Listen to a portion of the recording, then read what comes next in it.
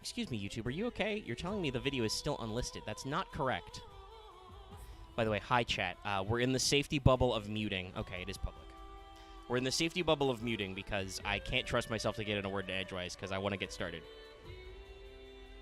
Okay, I'm back to reality. Nobody cuss or I swear to Ra, I will sphere mode Nibiru powerbomb you out of the existence. So, Omega. Okay, is this relevant to the fact that I've just started the stream? Hello, audience. Are you excited to talk about the ban list? Probably. We'll have some fun. Let me. I'm excited to. I guess as a preview to it, I'm excited. I can play Halc and Dallas won't yell at me that he's going to erase it from the universe. No, yeah, I'm pretty much fine with Halc now. Yeah, Aurora. I will probably still. Spoiler: I will probably still ban Borlo's Savage Dragon. Yeah. Well, that's a personal. I don't. I'm not sad about that. No, that's fair. And also, if there's anything this Master Duel event has proven to me, it's I will kill Colossus on sight. So hard. I fucking hate that card. Oh my god. Luckily, we were going for about a minute before Dallas says good luck, Dallas. Okay. You barely made it. I paid attention. It's okay. Oh, you did. Holy shit. But yeah, hi, chat, if you're here. Let us know. We got the guys here. So we're going to do... Omega has yelled at us enough that I have that in my brain. It's like, okay, I got a minute before I can swear. So we'll talk about Ritual Beast, but it also, coincidentally... on today of all days, on a Tuesday. Today was a very busy day for me, by the way. Like, a metric shitload of content creators I watch on, like, YouTube posted all new videos. Like, cool. Remy posted a video. Russian Badger came out with the CSGO video he's apparently been working on for, like, 600 hours of footage and shit. Everybody reacted to the new ban list in Yu-Gi-Oh! Like, just outpours of videos, and I'm just like, it's a Tuesday. Are you okay? Todd in the Shadows did a new one-hit Wonderland on Don't Worry, Be Happy. Yeah, which that one, that song is the devil, but we're not going to get into that. Yeah, so, like, it's just weird. Also, it took immediate effect, which is very unusual for the ban list. Well, I think they wanted to make sure it hit before the YCS, so there was no confusion. Yes, they didn't want any delays, so they're like, all right, you got to clear it up. And the next update, I believe, will be, I saw it December earlier, but we'll see. Okay, but I figured we'd start there and start us off spiced. So I'm going to switch the capture to...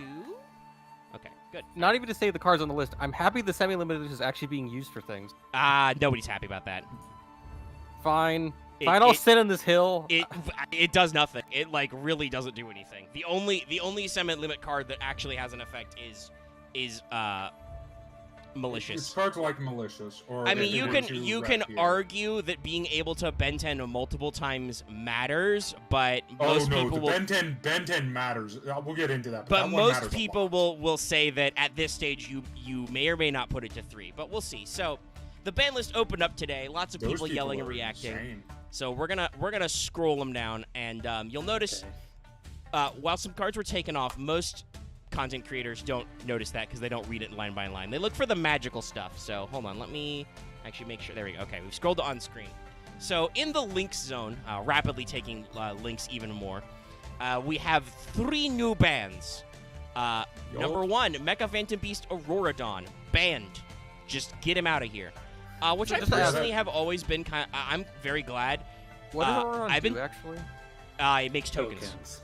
Okay. I can actually click on it and I'll say this. The problem with Auroradon is its specific interaction with Despot 001 and Halc Fibrax. So, Auroradon is a Link 3. It just requires 2+ machine monsters. If this card is Link summoned, you can special summon 3 tokens, but you can't Link summon for the rest of the turn. No, and but once Despot 001... To read is a tuner. It's a level 1, and it reads if you special summon 2 or more machine monsters, you can special this from your graveyard. So if you Halc into Despot into Auroradon, it sets up a free Baron de Fleur, a free Sync 7. You can't Link climb with the tokens, but you can Synchro. So, and this is personally an argument I've been having for I think the past couple of weeks, maybe month or so since we started talking about the ban list. Because while I understand that yes, Halc can do other things.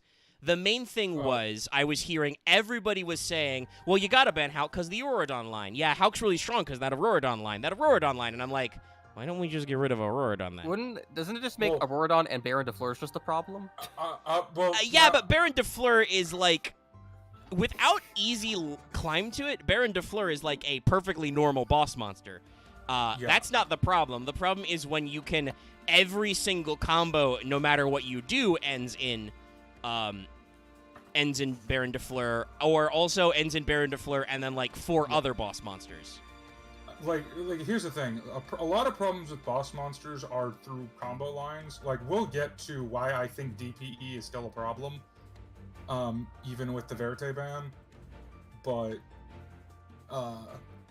yeah, no. The problem, they did fix my other problem with Halc Fibrax later. We'll get to that too.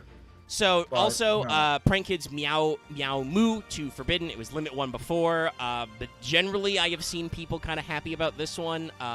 Prank Kids hung on a really long time. I don't know how happy I am with it, because it doesn't... It is their archetypal Link 1. You can only do it once per turn anyway, but so I guess having multiples didn't really matter that much. With Komani being Komani, I understand why they did this, because the actual hit to the deck that they needed to do is to scalp Rite of Artemisia, but they didn't want to do that because they need to sell product. Because that's what's causing so much problems with Prank Kids and PK and all of these decks. So level 4 lower Prank Kids monster, and then if a monster you control would tribute itself during its effect, you can banish this card from your grave, or you control your graveyard instead. Yeah, I'm not really, other than the fact that this is just like gives you extra effect activation because you don't have to tribute. I'm not quite sure what Meow Moo is supposed to do in this format. It's a climb. It's a link climb. That's basically. Okay. That's why I don't think it'll hit the deck too much, because you can climb with other monsters than just Meow Moo. It makes the deck more awkward to play, but players that are good will still be able to play it. And then the big one, the one you have all been asking for literal goddamn years. Konami, much like I think like in the OCG, Konami was waiting for Branded Fusion to come out, and then they're like, and now Verte must go to jail. This was the second best ban they could have done. Unfortunately, the best ban they could have done didn't happen, and I'm still mad about it. Which is? Scythe. Scythe is not banned. Yeah, spoilers, Scythe didn't get hit. I do know that... Scythe is still a problem. I mean, it's really unfun to run into Scythe, as a lot of people are talking about Scythe. The main thing is that I think it's kind of like rotating in and out of favor. So, like, Scythe was really, really problematic a couple months ago, and it's kind of, like, tailing off now. I would not be surprised if, like, Scythe gets a resurgent if it gets hit. It's still a huge problem in the TCG at this point. Mm-hmm. I mean, I'll say this. I just personally... Well, here's the problem. He was also... Well, no, there's no go. You just broke up. I didn't catch anything you said. Oh. David is currently in the internet fuckbox. Pray for him, everyone. The problem with Scythe is you can, to iterate it, the problem with Scythe is you can pop it with DPE, and even though they made DPE less hard to access, the fact that you can still set Dagda, or set Scythe with Dagda very easily and trigger that off of DPE's summoning is the problem. So it's a less easy Scythe well, walk, yeah, because you have to hard draw Fusion Destiny. Yeah. And personally, or search it with. To be fair, there's still a Predaplant engine that searches Fusion Destiny. Are you okay? But are people actually running that in Scorpio? Yeah. Branded decks specifically, because it also searches branded Fusion. Right. Yeah. Okay, that makes sense. Yeah, it's the Orthoscorpio Darlingtonia Cobra. Yeah, Cobra, which is. I mean, personally, I kind of agree. I just don't think Scythe should exist because it has that thing where it says you can't use the extra deck. It's like, well, I just think it's way too easy to like when it existed, it's fine, and if you had a clause like if it only triggered when it was destroyed by an artifact card, you'd at least have to play the deck. Well, I mean that's not what artifacts do though. The main thing is just getting pop interruption on your opponent's turn. DPE is a prime example of this because of because of the way Destiny Heroes work. DPE has a self-popping effect. It's like playing the old school, double Cyclone. It just there are way too many cards that he can easily be abused. But we will actually see like if the Scythe package is. It's one of those things where it's one of those things where I just feel like it's like people hated Dragoon a lot when Dragoon was very popular, but they hated Dragoon because of just Dragoon's effects.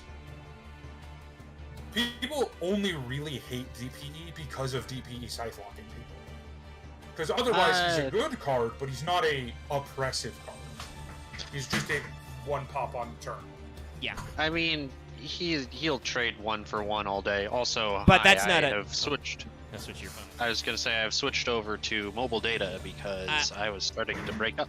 I mean, trading 1-for-1. I don't think that matters because that doesn't get you anywhere. It makes him a good card, but my main point is it doesn't make him a oppressive card. No, and like we can see everybody wouldn't show the fuck up about the Dragoon package, blah blah blah.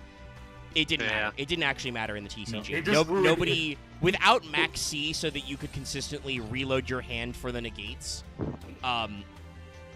What Dragoon actually did was cause problems in the casual scene more than anything. Yes. I mean, but also we can say that while he caused problems in the casual scene, he also enabled a lot of stuff because it's stupid, but a lot of decks that were technically awful were able to like go to locals and even other events because you could run the prototype DPE package. You could run the as a danger Dark World player, I fucking loved it. It was great. Yeah, no, it propped up a lot of decks that wouldn't survive, and I'm very hopeful that eventually Master Duel will get off its OCG high horse and allow you to play Dragoon.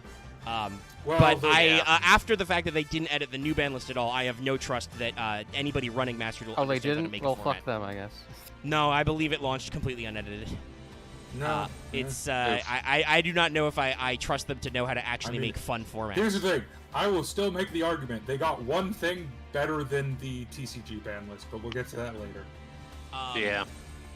Well, and then the other thing is, you might see spoilers for the semi-limit. They put Dynamite Knight to 2, probably because somebody at Konami was like, "Gee, a lot of people are playing True Draco again." That's because you refuse to fucking ban it in extra deck formats, you morons. You should not allow Monarchs Erupt in an extra deck festival. Get rid of it. It only punishes. It only allows people to play against the type. Stop doing it. Also, because the other problem is. I'll even say, and also Skill Drain's still at 3. Well, yeah, that didn't get fixed. I don't know. What's if the point of playing Antimeta in a festival it's not format? It's not even anti-meta. It's just there's nothing. There's no meta. Like it's like I wish they like. I'm fine with losing because I haven't run into a lot of Draco, thankfully. I'm fine with running into a lot of like Despia is fucking everywhere. Well, yeah, because that selection pack just. Thunder Dragon is annoyingly everywhere. I booted up and got into some missions. I need to get back to playing. I ran into someone playing fucking. Oh god, what? I don't know if I'm gonna fuck with the festival because it's just gems, but I mean, we'll see what happens. Anyway, I've scrolled down. I think this has been my favorite in terms of deck variety, at least that I've faced. Yeah, but Dallas, we've I believe statistically and emphatically scientifically. We have discussed that you don't get bad matchups. Apparently, you actually win coin flips and shit. No, that's not true, Omega. I get one bad matchup constantly. I still find the 3 fucking Drytron players still playing Drytron, and they only face me repeatedly. Why? Go away. You're dead. Stop trying to relive your glory days. Go in the hole. I'm like, that's what it is. That's what it is. Fucking Drytron boomers refuse to let go of their deck, despite the fact that everybody hated their ranked. I was playing ranked, and literally at one point I just was like, where are the Sword Soul decks? I want to face the Sword Soul deck. Stop playing Drytron. It's the thing of, I think there are certain decks that people only know how to actually play. But you can still, Master Duel's incredibly cheap to play. You can still move around it. Yeah. Anyway, there's also a time investment portion to that too. Like, you spend time learning to play a deck.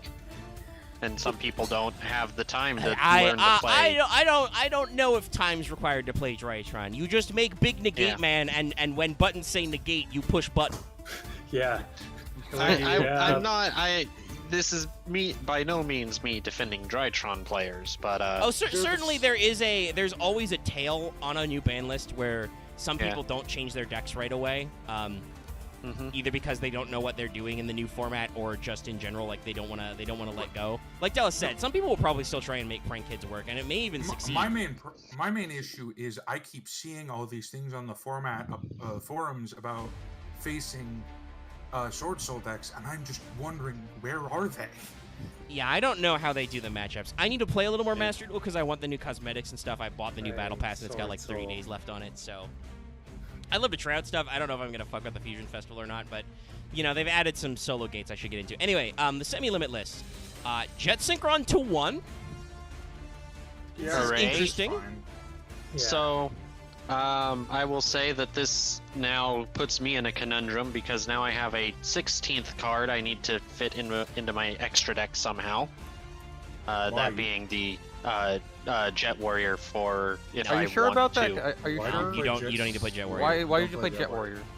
Potentially as a target for Synchro Overtake. Oh, no, that does make sense. I don't know what so I need to figure out, is there a card I can take out to slot Jet Warrior in? Do you know that, what's that fucking fusion card? The one that searches the fusion material. Ultra... No, Fusion Deployment. Ultra Fusion. Oh. Yeah, it's Fusion Deployment, but for Synchrons. Okay. Yeah. So and you have to have a Synchron, or you have to have a Synchro monster with a named... I mean, I would just play 1-for-1 for Jet Synchron. That's also true. Yeah, maybe. You could play more than I don't know. one level There's a lot of different by the way, ways Jet Synchron is level 1, so one deck. Jet Synchron is technically 2 Jet Synchrons because of 1-for-1. The only tuner, with the gutting of the Halc Rex lines, the only tuners that I really think need to stay banned are the ones that generate tokens. Yeah. I mean, so Jet Synchron is a 1-card Halc. There's other 1-card Halcs in the format. Yeah, there's too many 1-card Halcs. It's an interesting take where they hit it during the peak Halc days when everyone is like, oh my god, Halc, Jet Synchron dead for his scenes. Yeah, with he totally did, by the way. I mean, he kind of did, but there's a lot of other cards that are involved in that nonsense. Like, I'll make the argument all day. O-Line is still broken. Like, you can't bring O-Line back. Yeah. Yeah. Unless you actually do ban Halc. Which God knows they might. I don't know though. Like I feel like Halc has become, despite the player base's protests, I feel like Halc has become a part of the like hallowed toolbox of like, well, if you play a Synchro line, you can include Halc as like your special Link 2 boy. Look, you know, how Fusion used to play Verte, but they can't because Verte 2 OP. Please nerf. As long as they keep Oregon ban, I'm fine with Halc. Yeah, well, right. Monster yeah, and I mean, what we're really seeing with a lot of these cards is just, this is the last gasp of the former Link era and its fuckery.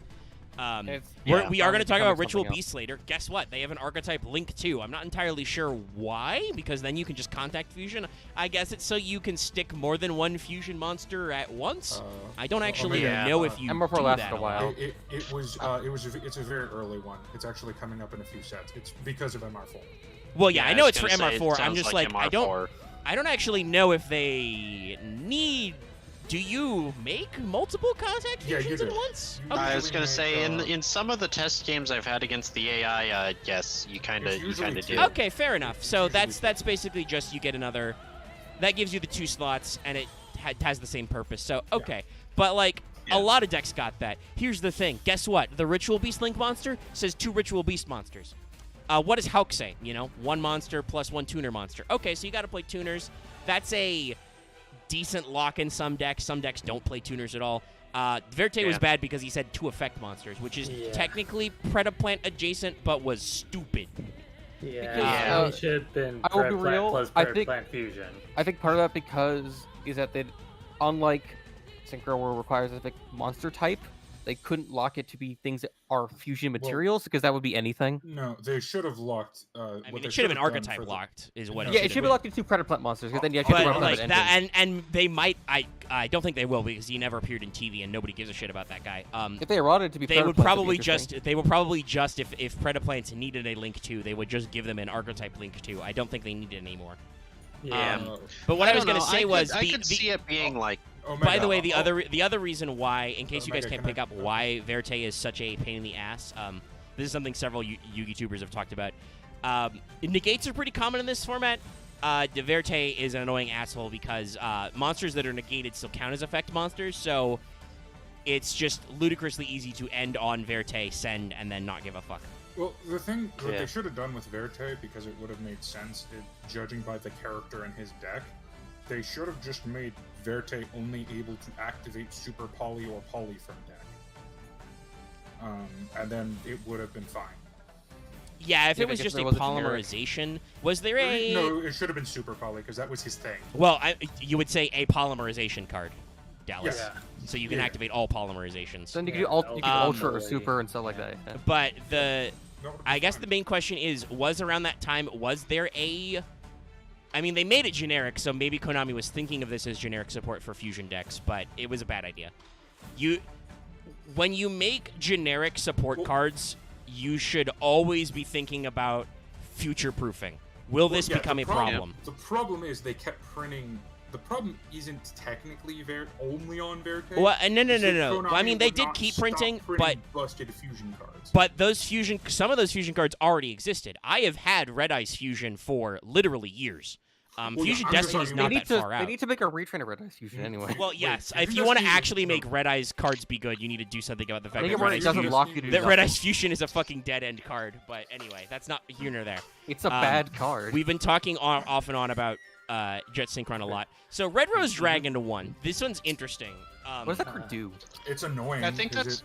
well, this is very much for the baseline. This is for the Adventure Synchro package. Yeah, so if sent to the Graveyard of Synchro material, you can get a Rose Dragon monster from your deck. And then if it was Black Rose Dragon or Plant Synchro, you can add further effects. This is one of the ones that is me directly, this is one of the few bands that just pissed me off because it's the most emphatic of Konami's unwillingness to help a format when it's in trouble, if it means hurting their bottom line. Because they needed to hit Griffin Rider. That's what needed to happen. They needed to hit Griffin Rider or Rite of Aramesia or that one bitch. I can't remember her name. Aquamancer. Water Enchantress. The one that was Omega's. Completely or to 1 or... I think they need to hit Griffin Rider completely. Yeah, Griffin Rider is something people complain about. The OCG, I think has both Enchantress and Artemisia at 1. That is working, but also the OCG has a different problem, which is splites have completely taken over their meta, so maybe they want to unlimit some of those cards so we can get a little variety. When Link 2s are just always good, having a thing that crossovers Pixies is really good. Honestly, that might be when Halc of Hyrax actually gets axed, because that's another problem, is he automatically makes their boss monster. Do you run tuners? I don't know enough about different splite builds. No, they do. Well, they run Halc. They run tuners specifically for Halc. God, I hate it. I was gonna say. Personally, I think that if you do that, we should have some kind of camp we should put you in and shoot you. But that's just me.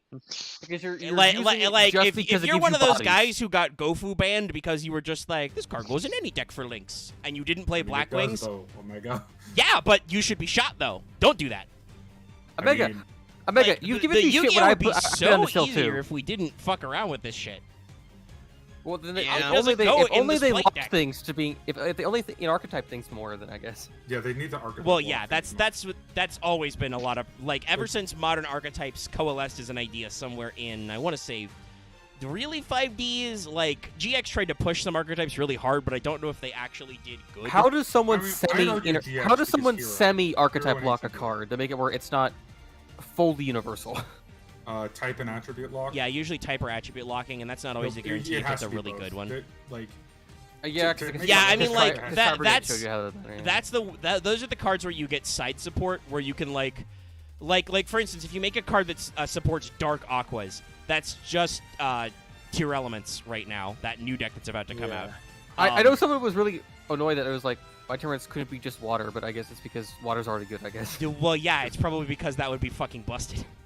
Because Water Aqua is done. Yeah, water is already... Water.deck already Speaking of another thing, God, Splight is the most cancerous deck ever. They also run Toad nonstop. Well, they are playing tiers. Yeah. If they are popular, Toad may be going back to prison. I know that he was in jail for a long time. I just got my second Toad. God damn it. Never mind. Sorry. But yeah, so Red Rose Dragon is. I mean, I will say, while the Adventurer package is part of what makes that deck good, it is still too general a lot of pile decks. What's up? Do you want to know the worst part? What? I know why Splight runs tuners. Yeah? What's up? I believe one of their monsters is a sea serpent. God. Okay. What does that mean? All right. Wait, explain this to me. Deep Sea Diva, you mook. Oh, fuck. Right. God damn. Yeah, Deep Sea Diva auto summons a serpent, you go into... Okay, so... no, they're just running Diva. They're not running any sea serpents. Oh, okay. I lied. They're just running Diva for Halc. Yeah. Why? Okay, so, I mean, because she's 2. Yeah, because she's a 2, you can then Xyz using Halc and spoiler. Most of your the Splight decks tuner are running a frog package because they're 2s. Right. I mean, so what I just realized is I want to find whatever Johnny Konami made Splites and punch him for making them level 1 or 2. Sorry, just because I wanted them to be like, you absolute idiot moron. You guys literally just let Toad out of jail like last year. So what if they were rank 3s? Would they be not bad? I mean that would just mean they get plugged into the PK Burning Abyss. Oh, they're just giving BA. Like the safe rank would be 1. I don't think there's a good rank 1 that's actually rank 1 deck. Well, the thing is, if it was rank 3s though, you wouldn't have the problems with Halc as much. Well, I mean they straight up wouldn't have their link gimmick. They wouldn't do that. I'll say this: there's currently two variants of Splight that make up 60% of the meta. One is Splight Frogs, the other is Splight Evil Twin. Of course. I mean, not of course. That's actually kind of a surprising. Though Evil Twin's a little more popular in the OCG. Well, Evil Twin I don't really... is really good at shitting out 2 rank 2s, which makes the Splight boss monster. Yeah, I guess that's the question. They're both level 2, so it's a really easy loop. Their Link monsters are both Link 2s. Yeah. Johnny Konami, if you ban a live twin monster because of Splight, I will not be held responsible for what happens to you. How will you firebomb them? Well, I'm not going to say anything explicit, but if an international disaster occurs at Konami of Something's HQ, you'll know why. I'll use my dark powers to summon. I will summon the power of the hurricane, and I will send it at them. And it doesn't matter where you live anymore because we live in a climate disaster country now, and I can hurricane you anywhere. Actually, because we're not. It literally doesn't matter. Because climate change is effectively beyond the point. All right, Axe, you've lost it. You killed the joke. Yeah. Regardless of whatever. Yeah, no, Splight is just an unfun deck archetype. I don't think they'll get. I don't know what you would even ban at. Like, the only thing I could see them. No. Well, it's probably it's like you said that may kill Halc because they won't want to remove Splites. Yeah, Halc is definitely to be the more problematic of the. But even then, because once you do Halc, that'll take out a lot of the tuner lines. And the other thing is that's probably Totally Awesome goes back to jail just because he's not. Oh no, Totally Awesome is definitely. He's not a fun card to play against in a high spec rank 2 environment, and this is a good rank 2 deck. Okay, I'm gonna be honest. I'm a little less annoyed at Splight because there are actually a lot of well, yeah, I think that's the problematic bit. Is Splight is actually like a really open-ended engine as far as I understand. The problem is that Konami softballed it into some problematic cards. I found the worst Splight variant. Which is it? What is it? Splight Heralds. Yeah, I mean those are 2. Yeah, that tracks and that's awful. Well. I mean, that's the thing. I don't understand. Like, I'm not quite sure what Splites do besides make rank 2s really easy. Like, if they have any negates or anything. I have to reread their boss monster. Well, they have 2 boss monsters. But the main thing, I think, is just, like, oh my god. It's just... Again, Konami, you did nothing to restrict these cards from other rank 2s. And you understand... rank 2 is good. Like, level 2 is good. You understand that there are decks that are pinioned around this level. That people out don't what like. It is. What's up? What's the thing? Their boss monster summons from deck. Yeah, makes sense. Of course. I guess what's the end state for Splight? Not that I want to go too far down that hole. Probably Splight Elf pointing to Gigantic Splight, with something attached to it that isn't a normal monster, because it's a weird effect. Oh, right. That like if it's a church, it overlaps with area attacks. Yeah, and plus Toad. I'm assuming that's the and plus Baron DeFleur. Ah, okay. So it's the oops on the gates board, and then they just, I don't know, punch you. How do you do Baron DeFleur is a 10 or is an 11? Untargetable, undestructible dude. And they do 2 negates anyway, just to fuck you. I forget. Is Baron DeFleur a 10 or an 11? 10. Okay. Because the lower level was an 8.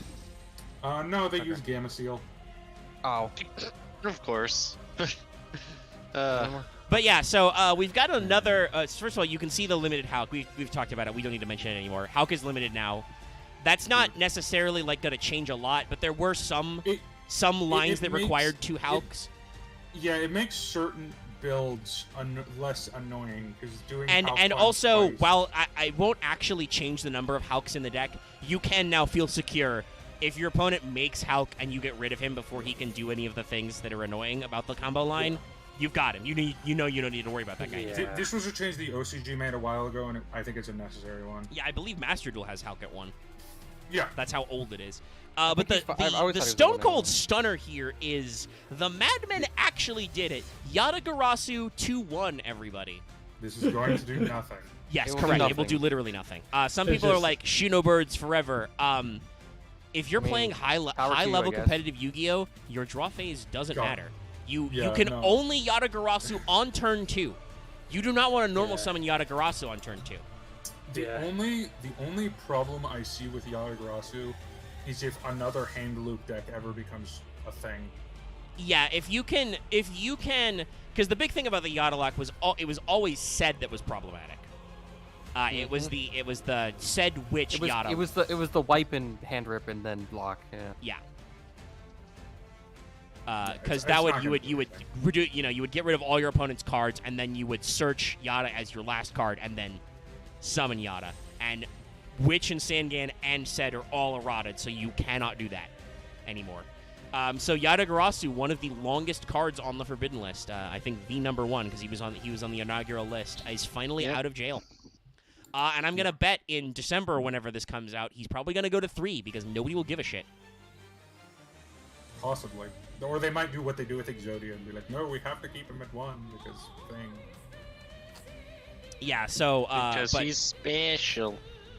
I mean, he is the inaugural boy. Here's some other freaky-deaky shit. Okay, Monkey Board to 1. Well, it's not here, sadly. I agree with something. It's not going to It doesn't do much, is the thing. The thing is, I guess it adds consistency to Penda Magicians, but during your main phase, if you activate this card, you can add a Perform a Power from your deck to your hand. You can only use this effect once per turn. It lets you search Joker. I mean, was it? Yeah. It adds consistency. No. What you search is Guitar Turtle Axe. No, in Penda Magicians you would search Joker. Okay, but I think it was Farfo was able to rattle off the whole monkey board combo where you search or draw like 4 cards. And the shocking thing is about the current 2022 format is in actual Perform a POW, searching or adding 4 cards doesn't matter. No. It will not save your deck. And in the only relevant Pen deck, they might run this. I don't actually know if Pen Mages would. I mean, he's a one of, so we'll see if they squeak him in or not. I don't think he's going to make a lot of just because you can search Joker. Yeah. And you also get incentive to blow up your own Pendulum Zone, so it's not like he's a dead weight, right? No, but honestly, I think that's the only thing I like. The only pen card I think that needs to stay on the ban list permanently, kind of, just because of how it interacts with Pen Mages, is which in the fuck? Sorry, I pulled up Shooting Riser Dragon and its printings, and I'm just like, wow, we really do be eating the rich today. What a bougie ban. Konami, what the fuck? Plush Fire is a card that reads, if you destroy this card, special summon a Performa Mage card from deck. And the Perform Mages are spellcasters, and Pen Mages don't do that. Yeah. Just don't unban that card. But yeah, so Shooting Riser Dragon was put to 1. If you guys don't know what this is a level 7 Synchro Tuner. If it's Synchro Summoned, you can Foolish. And then you reduce its level, so that lets it do things. Now, you can't activate that monster, but it's not necessarily a huge problem depending on what you're doing. I mean, this is definitely the weirdest ban on the list. Yeah, I don't know. People say from what I've heard is it's because people have been sending snow with it. Yeah, but I've literally never seen a single deck run 2 Shooting Riser Dragon. Ever. I mean, that's fair. You probably only run 1 anyway, but like it would have made more sense. I'm not saying I agree with it, but it would have made more sense if they just banned them. Yeah. Because then at least it would do something. Yeah. Yeah, I don't know. I actually need to check. Do I have a Shooting Riser Dragon? Probably not, unless you ordered it from singles. It was only in a special edition and a promo. People who are saying Shooting Riser Dragon and Snow are a problem, I don't necessarily see it that much because... I mean, also, especially considering Konami has stepped back some things they did last ban list. Hey, you know how you resolve that, Konami? You put Snow back in jail. Well, Nobody also, wants to deal with that shit. Shooting Riser and Snow is a thing in Master Duel, and it is run by nobody. Yeah, no, I don't think it matters. It's run by weird Zefra pendulum builds, and that's I'm wondering if there's some context to this we're not picking up on, but I don't think we're gonna. I just looked at Master Duel statistics because those are the easiest ones to see. There is currently no deck in the entire game, in the entire meta, that is running Shooting Riser at more than 1. I was gonna say, is No, that's not true. Crystron. They hit Crystron. Yeah, I'm trying to think. I thought I heard that they were using it a lot in OCG land. Maybe. Possibly with some other future stuff we don't have just yet. Is the History Archive out over there? I guess maybe. So, hey, do you guys want to know, according to Yu-Gi-Oh! Top Decks, the last time that Shooting Riser placed? 2020, I'm gonna guess. Yes, February 2020, Zombie Control. Was it Eldritch? Yeah. Yeah. Prior to that, it had several tops previously in 2019 and 2020, which was Endymion Pendulum FTK. By the way, when they say Zombie Control deck, that is an actual control deck, not a just flip 3 skill drains Unga Bunga deck. Yeah. I want to be very clear, because I don't want that deck to get banned, because I love it. It's, at this point, I literally have no idea why it was hit. I'm gonna guess it must be some kind of OCG big brain think thing. That card has literally not been meta relevant for 2 years. Maybe they were meant to hit another card, but they accidentally typed it in wrong, and they just didn't want to admit that. Maybe they were like, "Fuck, we gave him Jet Synchro, and we have to take something away from Synchro to make it seem like we're fair." Rolled a dice. Well, all right. Well, I mean, that is sure, one... it's a sync tuner with an inherent. Like, it seems like a really good card, but I don't think limiting it to 1's gonna do anything. Yeah, that's the thing. It's like like I said, if they'd banned it, I would at least understand the line of logic there. Logic, because I literally looked it up in Master Duel, which is the closest reference we have in terms of deck usage. It is used at 2 in exactly Crystron, and that is it. Because it does have a sync on your opponent's turn effect. Yeah, I was going to say it can sync on your opponent's turn. So that is 1 Shooting Riser Dragon on my way here. Okay. I am now $2 poorer. Okay, so I bet it's cheaper because it's limited now. Right. By the way, I have been hearing that DPE stocks have been falling since the Verte Gate. Oh, I'm sure. I'm just double checking on the list for Zombie Control. I think they just tossed Ballardrock to the graveyard with Shooter Riser. Probably. That's pretty good. Putting Ballardrock in your graveyard's pretty rad. It sends What's Her Face, I think. Necro the one Banshee? who searches Zombie World. Oh, right, Necro World Banshee. Necro World Banshee, yeah. Yeah, Necro World Banshee. I think that's what you send with it. Yeah. Probably either or. Both are good depending on what your setup is. Yeah. It probably depends on what your Necro, or not Necro World, it depends on if you drew into Necro World or not. Yeah. Or Zombie World. Zombie World Eldritch is one of my favorite. So, you also, chat, you may have noticed something interesting on this list already. Change of Heart to 1. I need to go find my old Change of Hearts now. I don't actually... I get some old-ass Change of Heart printings. Yeah, same here. So, Zark is in the format messing things with Konami. Here's the thing. People have been making a big hullabaloo about this. I don't actually know how much Change of Heart at 1 is going to actually... Well, yeah, I mean, so here's the thing. Change of Heart is better mind control. Mind control is at 1. Yeah. It's better because you can attack with They tried to unlimit mind control before and had to immediately I think the primary put it back. thing is deck building in Yu-Gi-Oh! Is so weird. We have 3 Raigekis. People don't play that many Raigekis. The thing about what this does is it makes I think this is in line with the Raigeki unban, because they're trying to give more going second tools. Second better, yeah. Yeah, and to be fair, Change of Heart will probably go into a lot of side decks, so when you know you're going second, you'll filter it in. I'll be very honest, instead of doing that, Konami, could you just put evenly matched back to 3, thank you?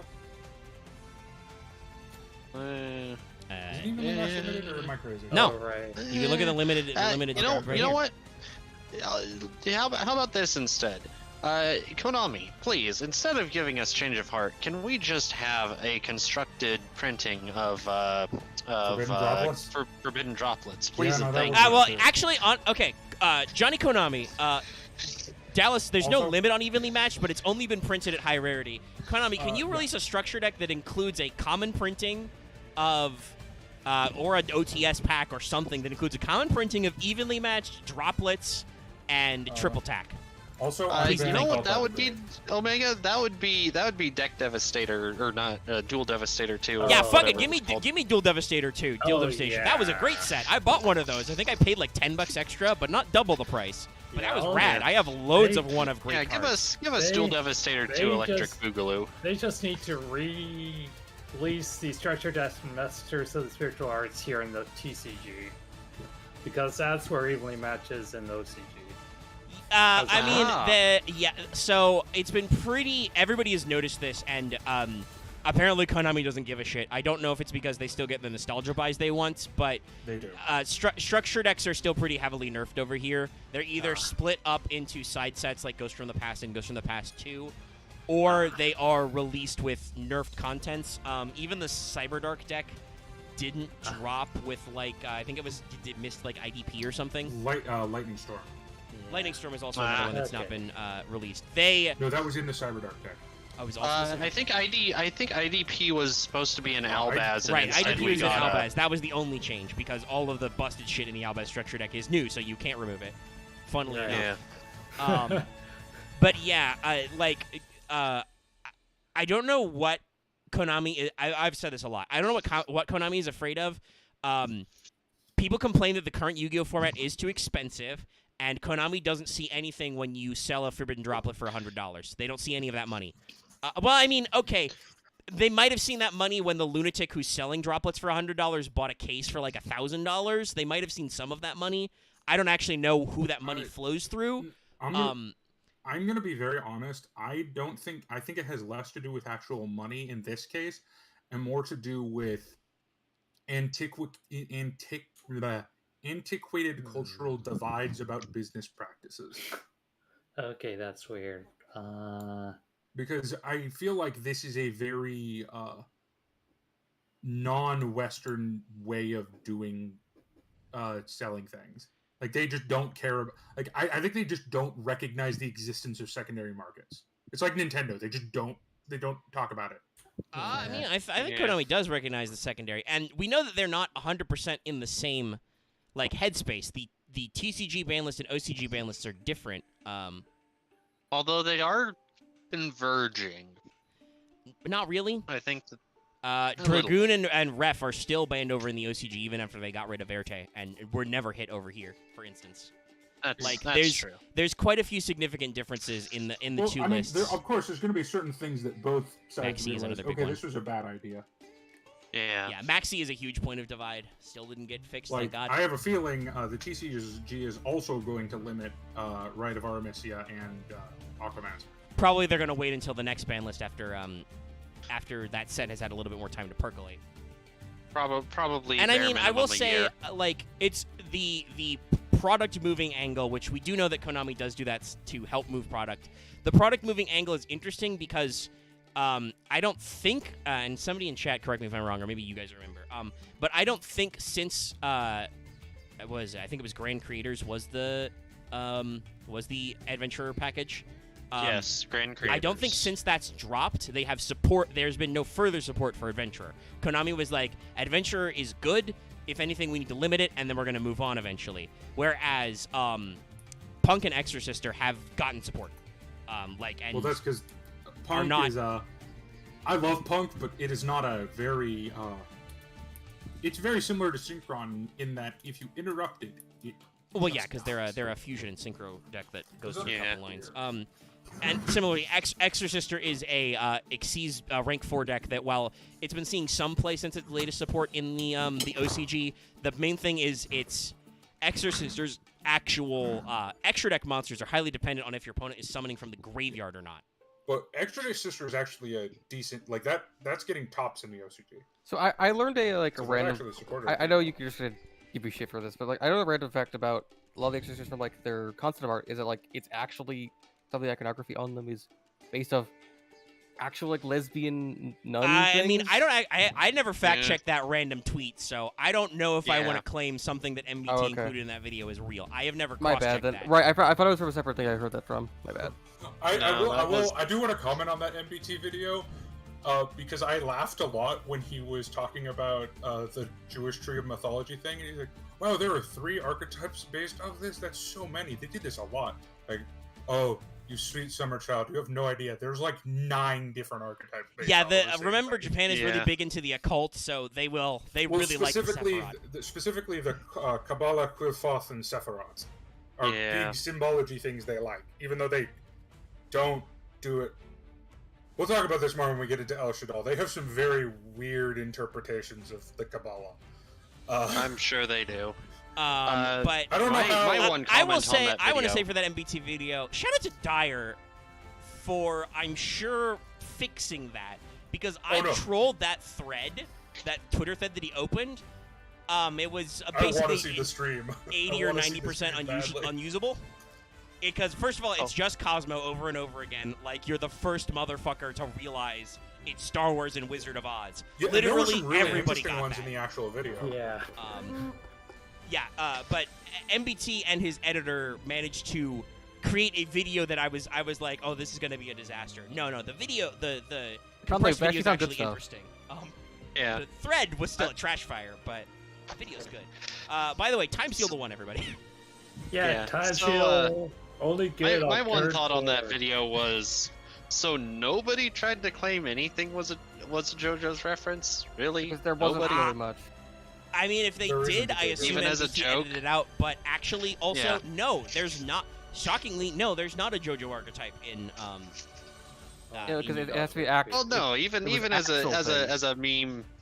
Well, he ignores those. I mean, I will make the argument that the Punk archetype aesthetically looks kind of Iraqi in a way, because it's a mishmash of different time styles done in a very aesthetic but way. But a lot of our artists have been inspired by Iraqi for the last decades. But no, also No has a very Punk has a very direct parallel because it name checks classical Japanese. It's No in Cyberpunk.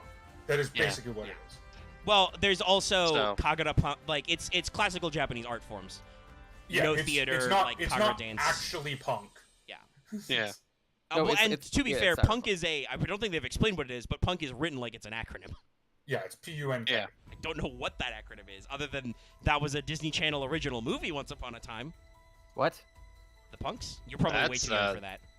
That's a deep cut. That's for old people like me. Jesus Christ, Omega. Omega, you're only 4 years older than me. It's Port to Unknown Interface. 1999. Port to Unknown Interface, I believe.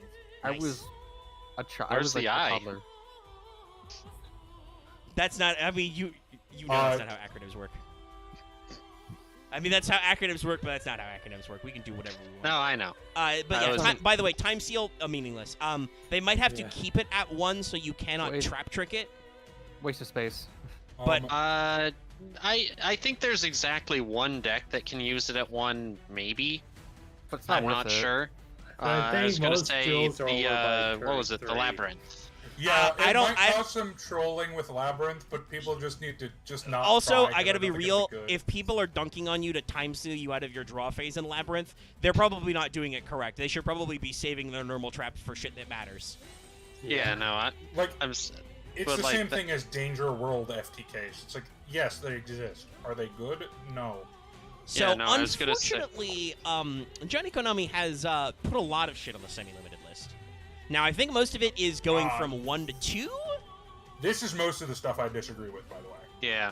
So, I'll be honest. My general take on semi-limiting is I don't mind semi-limits to things that recur or things that are huge consistency boosters that you run alongside other things that essentially do the same thing. Yeah, and this to me smacks of like this is something Konami wasn't doing for like a while. Like in 2020 and 2021, the Konami of America, the TCG ban list, did a lot of 1 to 3, 3 to 1, whereas the OCG does a ludicrous amount of semi-limiting. Like they will semi-limit to actually be like, this is the hit. Putting this card to 2 is enough, and also use it as like a transitional phase: 2 to 1, 1 to 2, 2 to 3, etc. And this year the TCG, seems to be doing that a lot because Mali obviously is still on there because he's like David mentioned, he is one of the cards that actually probably belongs in a semi-limit list if he is a problem. Shit like Mali, Reborn Tengo, Bao Baboon, stuff that you need to limit. Rapier if they want to be cheeky. Like cards that automatically can recur and check their own name. Okay, fair semi-limit. Fusion Destiny stayed at 2 for some reason. I think it's because if Dallas Scythe thinks is still that banned. if Dallas is saying the Scythe luck is still pretty recurring even if you have to hard draw Fusion Destiny, I can see why Konami maybe didn't want to walk their way out of that one. I only say that, Omega, because there are plenty of decks in the TCG right now that are playing DPE package with Scythe and no Verte.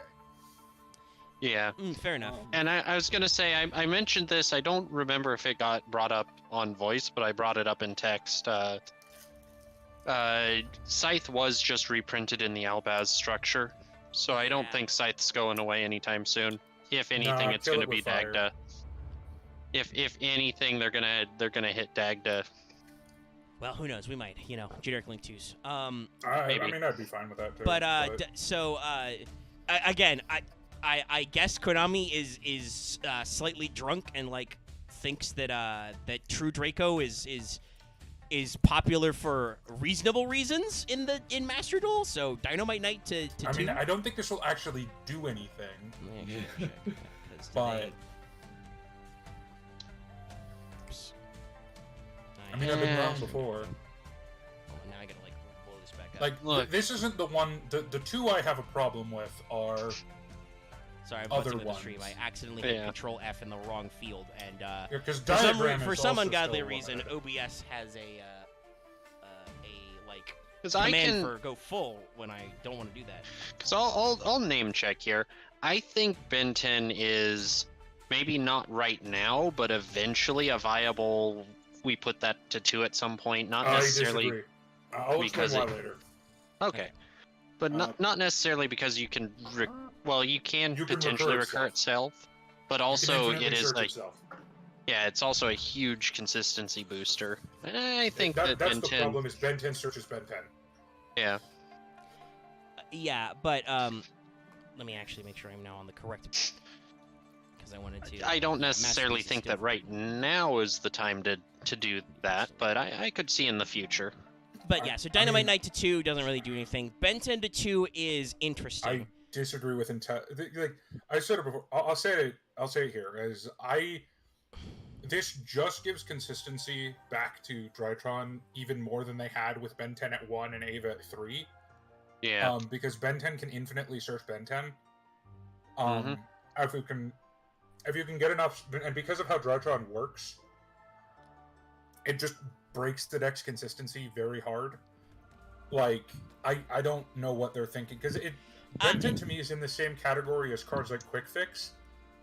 They have such a ability to search themselves and avoid the downside of that they can't go at more than 1 because they can target themselves and they don't have a hard once per turn. So I mean that's like why we had a. Go ahead. Oh, I was gonna say it's like how we had a problem with Wavering Eyes. As long as Light Fairy, which I don't know how you're going to get around that, is a prevalent type, Ben 10 is a broken card. Yeah. I mean, Ben 10 wasn't a broken card until we printed Drytron. So this does bring Drytron back. I guess the Ava ban worked correctly, and Drytron was no longer making big competitive cuts.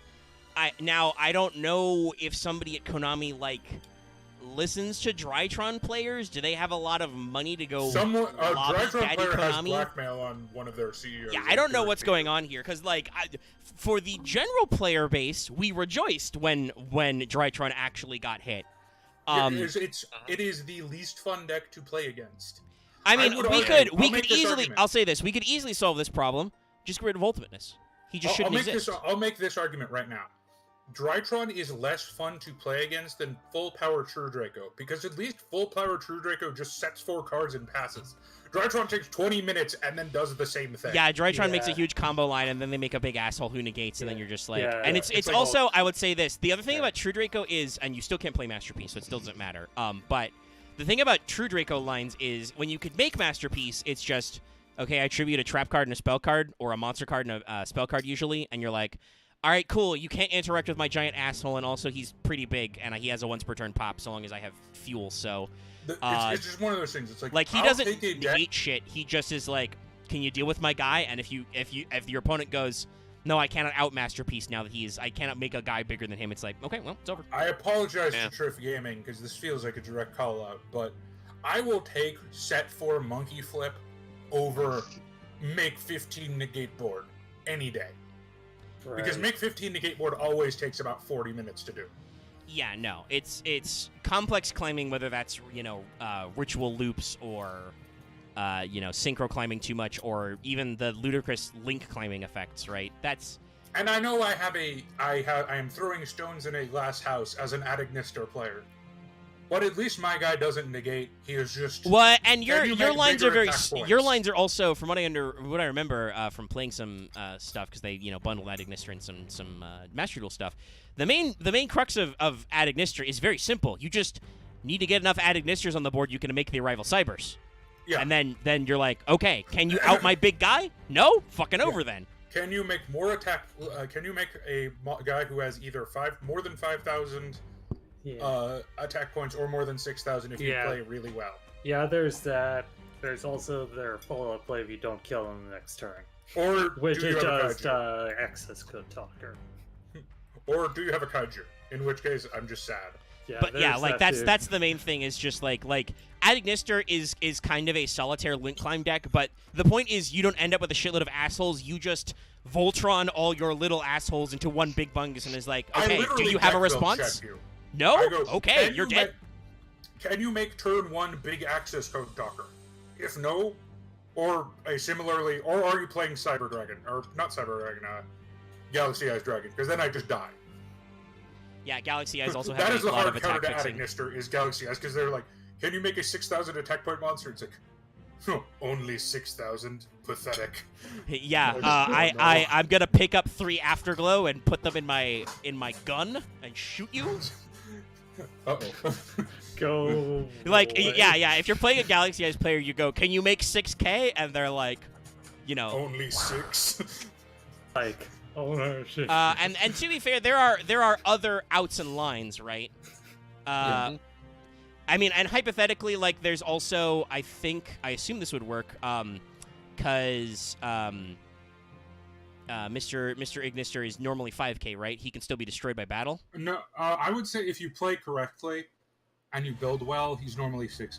Okay, because I was wondering, because if you have a lightning line, then you could make 5K and crash if you have to. Yeah. But if you can actually do it correctly and get to the 6K, that also outs Utopia the Lightning. Yeah. Another very common line, which I think is mostly okay because it allows you to get rid of huge assholes. You can't normally get rid of. The Adignister deck is one of the, unlike Drytron, which is not a frail deck, to interruption, Adignister, I run 3 Noblemen of Crossout, and it's one of the decks that mains that, because we died to 4 different hand traps. You mean Crossout Designator? We died to Ash. Yeah, we died to Effect Veiler. So Tenki to 2 makes perfect sense. They actually killed Zoo last time. This makes Tri-Brigade more consistent, but pure try was not really going anywhere. Without Drytron, it's not as annoying. They're gonna have some. They're gonna have some new options with the branded structure deck, with the new Albaz Strike deck, because there is a new one of the wombo combo cards with branded is also a Tri Brigade, but Tenki's not really gonna necessarily matter that much at 2. Yeah. Yeah.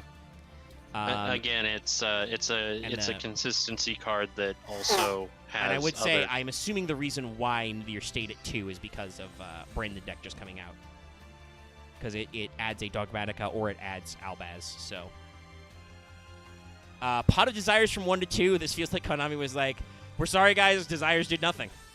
I mean, most people I said. don't necessarily agree with those people.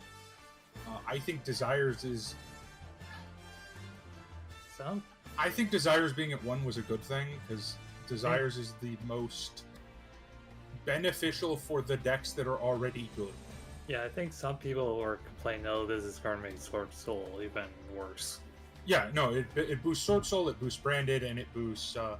Because the thing is, Sword Soul, Branded, and a lot of the other top decks can't run... what are those... What is that one that does the Extravagance? Yeah, they can't run Extrav, they can't run the other one. Oh, can they not? That's the one that came in the structure deck. I mean, they shouldn't be. I mean, that's fair. But no, Extrav and Prosperity, because those go out of your extra deck, you don't normally want to get rid of those. You need all those tool pieces. Yeah, no.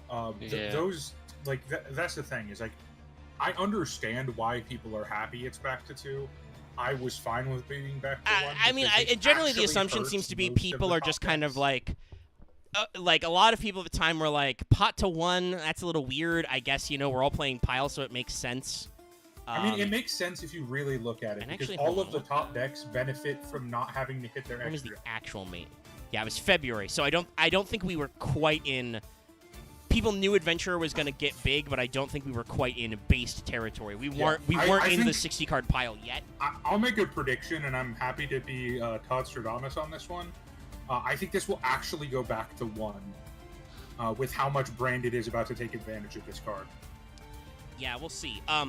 Personally, I'm happy. Light Stage to 2, that's cool. I already have 2 Light Stages. Yep. Spoilers for upcoming Prog episode. I've got 2 already. Sweet, I can play them. So Omega might have thought this is one of the ones I had a problem with. It's not. I actually have a problem with the next one. I assume you didn't have a problem with Trickstar Light Stage, because most everybody agrees that Trickstar is not doing anything in the year of our Lord and Savior Cypher, the executive producer. But that is for completely non. Well, yeah, as a guy who's tried to make some Trickstar variants work, you don't.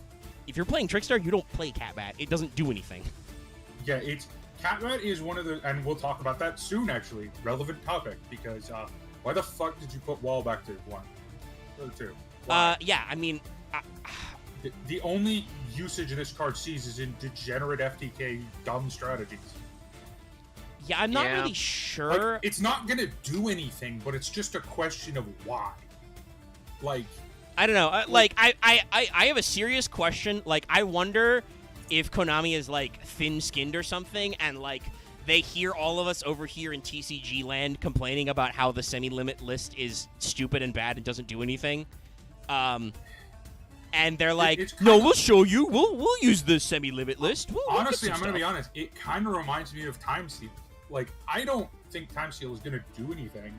I was a little, not miffed, but just I don't like the precedent of unbanning Time Seal, because it is in a class of cards that his only purpose is to be degenerate and unfun. Yeah, I mean, the main question of that is just. Will doing the limit on Time Seal like actually matter? And it probably won't, because even if you activate Time Seal, I don't think it'll do anything. Well, once again, possibly with Labyrinth, but that it only matters on. The whole thing about I also don't know if it matters on turn 4. The whole thing about it is the precedent of this is. I don't want them to keep doing stuff like this, because what happens when they do the one that goes too far and it ruins a format for 6 months? That's the issue. Well, I mean, the main thing is... What happens when a Johnny Konami executive gets drunk before the ban list and last turn goes to 1? I don't think it'll never go to 1, because it's like Victory Dragon. They just won't do that because they don't want to cause a a rulings nightmare. I mean, last turn wasn't because of rulings nightmare; it's because of consistency. You're thinking of a self-destruct button. That card is. They don't want to give their no, like honestly, all of those Victory Dragon, last turn, self-destruct button. I think those are partially hit just because they create like complexities. Like last turn has a pretty consistent way to actually like not do the last turn thing and win by default, and that's stupid because that's not what the card is intended to do. And so they just banned it. I don't think they're going to bring it back. Like, I don't think Mass Driver or Last Will or Kaiser Coliseum. Not that I also suspect Kaiser Coliseum will never come back because I'm not sure if Konami knows what Kaiser Coliseum does. I think here's the weird thing. I think Kaiser could come back if they eroded it properly. If Kaiser could have a clear and present effect and everybody could understand when it's turned on and when it's turned off. No, it should just the Kaiser Coliseum should just read, no one player can have more monsters than the other player. Just make it read that. The player with the most monsters cannot summon or special summon. Yeah, just make it read that. Yeah, that's pretty easy. I mean, it's still an asshole card, but at least it makes sense. Yeah. Is that the how Mystic Mine works, or that's separate? No, Mystic Mine is one-sided. It's if your opponent controls more than you. The problem with Mystic Mine, not that Mystic Mine is a problem, but the problem with Mystic Mine's wording is that 0 is a number. Well, no, the problem with Mystic Mine, I'll be honest, I think Kaiser Coliseum, if it was printed that way, could come to 3 and not cause that many problems. Because the problem with Mystic Mine is it's a field spell. So if you read it like that... Yeah. Well, it's not entirely I was going to say, doesn't Mystic Mine also negate? Well, yeah, Mystic Mine is your opponent can't... what's the actual literal wording? Actually, Dallas, when you say, like, if you reword Kaiser Coliseum like that, what happens if no one has any monsters? Well, you would then nobody has. Remember, Dallas. If there are no monsters, this card's effect. If there are no monsters on the field, this card's effect is negated. But also, Dallas already got around that axe. He said, "Whoever controls the most monsters. If you both have none, you have equal." Or if you both have the same amount. Yes. If you both have the same amount, one player can go +1, and then it's over until your opponent ties up again. So it has some back and forth. Yeah, so Mystic Mine is if your opponent controls more monsters than you do, your opponent cannot activate monster effects or declare an attack. If you control more monsters, you cannot blah, blah, blah. Yes, Martha's technically correct. Mystic Mine... Actually, no. The way I originally meant that Mystic Mine is one-sided is correct. The effect is either on or off. The problem is, like I said, the problem is it says more. Guess what? 1 is more than 0. This is a problem in several card design in Yu-Gi-Oh! Mine among them. The other problem is there are multiple cards, which is a problem Magic did not get into, and I don't know why Yu-Gi-Oh! Did. There are multiple cards that summon themselves on your opponent's field. Which is a concept that is still bizarre. Weird. Loth, if David that Magic never decided to mess with? No, Magic does not have any cards that summons on your opponent's board. I mean, I assume the reason why they did that is because originally the precedent was set. Well, first of all, there was Lava Golem as like the weird torture game thing. Like that was. There's cards that give control, but there is no card that lets you summon to their board. Well, there's combo. It's weird. I shouldn't say no, but there's no like Silent Lobby equivalent of like this card just summons. Give your opponent a guy. Yeah. You can do multiple shenaniganery things in Magic to do that effect. If you're not playing Commander, you're not doing that. But so let us continue back down our ban list. Track them. We've gotten to the unlimits. I don't know we'll see if Wall of Revealing Light shows up anywhere if anybody bothers to try and crack it. It's a weird poll. I don't know what's up. I don't think, once again, I don't think it's going to do anything. Yes, Night Assailant was eroded, so it's unlimited. Makes perfect sense. They limited it, and then they unlimited it. What was hard eroded? Night Assailant. You can't loop it. Oh, right, it did get eroded, right. Yeah, you can't loop it for itself anymore. Okay, Konami. Okay, you need to stop doing... I didn't actually know this happened. What? Which one? You need to stop doing this. Trishula. Yeah, so? Are you going to play 3 Trishula? No, but there's Trishula infinite loops that still exist. Oh my god. It's going to cause problems, I'm telling you. That's because of desynchro. We just banned desynchro. Well, no, we're not going to bother. I don't think any of us are going to do that. Yeah, I don't know how many of us has more than one copy. I mean, I have of Trishula, I have 5. Yeah, he's got a shitload. But that, like I said, that doesn't matter to us. Because if you're like, I'm going to do it, like, the thing Dallas always needs to remember is that I actually own a gun in our prog format, and I will pull the trigger. Once again, Omega, I was not directing this at our prog. In our prog I know. format, I also know that. I tried to say that too. I might run 2 Trishula, honestly, but not to do infinite loops. To just have to use, because I have a water synchro deck I'm working on. Yeah, if you can actually make Trishula more than once. No, we don't need to E-limit shit. We never needed to E-limit anything. No, the problem is in the wider game, people are degenerates, so they are going to... Because Konami has done this multiple times, and every time people have gone, well, I'm going to do the infinite loop then. Yeah, I guess the question is we're going to see... We're going to, like... I feel like... I need that... I feel like Konami is playing a game of... With some of these cards, is playing a game of... Can we trust our player base yet? And this is the answer. It's like, this is okay. Posting a meme? Yeah, how many times? I'm back for having a weird argument with someone. So, okay, I don't know if I need to know that part. But Light Wages... We're past semi-limits. We're into unlimits. Okay. I was gonna say it's like I guess you probably want a second light station now, right? I literally had to the whole time. Okay. I was gonna talk to y'all about whitelisting light stage. I'll probably not bother with that. Wait, how many of that one card do you have? I have 2. Of reincarnation? No, I have 1 reincarnation. As soon as Johnny Konami pack opener gifts me with a fucking secret rare, or anything actually useful, I'm sure I will pry my I will pry my second Trickstar reincarnation out of Robin. But I think there's only, as far as I know, we've only copped to 2 reincarnation being in the format. I have one of them. I traded it from Marth. Robin has the other, and unfortunately, I have nothing to give to Robin that wouldn't put me even further in the hole. And I have like a black cat bat that I've nothing to use. I already have 1 cat bat. I do not need more. Trishula, well, actually, you can do the degenerate OTK, FTK if you want, because you have both Topologic that would just get me disqualified, though. That's the rule, though. FTKs get you disqualified. You literally have. Well, we haven't actually established that. But no. But I mean, like, I took it in stride.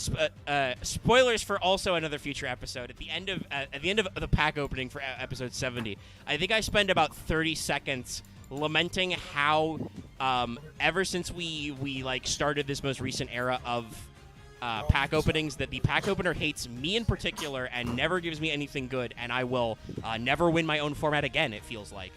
Omega, that's why I think you should just say fuck the rules and just, like, roll it to you actually get something, if you actually does something good. But well, then I'll just leave. Also, if I did that, that would Axe. How many pack openings do you think I would have to do until it gets good? It's not magic. I have ditched packs that have underperformed before and gotten worse. Like I think part of it just be to find the sense to see if it's actually. Hey, Omega, high five for that. Yeah, no. Like, listen, I've done the mulligan stuff before, like Dallas does. You guys don't see it because I don't film it, but like, I have done the mulligan thing and been like, well, this is shit. You know, sometimes I think it's worth seeing just like how long it takes to get something even. No, it's not. Possible. Axe, I have to film that's this. Cheating. That is literally. Also, cheating. Yes, that's cheating. But also, even and without the cheating part, logistically, that's fucking moronic.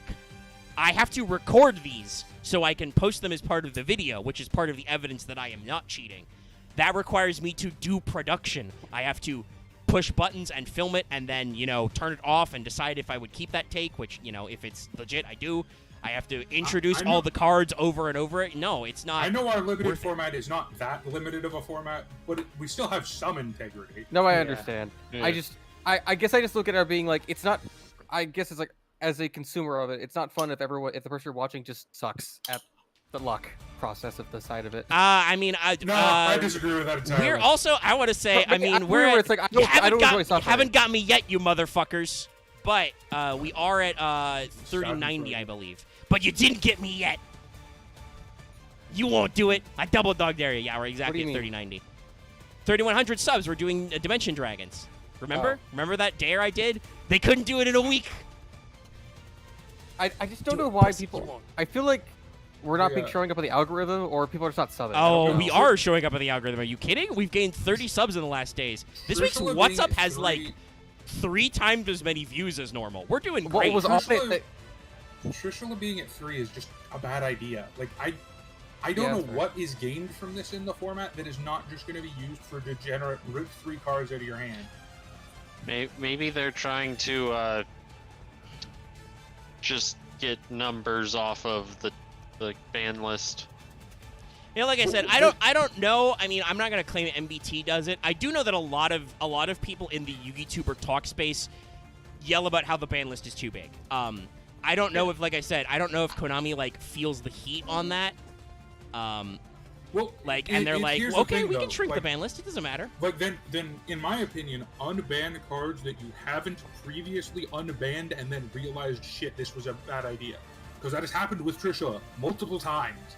They've gone, okay, this can go back to hey, Dallas, they did learn that lesson. They unbanned Change of Heart, not Snatch Steal.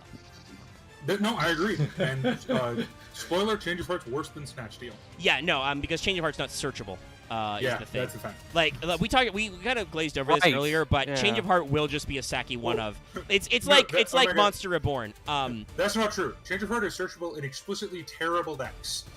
Also, really, Monster Reborn's actually searchable in weird jank DM. Well, that's what. Yeah, they're like DM decks that make Dark Sage. No, I mean as in like the weird legacy support for DM for like the first 2 DM staples. No. Explicitly, I'm thinking about like in that raw card that searches. Yeah, that's not. That's a God card it's search, but it doesn't matter. It's also useless. No, like I said, Change of Heart is searchable from specifically Dark Sage, which what they f***ing do. Yeah, Dark Sage. Good luck getting search it off of left arm. And no one's going if you pay the left arm offering. But like it's and honestly, I'll say this: it's unfun. But it's a Saki one-up, and there are a lot of unfun Saki one-ups. Well, yeah, it's not a better guys. You are you're literally never getting Monster Reborn out of jail in our format. I will literally die. I will have the format. I will have all of you leave before I put that card back to 1. Oh, then me and you are gonna have some fights because I disagree with that entirely. Dallas, play against the Cybers AI. That fucker cheats. Especially in Link format, Monster Reborn fucking sucks. I don't like it. You get to just take my cards for free. Fuck you. I hate it. I hate it. It's just free cards. So I have to. Okay, I need to. Maybe this is better not time for this, but. Is it better, just I guess as on the thought of it, for our format, is it better if none of us ever got anything above supers ever? No! Our format would be miserable. We would have had to quit weeks ago because we would have been playing dog shit ass decks. So if we never could have gotten secrets or ultras, like you're saying, it's worth actually getting those, right? Okay. Yes! They're important. That's not the same why thing I as complain. Cheating. It's a limited format that is I just think the pack opener sometimes is not coded well. That's not what happened. No, it's coded perfectly. Have you ever opened? Okay. Axe, I feel like doesn't actually engage in the trading card game thing. You're not guaranteed a secret rare yet. That doesn't happen until like 2020. And also that's why we explicitly have the rule is if you get lower than at this point it's 4 ultras. Yeah. If you get less than 4 ultras in a box, that is statistically not what you're supposed to receive. Yes. Yeah. And that's why we had that conversation about that rule. We figured out the rate, and it was like, nope, that's valid. Because that box technically underperformed. But like, that's why we open packs. That's why it's not just like, here, pick whatever cards out of the set you want. Are you then? I guess would you? I guess. Axe really doesn't understand how. Would you put a statement to say that all your pack openings are bad examples? No. Axe, my pack openings have perfectly good statistical. It's just I currently hate late Pendulum / early Link Konami's guts because they keep releasing dog shit trash cards I don't want, and somehow I can't find literally there's one goddamn rare card. I mean, that's not entirely true. Just one Destrudo and one Metaverse, but those are limited. But like there's like 6, no, not 6. There's like 12 rares in the set in Circuit Break. I wanted like literally one of them. Trickster Narcissus. Did I get any Narcissus on my own? Fuck no, of course I didn't. I got to trade for those. Oh, they probably short printed it too. No, they didn't. Because we track short prints. The short prints were like Odama Duel, which I only got one of because it was marked as short print. So yes, it was a special file in the pack opener, which I fucking hate. I mean, it doesn't actually affect your rarities. You only miss out on the common. No, it did. I only got 4 short prints. That's how short prints work, though. Yeah, I mean the short print rarity is short print rarity because they were short printed, but it doesn't fuck the rest of your pack opening, so don't complain about it. You missed a common. Omega, I don't know if Circuit Break is exactly the set to complain about not getting secrets in, because yes, there are a few very good secrets. I mean, there's a couple of good ones. I also got my Ultra Luck was bad. Like, I just Circuit Break was just like, hey, literally all the cards you don't want, here they are, and I'm like, would you have preferred your secret rare to be Overdone Burial? I mean, I didn't get a secret rare, so I'm sure I could have passed it off to somebody who wants something. Like, I'm sorry for starting an argument. It's just I'm a bit annoyed because I'm someone. It's like I'm doing the fool's errand if I wanted to try like the Fireball deck or want to try like Rockets, and it's like I can't because no one has them. That's not what this is about. I mean, but also you can. It doesn't matter. You can totally do it. You just don't have to play it in perfect form. And Axe, I want to let you know, Dallas just said that. Dallas said that to you. I mean, Dallas is a fucking time of that. I know. I'm just saying. Dallas doesn't say that. Dallas is the guy who always says, "Oh, you need 3 of that. Oh, you need 3 of that." No, I do that a lot. Yeah. We said that if it's like available, but it's different. But the difference in my head, and maybe it's not expressed all the way out loud, is I will still run most decks. Yeah. There are some exceptions. I will be jumping off for just a second here. It looks like they finally fixed the internet. Well, we do have a couple of other unlimits we never got to talk about because Axe did derail us down a side tangent. Yeah, I'm sorry. I'll leave. Oh my god. Whatever. I have no emotional reaction to that thing Axe said. Salmon Great, Mirage Stallion, Salmon Great Circle Unlimited. Somebody at Konami is like... I agree with this. Dallas, is Salmon Great gonna win games now? Are they going to take tournaments? I think so, actually. Well, here's the thing. Fucking good. They haven't been good in like 2 years. Well, the thing is, I don't know if I agree with both of them to 3 immediately. That's the thing. I mean, Circle was at 2, so Circle was at 2 and Mirage Stallion was at 1. This didn't do anything, is what I'm assuming they're getting at. And I don't think it did because I didn't hear anybody complaining about Salmon Greats. I mean, more than 1 Mirage Stallion is probably the big thing. Circle was already at 2, so... They were good in pure Sword Soul format. What does Mirage Stallion even do? Adventure came out and they kind of died. It just lets you do more of their usual stuff. Yeah. So you can detach one to get a deck summon, but it has to be a Salmon Great, and then you can't do anything except fire. I don't think it's going to do a lot, but I'm surprised and potentially a little uneasy that they're doing it all at once.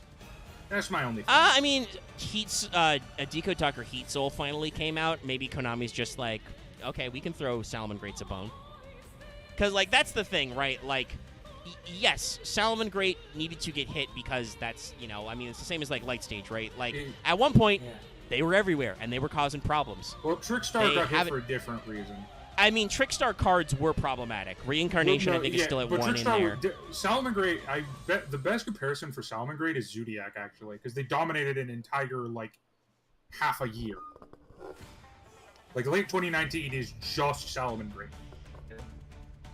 Yeah, part of that's probably because the structure deck was pretty good. I was going to say, weren't they, like, 1/4 of Toss? Yes. Yeah, but they went on the longest. Didn't Trickstar got limited because every time they won, it was with an FTK. Yeah, which is sad. And true facts, because the deck is not super great. We'll see if... Like, to me, cards coming off the ban list is like the road to Konami realizing these decks don't do anything anymore, and they can get help. Yeah. I tried to play Salmon Great in the limited, like, while Stalia was banned and while Circle was at, like, 1. I tried to build a Salmon Great deck, and it was okay. I don't know if this will actually shake anything up, but if it does shake up, that's probably okay. Like, it's okay for old cards to come back if the format is different. I still do not like playing against Sky Striker. However, I do not believe that Sky Striker, even with NGAG at 2 and stuff, has really been doing anything lately. Honestly, it's been the biggest testament to Sky Striker not being a deck that does things is the fact that once IO got banned, they still didn't come back. like a card that literally reads Sky Striker loses. The only other thing is they've gone for Scapegoat to 3. I think that's a format speed thing because the format's pretty fast right now. Scapegoat is a card, and we've even discussed this when they semi-limited it. Scapegoat is a really interesting card if you can actually stall it long enough to get over it. The main thing is, in order to activate it properly, you need to do it basically in your opponent's end phase after setting it, and to get the most out of it, you need to have 4 slots free. Honestly, the thing I'm the most excited about this is that this is probably going to cause a non-Zodiac, non-Lyralisk version of Tri-Brigade to become meta-relevant. Yes, if you do Scapegoat correctly, you can make Sure Egg off it. But that's probably interesting because, first of all, that's not... I'm fine with it. Like, I'm fine with a new... As long as it's not Zoo-Tri, I'm fine with Tri being a relevant deck. Like, branded... Oh, God, branded Tri-Brigade is a deck. Well, yeah. Of course it is. Not what I meant. I was talking about stuff like Melfi Tri-Brigade, which is funny. Yeah. Okay. But after an hour and 25 minutes, an hour and a half. Sorry. I mean, it was finally a good made it. It's not your fault. Oh yeah, we yelled out the ban list a lot. That was what I wanted. I wanted the warm-up. Also because Ritual Beast is small. Speaking of archetypes that need legacy support. And boring. I mean, we'll see. They did... out of some of the cards we've actually shown on this, Ritual Beast does have the distinction that one of their cards has been to jail. They were on the Forbidden Limited list once. Oh, no, Omega, what are you talking about? This was a tier 0 meta-threatening thing. Yeah, Ulti Canahawk was... You said Duel Links too quickly. No, that's the joke. I mean, that's... By the way, that'll be next week's MBT Twitter video is I think he asked about cards that do fucking nothing but mattered a lot in Duel Links. I don't think Ritual Beast qualify for that, because they were, like, rogue playable, which to me is well, not like we said, Ulti Canahawk did spend some time on the limited list in 2015 when he came out. Yeah, like to me, a card that did nothing but is good in Duel Links is like Malevolent Sin. Like, that showed up in no decks at all in real Yu-Gi-Oh! But is in literally almost every deck in Duel Links. So, Ritual Beasts are an interesting archetype name-wise. So they're composed of 3 parts. There are basically 3 subsets to this. You have Ritual Beast Tamers. These are dudes. Mostly ladies, actually. I think the only dude might be Elder, who's on screen right now. We'll talk about it in a second. But they has the weird, like, lore archetype thing of, like, in an innumerable amount of time has passed between the previous archetypes. Okay, that wasn't relevant to what I was talking about. Cool, thanks. Their second sub-archetype is Spiritual Beast. So, no Tamer, but Spiritual Beast. Now, you may be wondering, how does that work, Omega? Well, guess what? It doesn't. No, it does. Ritual Beast is inside Spiritual Beast. Yes, that is how type names work. So, anything that searches a Ritual Beast will also get a Spiritual Beast. If you want to limit it to Tamers, I will point out, the fact that is how type names work does cause problems. Yeah, especially with some of the older stuff, the infamous. I was going to say, especially with localization. Well, yeah, and in non-English languages, because grammar is different, they have to name these archetypes in different ways because you can't do the word order thing. And then finally, the last thing is Ritual Beast Ulti is the extra deck form, which is usually the Tamer plus the Beast coming together via the power of Contact Fusion. And if this sounds familiar, it's because, let's get this one out of the way real quick. These are the descendants of the Gusto tribe in Dual Terminal this is War. Kami, right here, the Elder. Now, this does bring back our question of how everybody in Dual Terminal aged like milk into MR5, or Master Guide 5. You know, Avance, becoming what's-his-face of Necros, and once again, Kamui Hope of Gusto, who, like, looked like a young lad, is now a really old dude. Yeah, time doesn't make any sense in this. Now, lore-wise, also, the Ritual Beasts are heckin' confusing. officially, according to Master Guide 5, the actual spiritual beasts have existed for time immemorial. Then where the fuck were they? Yeah, I was it's gonna like, say. I mean, why? It's like, where do you think Dragoonity was the whole time? I mean, I assume they were there. I assume what they mean about ritual beasts, and this is just inference, obviously. There's no actual evidence for this, but I assume they're in some way related to Sophia. Possibly. There are also some of them which I think are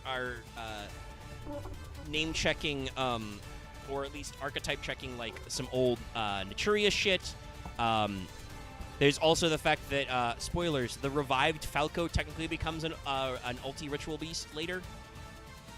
So it may just be that technically some of the archetypes we've already seen, like the actual Gusto birds or Dragoonity dragons or whatever, were actually spiritual beasts the whole time, and this is just, we're actually locking them in. Wow. Sorry, I found a list that I need to bring up.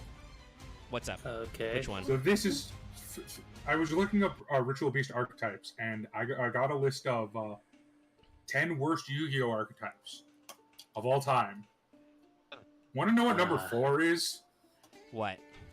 Ritual Beast? Infernity. Great list, guys. Real well researched there.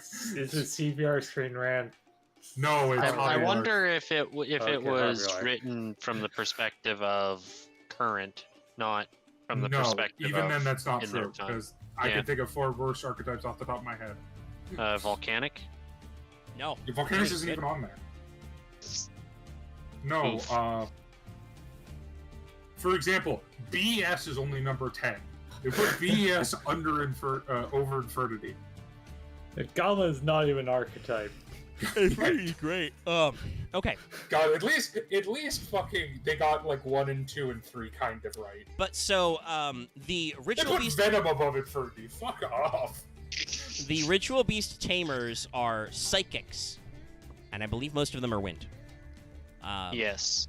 Which again, that's how you can tell they are Gusto adjacent.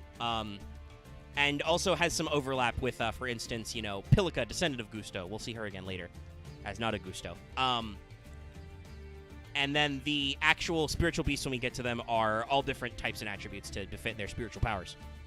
They are all... Ritual Beast is all wind. The humans are psychics, the beasts are... mishmash. But they are all wind. Oh my god, I didn't even realize that. Wow, Spiritual Beast of Pelio is a wind pyro. What the fuck, Konami? Yeah. Okay, that works, anyway. No, okay, so... I guess we're trying to make wind.deck work. I think wind actually has, like, the 3rd most amount of archetypes. Or, sorry, 4th. But, art-wise, this is Tamer. He is setting our point. He is Elder. He is an old man. He has a lightning stick. Yep. He's got a book. He looks kind of like a discount Rama. He's just kind of hanging out in that tree. He's got some fucking anime wizard.png. I mean, he's got some very non-generic Kingdom Hearts clown shoes on.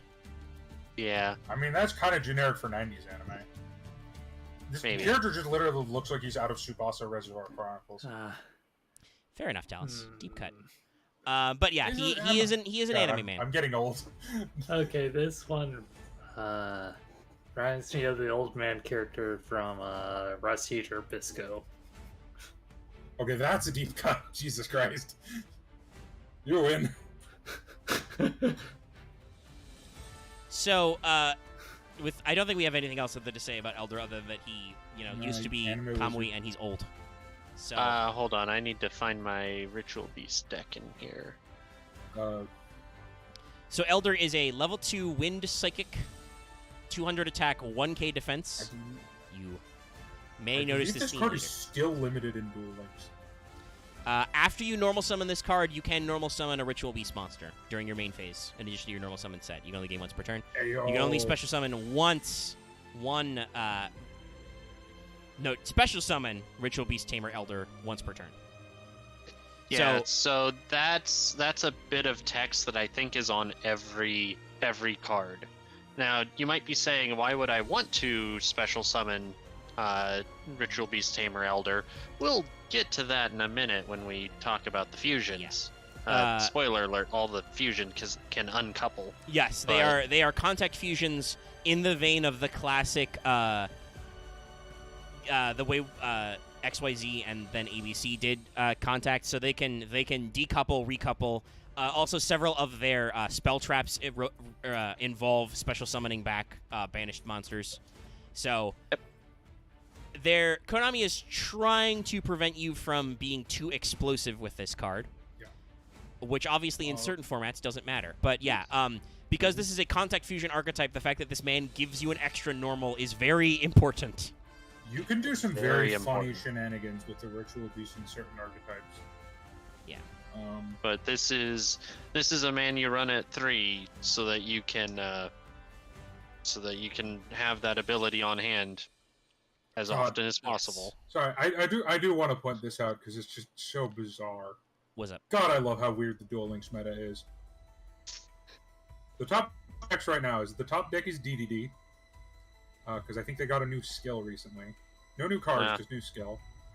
Then second top deck is Gandora, Dragon of Destruction Turbo. It's fucking stupid. I love it. Then Metal Foes. Hey. Then Burning Abyss and Odd Eyes are the top decks. So it sounds like there tends to be a drift a little bit of just because the Pendulum stuff is the newest that kind of rises to the top, but there's still some Eternal cards like BA. Well, a lot of it is skills. Yeah. Well, BA is fairly new. Oh, okay. So they did not. Because the BA guy is from Arc V, so. Okay. Oh, sorry, it's not BA. Why did I say BA? No, BA recently just got gutted. Phantom Knights. My brain turned off. Right. So PKBA. Yeah, because BA, I believe Tour Guide got limited. I mean, the thing is, PK and BA are both. We talked about this way earlier when we talked about Splight. Those are both very strong rank 3 decks, so you can just couple those together. So even if half your shit is banned, you can still make one whole ass for instance, PK fire. Gandora Dragon of Destruction actually got limited. That's fucking hilarious. Sorry, I can't not take. And so we have now produced our next card art. This is Ritual Beast Tamer Laura, or probably supposed to be pronounced Lara because she's rara. I'm just gonna call her Laura. Yeah. Yeah. I mean, I'm pretty sure it's the I because it's like I said, it's rara. Well, yeah, it's the British way to pronounce it, but I don't care. Lara. British people aren't real. Well, I mean, the main thing is it's with an E in Japan, RERA. So Japan isn't real either. Then where did I get these cards from? Anyway, this is what the rest of the non-animal monsters are in Ritual Beast Tamers, anime girls. Yeah. I'm not gonna lie.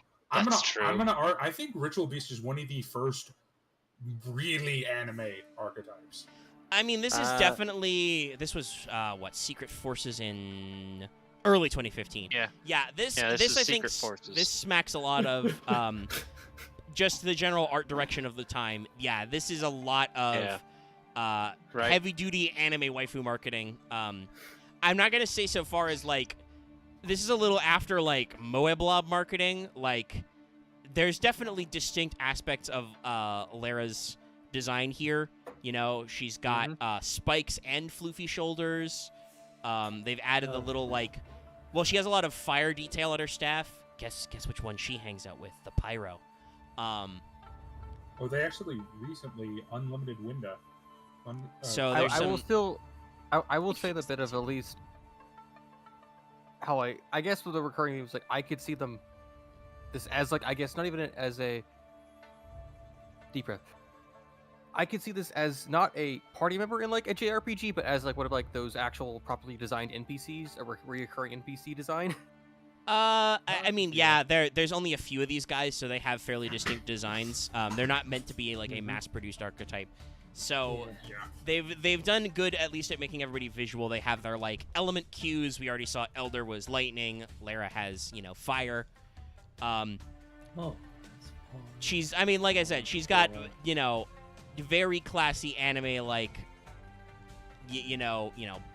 large head, big eyes. She's got a little bit of like a blush sticker under there. I don't know what she's so fascinated by. Definitely a lot of extra design elements in her looks. You know, she's got a very expansive hairstyle. She's got like multiple accessories. But without it being too over designed, like it's busy, but Konami hasn't jumped off the deep end like they do in like late Arc V era. Yeah. Almost. I don't. I'm gonna argue. I'll make the argument on my. Oh, go ahead, Mark. I almost thought this scene had a thing with the number 4 because of certain aspects, but then I looked down below and there's not 4 in terms of other aspects. Yeah. No. What I was gonna say. Oh, that is weird. What I was gonna say though is I don't think they got really bad with anime designs until Vrains.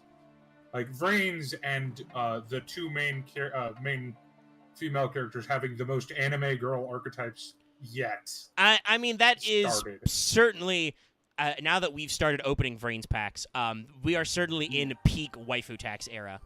Yeah, it's like Trickstar plus Marincess. And I'm sure we'll eventually dive into that deep dark hole, but for now, yeah, this is when the anime era started, but it wasn't quite bad yet. Yeah, it couldn't. Yeah, and it's also not necessarily inconsistent with other archetypes that are in, like when you see ritual beast monsters on like their spell traps, like in the same frame as like Klees, Shaddolls, whatever. You're kind of like, okay, these guys look like they can exist in the same world, right? And it's also retro chic. Mm-hmm. Like this isn't like modern anime, even at the time this was released. This is like early 90s, like Final Fantasy Adventure's not in Master Duel, so there wouldn't be a huge... No, it was like 2009-ish, 2010. Because it was Shaddol. It was the Shaddol era. So I know this is just a me thing, because we just talked about this, or you just brought it up, but it's like, I really want the thing of a Yu-Gi-Oh! Who just only has a deck that is just sexy dudes and the guy that only has waifu bay girls as his deck. That would require us to make a Yu-Gi-Oh! Anime that is not literally for, not literally targeted at children. Though, hey, Sevens is getting an English dub. I mean, yeah. But also, for comparison, for some reason she's in widescreen, but this is, Aquamancer. Yeah, also that would require sexy male character decks to exist. I mean, I think there are. I mean, like, are you judging Ojama there, Dallas? Those things aren't male or female. They're literally the concept of rudeness. They are literally. Well, but, okay, excuse me. Before we go down a deep dark hole, I was gonna say. I mean, are you? What you're actually knocking? They're not good cards, but are you knocking the aesthetics of Warrock and their rippling muscles? The problem is a lot of the Warrock cards look like children to me, or like very young teenagers. Some of the Warrocks Dallas, I think you've read too much JoJo's, because have you seen how fucking muscular Warrocks I know some are? of them. I'm saying some of them. Mostly the only card I've ever used for Warrock. So yes, but would Warrock ever be in the anime? I don't think so. Sure, why not? They're great. They're a battle phase focused deck. You're right. They're perfectly dramatic. They would probably be a very good one for battle. Also, Omega, Warrock is a mixed gender archetype. Well, yes, there's like 2 women in it, but there's a lot of huge muscle dudes. There's 4. Are you sure about that? I don't know. Well, okay, one of those characters, I don't know what gender they are.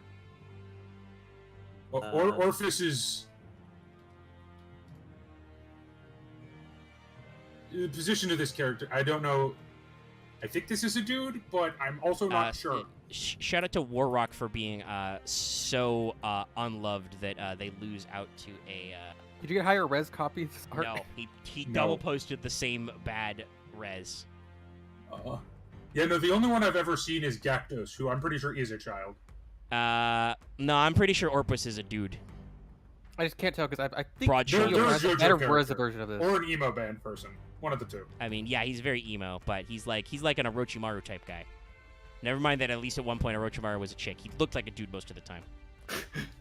He can be whatever he wants to be. No, Omega, there are 3 female Warrocks. One of them is just bad, so you never play her. I mean, all of them are bad, so you never play them. Well, no, I mean, even in the Warrock deck. Well, I'm. The question is, who's the third? Like, I actually knew about Wento, and I know about Skylar. Fortia, Skylar, and Wento. No. Fortia is a man. He has a bare chest. Oh, I was just looking at a really, really fucking bad. Yeah, no. Fortia. If you'll excuse me, Discord, can you please? Fortia's ugly though. I mean, yeah, so no. I do disagree with him being a sexy man. God damn. But Fortia is absolutely a dude. Why is his face so fucked up? Sorry. Interestingly enough, though, this is kind of speak to some of the things Axe is talking about. I do believe that technically Warrock women are better dressed than Warrock men. Like, Skylar, for instance, actually has, like, most of her legs covered and is wearing both a shirt and, like, a breastplate, as opposed to, like we said, it is like Fortia is literally wearing some leather straps. I want the dumb anime cheese of the lady who just has her harem of sexy dudes as her deck. Anyway, we are never going to speak of this again. Lara, Psychic, Wind, level 1, 100 attack, 200 defense. This is weird, by the way. 200 or 2,000. I'm seeing 2,000. Okay. Yeah, sorry. I'm trying to speak, but I can't. No, Loft, don't enable Axe. I will remove you from this call. I am moving on. I'd never say to Loft that. It's like, okay, moving on. Anyway, Lara's effect is if she's normal summoned, you can target a ritual beast in your graveyard, special it. You can only special one Lara per turn.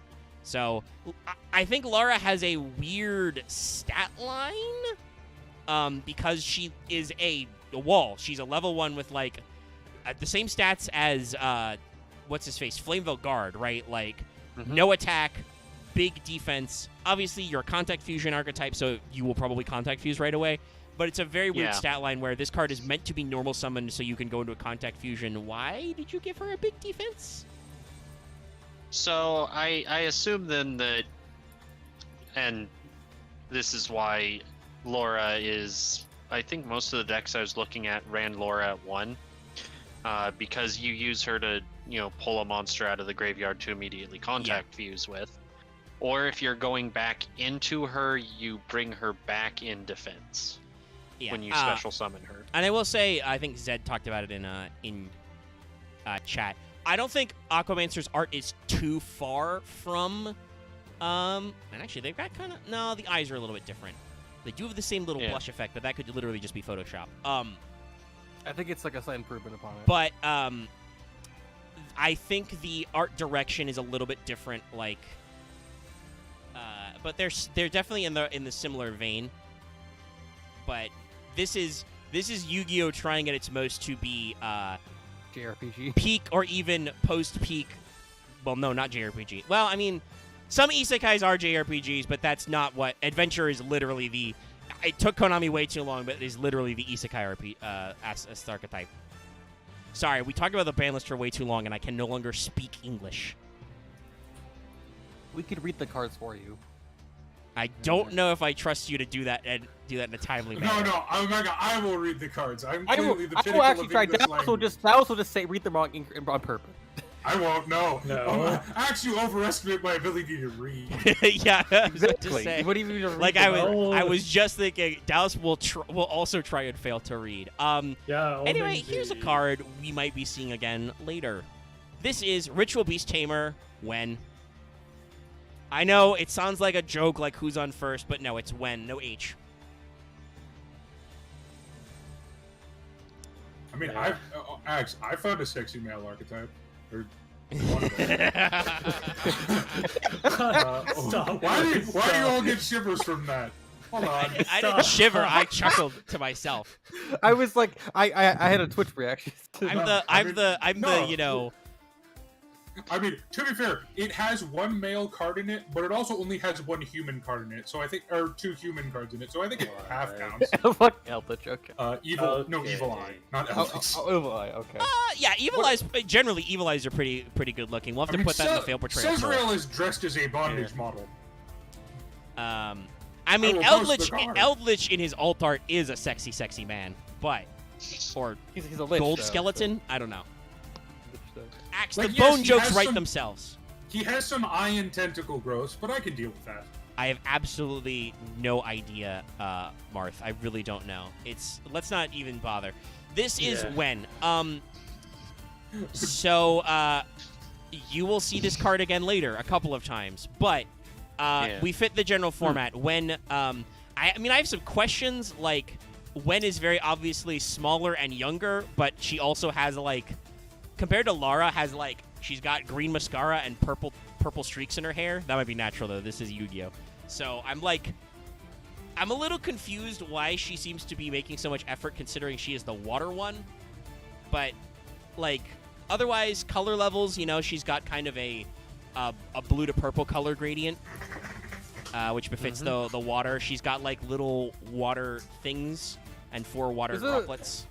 I will say, besides like feeling like the other people of the tribe do her hair like every day, there's a weird like sadness or serenity to I guess the posing of. Well, she's the water one, so she's supposed to be the serene one. Also, she does get eaten by Shadals. Oh. Wait.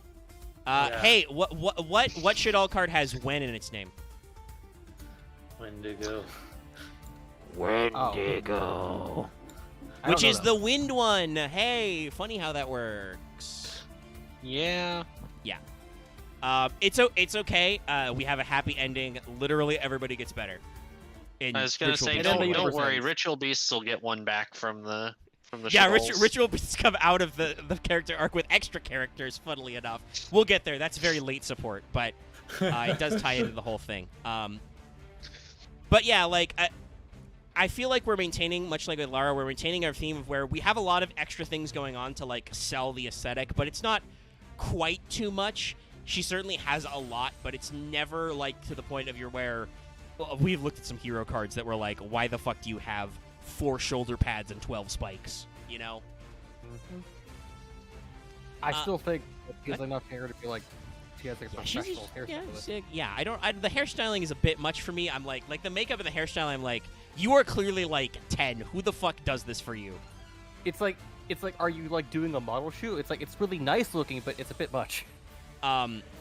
I will say though, like I think a lot of us agreed.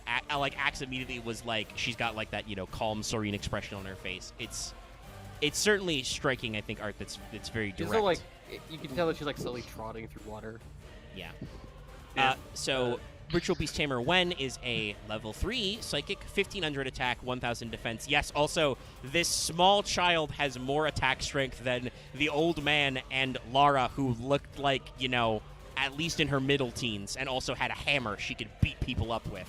Well, it isn't. Well, again, it's not. I think it's more just a water blast. Shit. I was gonna say I suspect that Elder was lightning and Lara was fire.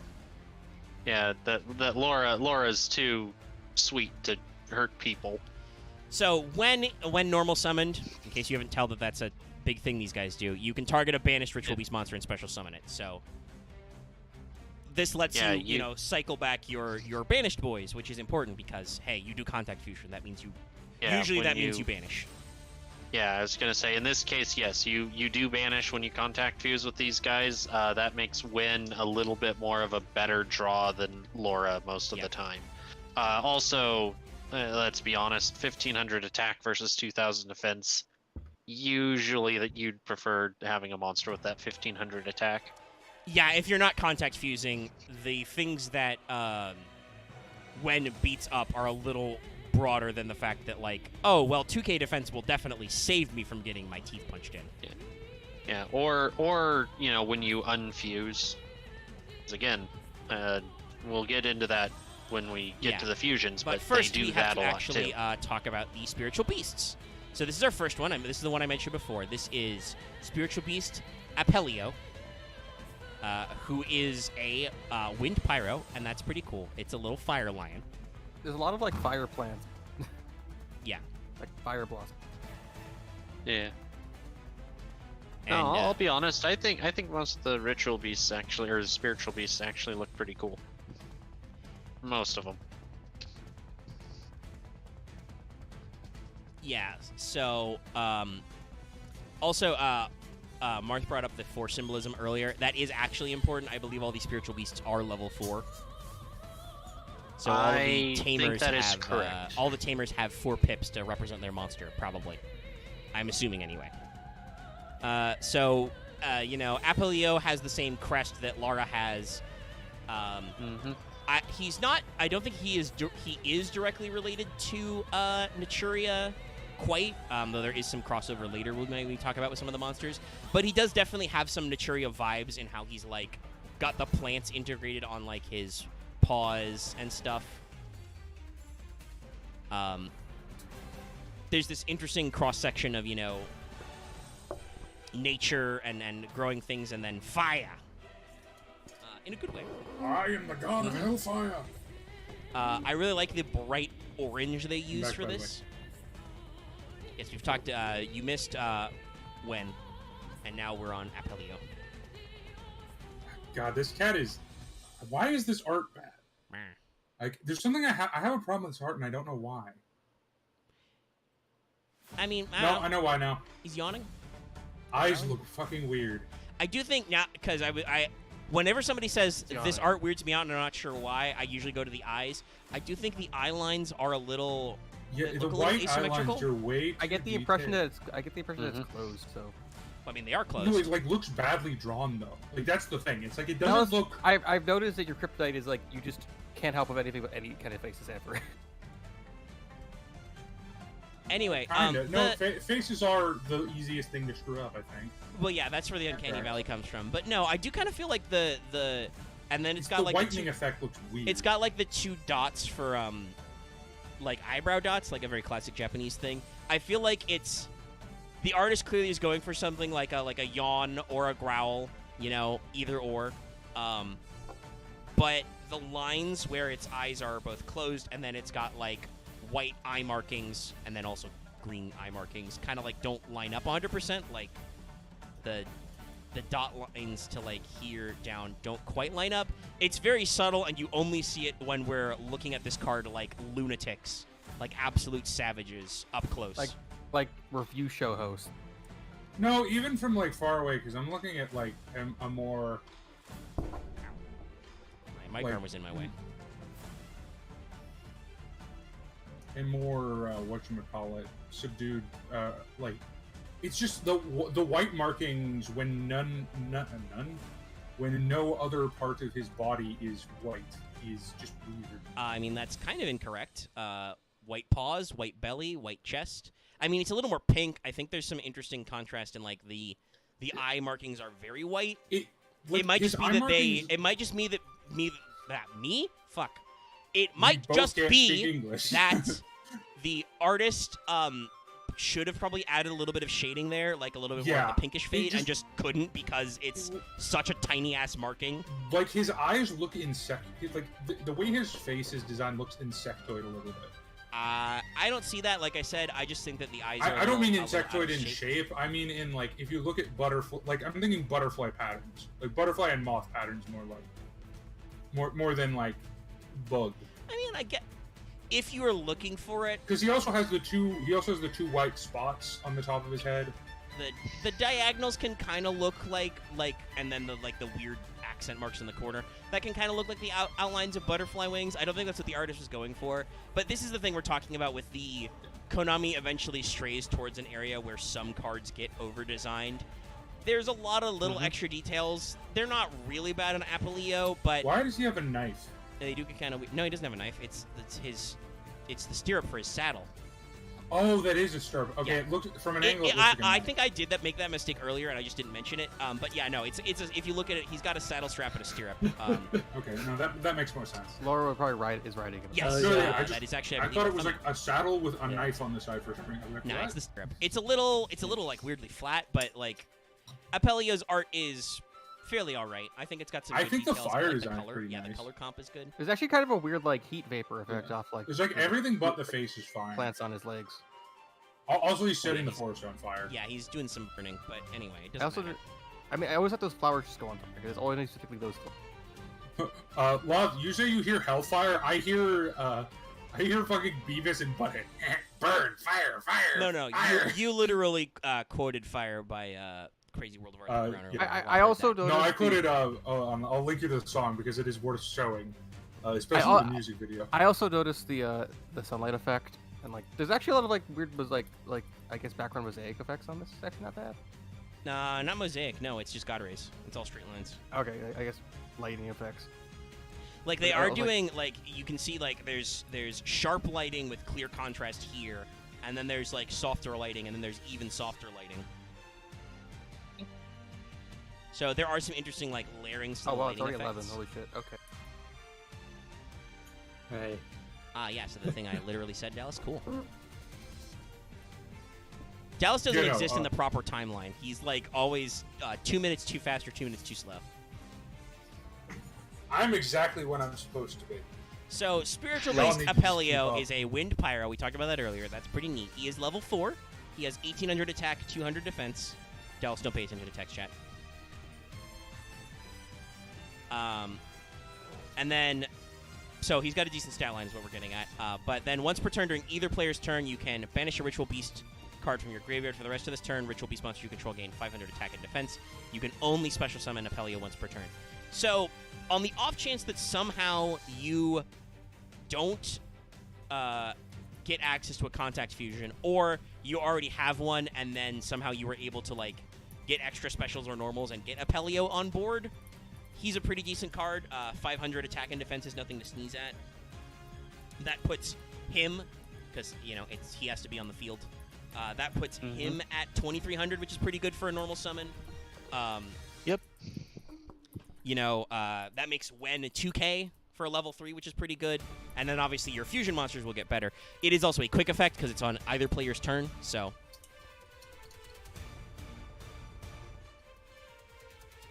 That's fairly decent. Like, obviously, if things are going ideal, you don't necessarily keep him around, but you can certainly move on, so. I think art-wise we will move on, because that one got weird. Yeah. I mean, it's a cat. Cat's gonna cat. I don't think it's a line, necessarily. I know it's going for a... I mean, it is a line. It's Apelio, and it's got a mane. Yeah, it's weirdly proportioned for a lion. But I mean, it's a baby. My biology nerd, but... Yeah, but it's less skinny than it. Anyway, this is Kanahawk. I have problems with this art. Okay, this looks like Vanguard art. This is not a hawk. Or the person who drew this has not seen a hawk. I mean, hawks don't have mirrors bolted to their head, Dallas. It's true. Well, no shit. Hawks are also not that... What is his legs? Lightning energy. No, not the... No shit, the lightning... God, you people are impossible. I mean, I will say the legs are drawn weird because they look like they're still covered in feathers, and then they transition to like the artist clearly tried to add some feather patterns, which also look like scale patterns, but no, that's just not how bird legs work. Yeah, no, that's not how birds work at all. Alternatively, maybe they were going. Penguins, literally just penguins work like that. Which is funny because there is a penguin later. I mean, here's a. This is going to be a huge. Hold on. I'm going to open a second paint and pre-shrink this because this is 2,000 pixels wide. Oh no. Don't oh no me. What do you have, a phobia of birds? Anyway, here's a red-shouldered hawk. You're escalating. Here's a red-shouldered hawk for comparison. Because Dallas was like, that's not a hawk. And I'm like, yeah, hawks don't have laser lantern hats. But you do notice, what I imagine the artist was going for was, this is the upper part of the leg, and then it transitions to the claw. But that's... His feet are way too short. Poorly. That's not how... I believe most raptors have decently long legs. Yeah, it's a predator bird. Like, all predator birds have really long, sharp claws. Because that's how they hunt. Yeah, they have... Well, sharp claws, and they also have long legs, so they have flexibility. Yeah. Maybe I'm weird, where I take it as it doesn't actually have feet unless it manifests the energy. No, it's always manifesting energy. Which is horrifying. No, it always manifests like an emu. Oh, fuck. Thank you. Ghost just got Thank you, weird Silent Hill Loth. Are you okay in the Upside Down? Loth, did you die? What the fuck was that? Are you contacting us from the beyond? Sorry. That sounds weird, I'm sorry. Yeah, it was like really reverby for phone. You sound like a character in Serial Experiments Lane. You definitely sound different. I didn't know what you said, though. I mean, my phone is on. Yeah. Okay, Like an thanks. emu. Yeah, no, it was just when you first entered, it was like connecting or something. But yeah, wait, the signs are going off. I'll be back, guys. Oh no. the feet of this thing have me acting also, in a way. Also, I want to say, I get what they're going for. I think it's silly. In case you guys didn't catch it, he has a Pikachu Thunderbolt tail inside his regular bird tail. Yeah. You can't really see it a lot, but I'm like, it's a little... So we talk about being over-designed, right? I think this is over-designed. Yeah, the artist was trying a little too hard with Kanahawk, because he's got the weird lantern thing bolted on his face. He has wing spikes for no reason. Yeah, he has reverse wing blades. Like, the cheek lines and the chest and the wing line, I'm like, okay, cool, he's thundery. And, like, sparks maybe off the top of his head. Okay. No, it's the legs that are just the legs are really weird, and they're like, I don't think that's motion blur. I think his actual static legs are also supposed to be tiny thunderbolts and claws. Also, the eyes bother me, but they have no pupils, and birds do have pupils. I mean, they've got like, they don't have pupils, but he does have a slight amount of lens flare in the center where it's slightly darker. I think they're just the artist is trying to give him kind of a glowy eye effect, and I don't know how well it works. But again, you can clearly see there is a differentiation between iris and pupil in this actual hawk. All right, the bird is going away now. Bird. I like birds. Yeah, birds are cool. Anything else? Birds definitely have pupils. I hate birds. Yes, birds do have pupils. I saw it right there. I pointed it out. And they have, I believe, normally rounded pupils, so they're not like, octopi with W-shaped pupils or anything. Yeah, no, they're not weird like that. Shockingly, birds have more human eyes than, I don't know, goats do. Yeah, birds' eyes do look weird. That's like the one thing, because that's one of the reasons one of my friends was scared of birds. That's like the one thing I get is like, okay, they do have weirdly human-looking eyes. But I love that about birds. Birds are rad. Birds are smart, too. No, I get it, but I can get why someone would be uncomfortable with it. But yeah, I don't think we got anything else to say about Kanahawk. I don't think he's trying to look cool. I don't know if he gets there. I also do not necessarily like this, like, I get what they're going for with the lightning. I do not necessarily like the way he, like, pastel yellow glows. Yeah, it's a very piss shade. Like, I can't get around that. Piss gang. It's a very piss shade of yellow. And it's lighter in the foiling, but that, like I said, makes it like even more like pastel, like construction paper in kindergarten yellow, which is a little weird. Yeah, this is just, there's a lot of things about this design. I think this is the first art today that oh god. So you're not a huge fan of. Godspeed to Loth. Yeah. Okay. Kanahawk is a Wind Thunder. I do think there are actually other Wind Thunders. I don't know if there's an archetype that's Wind Thunder, but I believe there are actually some other Wind Thunder cards. Okay, Mist Valley. I know you've... Well, oh, yeah. There are some Mist Valleys who are also Thunders. That's right. Yeah. I know they're forgettable, but... well, they're not pure Wind Thunder, but they do alternate. No, that's I don't correct. think there's a pure Wind Thunder. Which does also... I mean, that kind of lines up as well, Spiritual Beast Kanahawk. But he is a level 4, 1400 attack, 600 defense. Once per turn, you can banish a Ritual Beast card from your deck face up. I don't know why they specify that one. During your standby phase, your second standby phase after this effect's activation, add the banished effect to your hand. You can only special summon Kanahawk once per turn. I'm gonna say Kanahawk's effect is kind of weird. It's just Gold Sark or different dimension capsule. Well, capsule's face down, but like... There are only 3 Thunder archetypes. Only 3 pure Thunder archetypes? Weird. Yeah. Battery Man is 1. Mm-hmm. Is Watts pure Thunder? Yeah, it's Watts, Battery Man, and Thunder Dragon. That's it. Well, I like most of those decks. Honestly, Thunder Dragon. I don't like Thunder Dragon, mostly just because of Colossus. Then you don't like... It's not you don't like Thunder Dragon, you just don't like Colossus. That's a separate... Yeah. Yeah. That's what Dallas said. Oh, hey, Loth, you're real. I know. I can't wait to not be real in like several minutes. Well, we'll pray. That's how much you give me. So I'm assuming... I haven't actually double-checked whether or not the... wait, no. Omega, I did forget one. Oh, okay. Which one? Splight. Right. Well, they don't... Yeah, those are Thunders. Yeah. Maybe that's what Konami was trying to do. And Thunder Beat, but those... I mean, I guess I'll enjoy playing Splites when we get the guided version eventually. I mean, we'll see how common they are. We don't even know. Like that, we know how bad they are in the OCG. We'll have to see in the TCG because releases are slightly different. But anyway. Oh, actually, I take that back. Watts are not pure Thunder. Yeah, I wasn't sure. Oh. So, Interesting. Kanahawk here, I'm going to guess because Ulti Kanahawk is pretty important that you play Kanahawk anyway. I'm fairly certain his Gold Sark effect is not used a lot.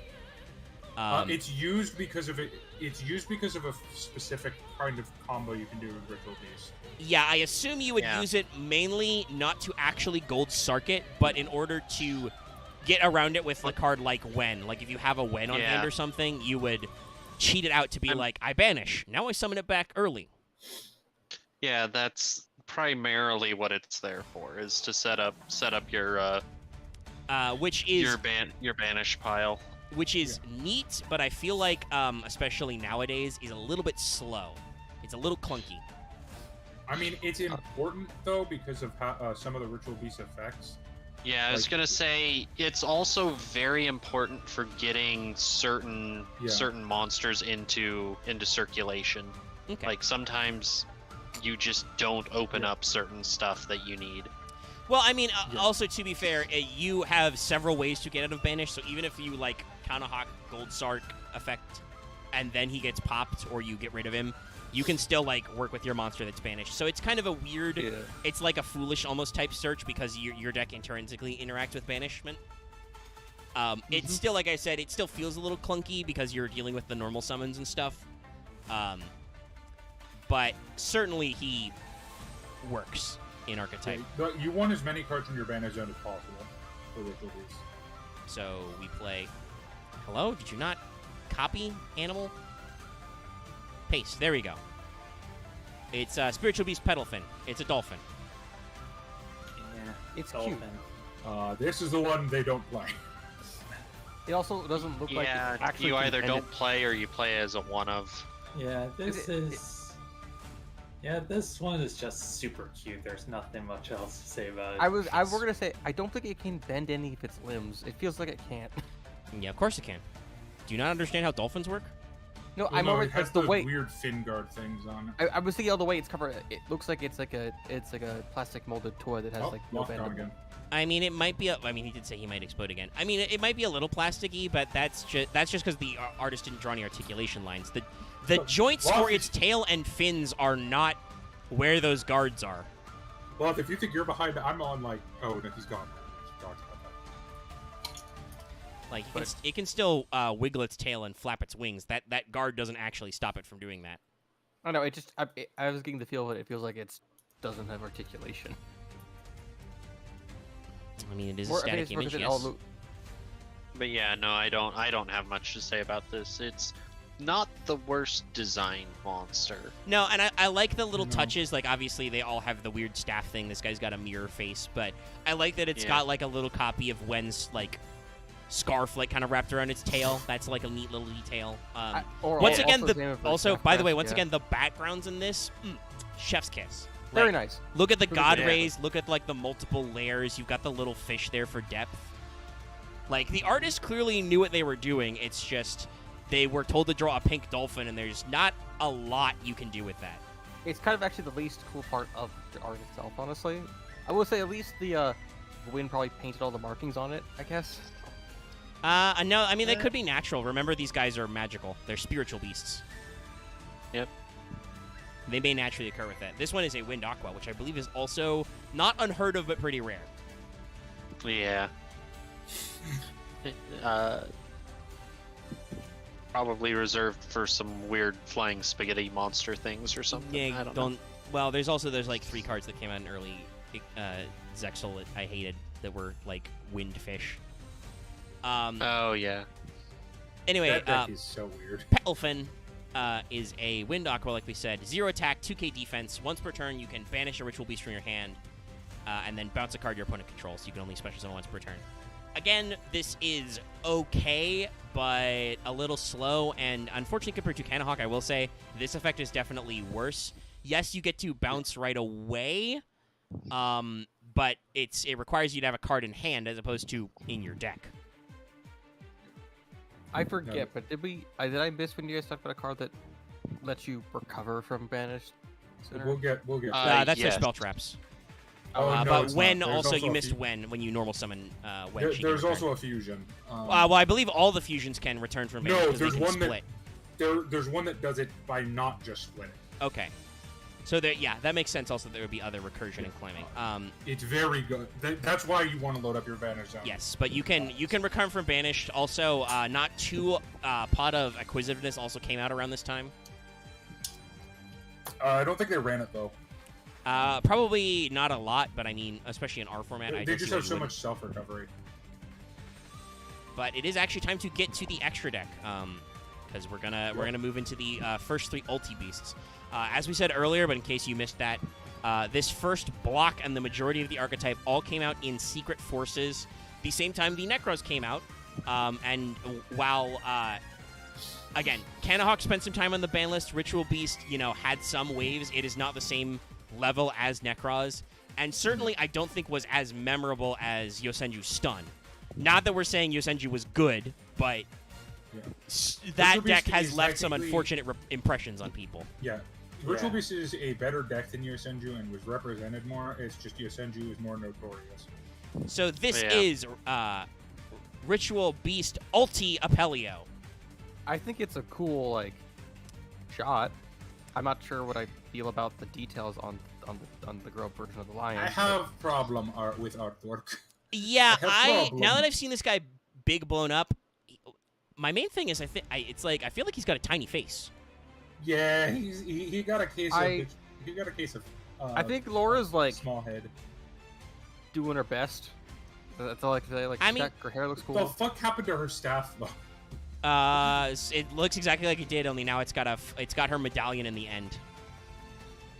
Because it was always a hammer. Yeah, just stuck it in, it's not really that different.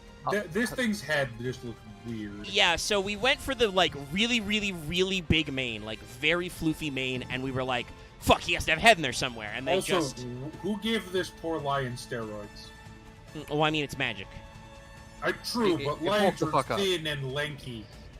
They look anorexic. Well, it has to be big. It has to be strong enough to carry her. I mean, have you? I mean, an adult African male lion is the second largest, of the big cats. No, I think it's third, isn't it? Well, I guess there are a couple of different. No, jaguars are not bigger than lions. There's a couple species of tigers, so there might be some fighting about that. But no, tigers are the ones that are on steroids. Yeah, tigers are those huge. look like bodybuilders. I still want to bring up that I guess this is you think this is relevant, but I think Laura's hair looks pretty good in this art. Okay, it does. I mean, that's not necessarily. Nobody said her hair looked bad. It's not irrelevant. I just think the lion is the bad part. Yeah, Laura looks the same. I think you can clearly see that she has her floof is a big cloak now. I think she did get some extra shoulder spikes, I think. But not a lot really changed with her, and so her design stays the same. The lion is a little weird. Part of it might be perspective because he's doing a lean forward pose, even though the ground doesn't make sense then. And some parts of this are cool. I think he's made about to pounce it up. Well, yeah, he's going for a crouch, but his shoulders and the line of his shoulder and hip joints are. It's weird. This reminds me of the comic saying where it's trying to show the back and the front of the person at the same time kind of angle, where it's a side angle. Yeah, that's probably it. They're trying to. The artist is well, you need to see his back and his rear legs because you have to see Laura riding on his back, but also to show you the front. I thought so. Jaguars are stronger than lions in terms of strength. I mean, that's not what I was going for, Dallas. I'm saying lions are big. Somebody's asking about Lara's ability to, ride a lion, and I'm pretty sure African lions are the second biggest cat. They could definitely ride a lion. Yeah. But yeah, it's definitely the fact that his face is just shapeless. I think that's his ears, but I'm not sure because everything is just kind of weird and shapeless, which is a shame because this color scheme is really good. It is. It's just kind of weird how the front of it was entirely just kind of jarring. Yeah, it just kind of blurs together. Again, we talk about this a lot with artists, and yes, I need to reset my Master Duel OST. The artist is trying to hit you up with with all the detail, and usually that's when they make a mistake. Like, they probably should have killed some of their darlings and, like, put this guy in a slightly different pose so we didn't have to see so much of his face or something.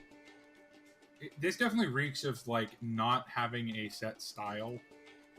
Yeah, it's true. We've been looking at their cards. The Tamers, I think, have a vague synonym in that a lot of them have green as their default color, but then they also have other color accents. Lara's got, like, a red cloak. Wen had, like, her, Oh my god, his blue. shoulders are so far apart. Yeah, his shoulders are pretty far apart.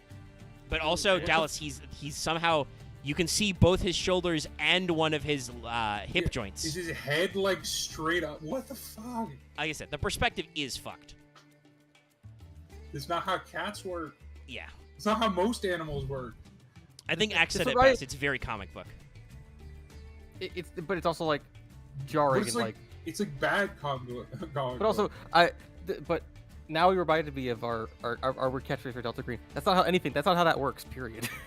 So, Altia Pelio is another Wind Pyro. It's 6 stars, 2600 attack, 400 defense. He does, in fact, have no booty. And so this answers my question. This is technically archetype neutral. 1 Ritual Beast Tamer, 1 Spiritual Beast. Must be special summoned from your extra deck by banishing the above cards you control. Can't be special summoned other ways. You do not use polymerization. If this card attacks, it is unaffected by other cards' effect until the end of the damage step. During either player's turn, you can return this card. You control the extra deck, target 2 of your banished monsters, 1 Tamer, 1 Spiritual Beast. Special summon them in defense position. So... Yeah, so that right there kind of shows off what Ritual Beasts do. Yes. They fuse together, and then when you try and target them for effects, particularly targeted effects, you decouple them and they dodge it. You quick effect dodge. Yeah. And obviously that mechanic is very popular, as everybody has you've probably heard of ABC. ABC Buster Dragon has the exact same sort of effect. That one was way more effective, though. But yeah, that's because ABC Buster Dragon also has a great non-splitting effect, which is quick effect once per turn, pitch a card, banish a card. Apelio's effect is not the greatest. It has a semi-Armades effect. It's got a great stat line for its level, 6, 2600. So that's pretty decent. We already talked about regular Apelio's effect to, like, give you 500. That can be pretty decent. This is a good offensive wall, and obviously at some point you'll probably be attacking to win, but he's definitely, I think, your mid-road card.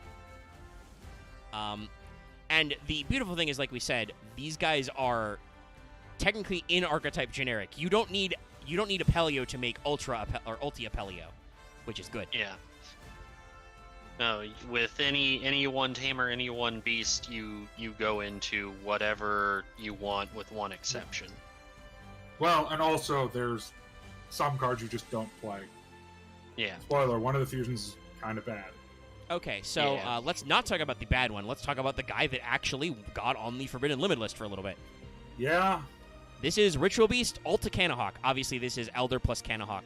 So, Dallas, I think they've at least gotten closer to how bird legs work.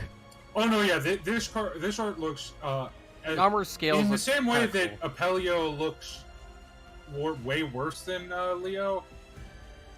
This looks way better. Yeah, I think just sizing up Canahawk makes him like also, have better he has proportions. eyes now. Yes, it's got you can more see of his, a. eyes. It's got more of a weird, like, if Apex Avian was way more anime instead of like JRPG bird, way to put it. Yeah. I think his tail is also like a little bit smoother. That's better. His face is also not fat anymore, so he actually looks like a predator. Yeah, he's got a lean face. You can properly see his beak and the hook.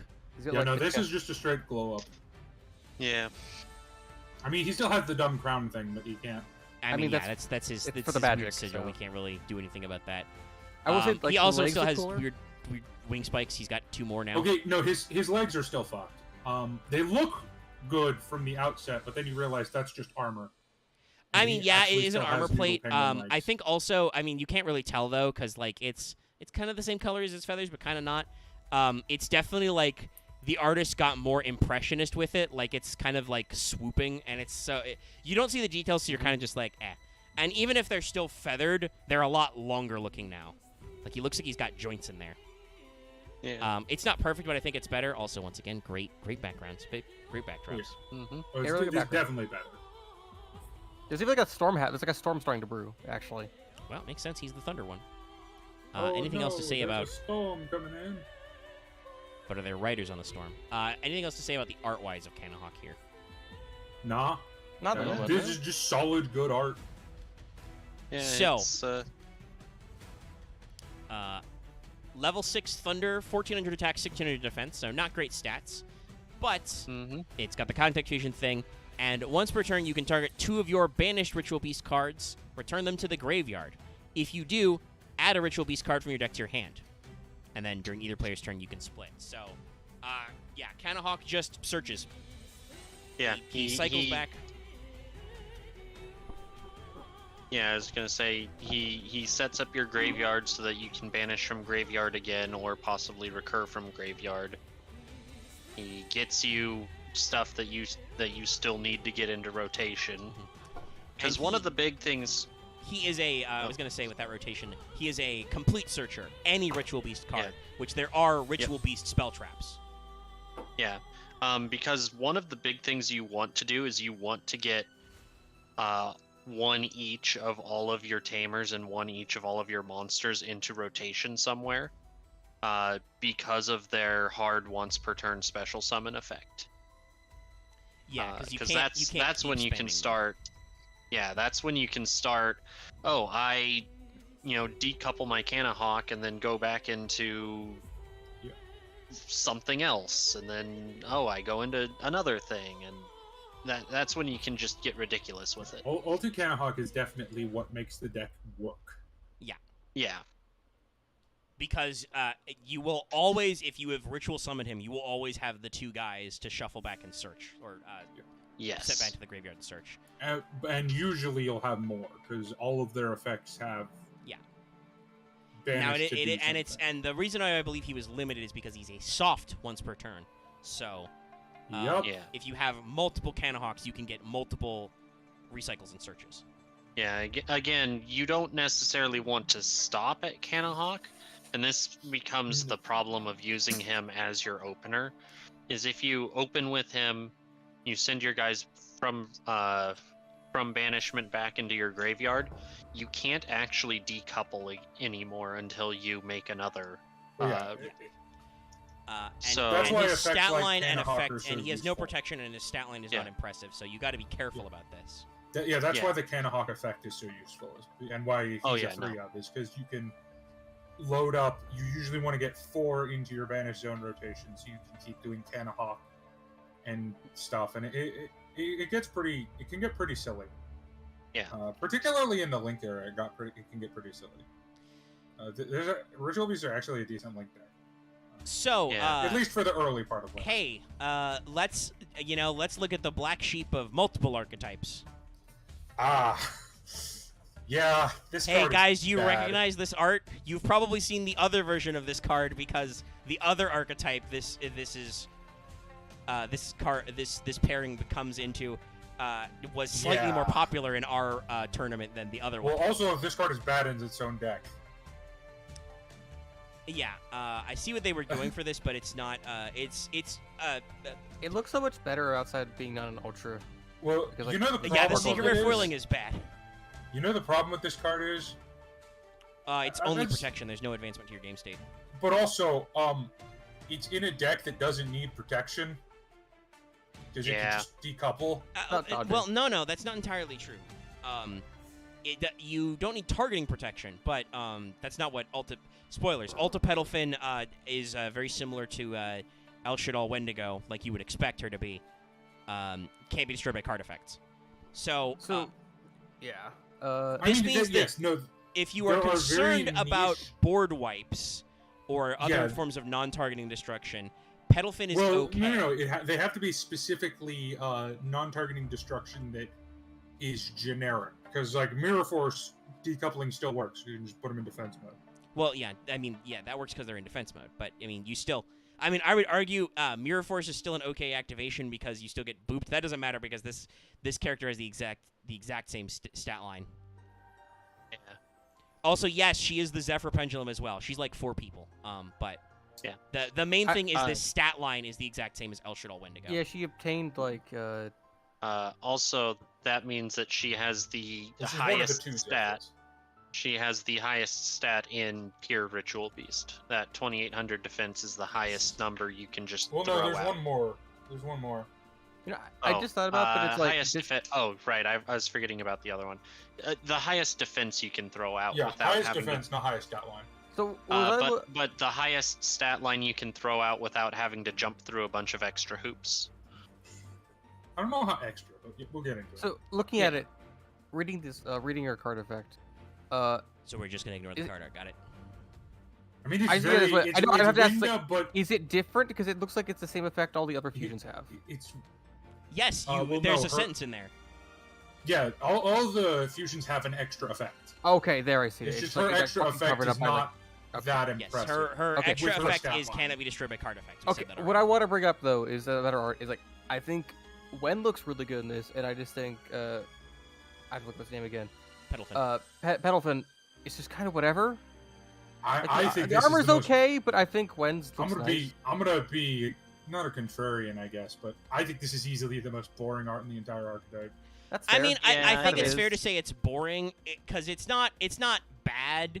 And like Yeah. No, she's it's riding not. a dolphin, It's so and she's got a little handle on the thing, so like okay, that makes sense. But Wen is Wen. I mean, you can see her eyes now. She's got kind of a piercing dead stare, probably because she's like a war orphan. That's fine.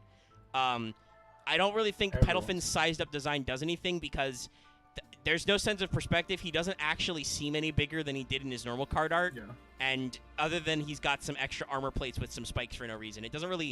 This card doesn't really add anything to either of the monsters that were made up from it. So it's just kind of like, okay, they're together. Cool. Yeah, this art is not great. I'm gonna be honest. I would also It's say, not bad, unfortunately, it's just... because they've done this kind of like Free Willy leaping out of the water shot, this artist has kind of wasted the thing they're best at, which is backgrounds. You just have like a very hazy shoreline in the back. This is easily the least ambitious and most boring art they did. Because even the Apollio... No, Zed, I will call the cops. Stop trying to make this a lollibaba. She is it's very explicit how there are other children. How here. Ritual Beast works. That the Kambui is an old dude now. All the rest are kids. When we get to Winda, the only reason why she looks young is because she was dead for a while. It's the Amelia It's because problem. she got resurrected and turned into There's a lot of people that... She got turned into a puppet and then got to be reorganic again. The lollipop was apparently last week with fucking Ariel. Yeah, Ariel didn't... Or not age Ariel, or what's her Amelia. fucking name? She turned me into a newt. The one who did the redhead. Yeah, Amelia. I mentioned her, yeah. Amelia just again, I feel like there's something with this like era of archetypes. Look, Japan has issues. There is a weird amorphous amount of time that has passed and is not at the same time. I guess what the artist probably didn't want to do is they probably didn't want to draw Amelia any older because they were afraid people would mistake her for Noelia. Probably. That's fair. Like I mean, because like we said, Avance is... looks very different even when he's in his Necros like ritual forms. Amelia looks like herself. Alternative solution. The artist they got wanted to draw them that way for reasons. No, never. Was that Hanlon's razor? Never attribute to malice what you can attribute to just incompetence. Hanlon's razor. I was so thinking it's is there one for like is there one for sexual? Is there one for libido? No, shut up, Axe. You're making it weird. I mean that was his goal. I mean it was already weird. But anyway, the entire concept everybody here is making it weird. Anyway, solemn conversation. Axe is gonna cut me off, so I solemn him as well. Solemn conversation. We need to make a custom card now. Solemn conversation. I end all forms of conversation. I will deafen and mute myself so you can't even hear those motherfuckers.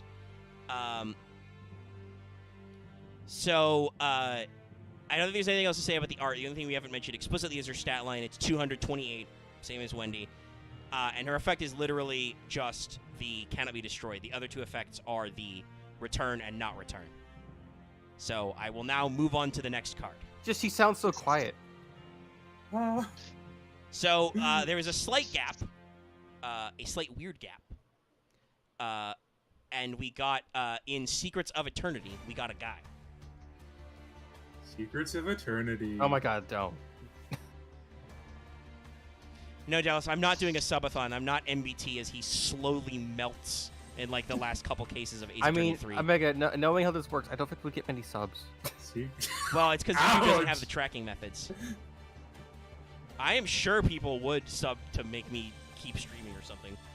Fail Portrayal, you know, as long as the sub count goes up, Fail Portrayal keeps going. Actually, I think it'd be called a subscribe-a-thon, but yeah. That's still a subathon? That's what that means. I rebanish Axe. He keeps summoning himself back from the banish zone. I put him back. Axe, what did you think a subathon was? A marathon for bottoms? This is Spiritual Beast Rampengu. Wait. It's a sassy penguin. What do we want to say about this sassy penguin? I have an S-Force creature. Come back for the It is a very sassy penguin. This penguin is a bottom. This is... Okay.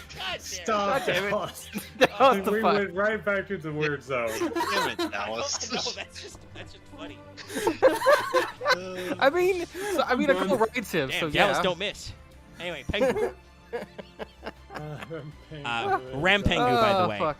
Oh, Jesus Christ. It's a smug Hold on. penguin. I once again, shout out to this is one of those shout out to the TCG. This guy's Japanese name is Ramupenta? What the fuck? Rampengu's way better. Pengu, man. Yeah, this one is smug punk penguin. Now, I will say there is a problem with this card. Yeah. This is a beast.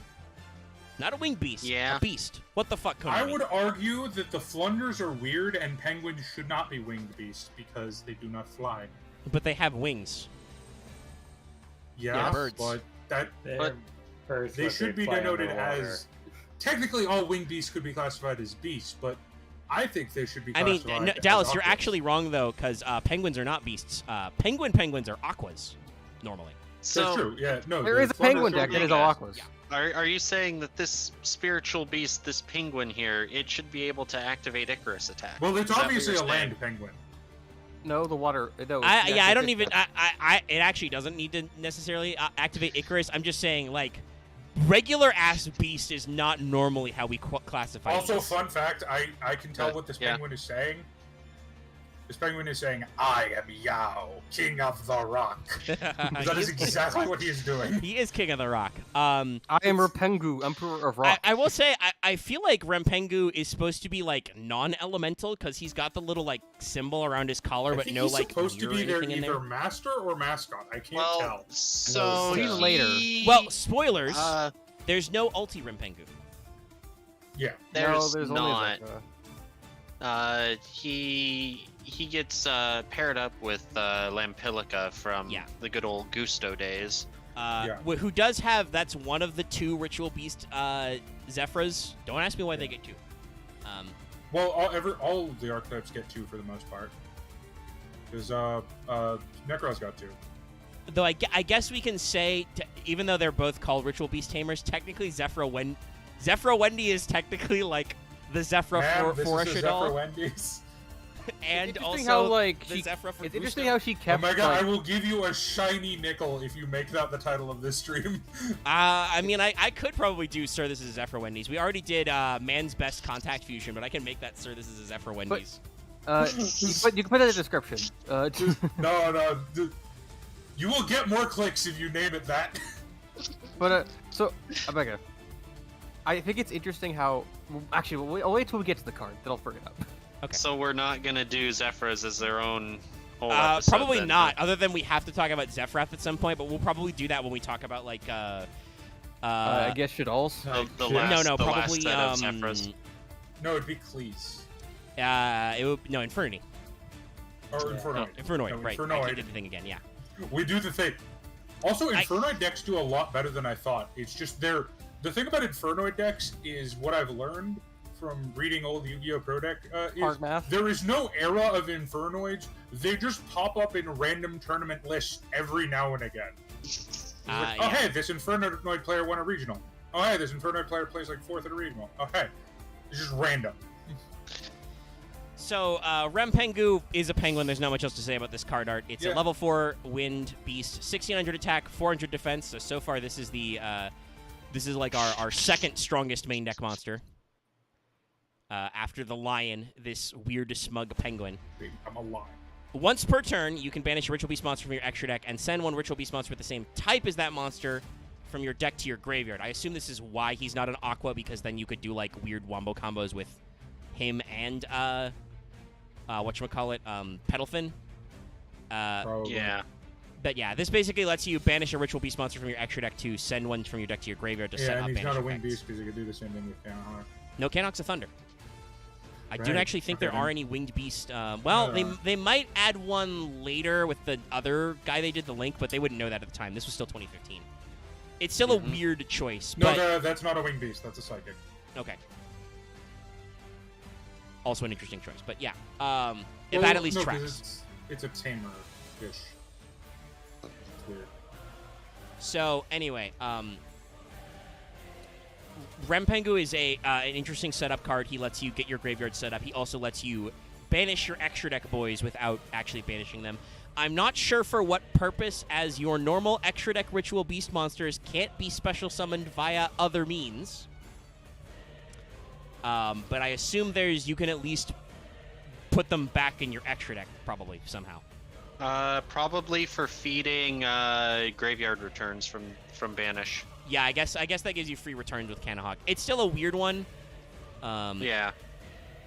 And then it gives you something to kind of ping pong between your graveyard and your banish pile. He's a foolish, and you already involve your banish zone, so there's stuff you can do. Yeah, foolishing is worth it on its own. Just because it lets you get like certain cards into rotation. Yeah. And again, like I said earlier, just getting one each into rotation is very important in Ritual Also, Beast. fun fact: in modern Yu-Gi-Oh, you can just play what the fuck is the card again? A Dimension Shifter. In Ritual Beast. Yeah. Because it turns the graveyard into the banish pile, and you're cool with that. So around this time, I don't think there were any other arts of their spell traps so far that were really that interesting. Mostly they're just like Ritual Beasts writing places. They let you do some decent setup. I think we should bring up one. This is a very ambush card. Yeah, this is ambush. Oh no, I was actually thinking because their best spell trap is Steeds. Well, yeah. Yeah, Steeds that's our thumbnail. We can mention what Steeds does. I think I alluded to it later, but I can read the exact text. Yeah. And actually, are there any other like spell traps for Ritual Beast Tamers like interesting? No, not really. That's what I said. Most of the card art's they're not also really bad. interest. The only two good ones are Steeds and. You're killing me, Smalls. Where the So the Yugipedia is cool for because they have better card art galleries. They have way too many fucking boxes in their box formats. I'm gonna have to hard search Ritual Beast Steeds because I cannot figure out what box Ritual Beast spell traps go in. For its effect. Yeah. If you control a Ritual Beast monster, destroy monsters on the field up to the number of Ritual Beast monsters you currently control. Yeah, so board wipe. Fairly interesting effect. It's also, I do not believe this is targeting. I don't believe so. No, either. it is not. Yeah, it doesn't say it explicitly targets. So that's a fairly decent card. Yeah. The card art is the reason why I did not pull it. I used it as the thumbnail, but I did not pull up the card art in full on its own. Is because it's very boring.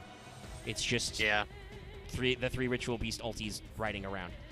Whereas this is Ambush is actually interesting art-wise because you can see Pilika and Rempengu here seeing, Yazi and Shadow's fighting and shit, and then this is while she's distracted. Wen is Petalfin Wen is getting shadow napped right now.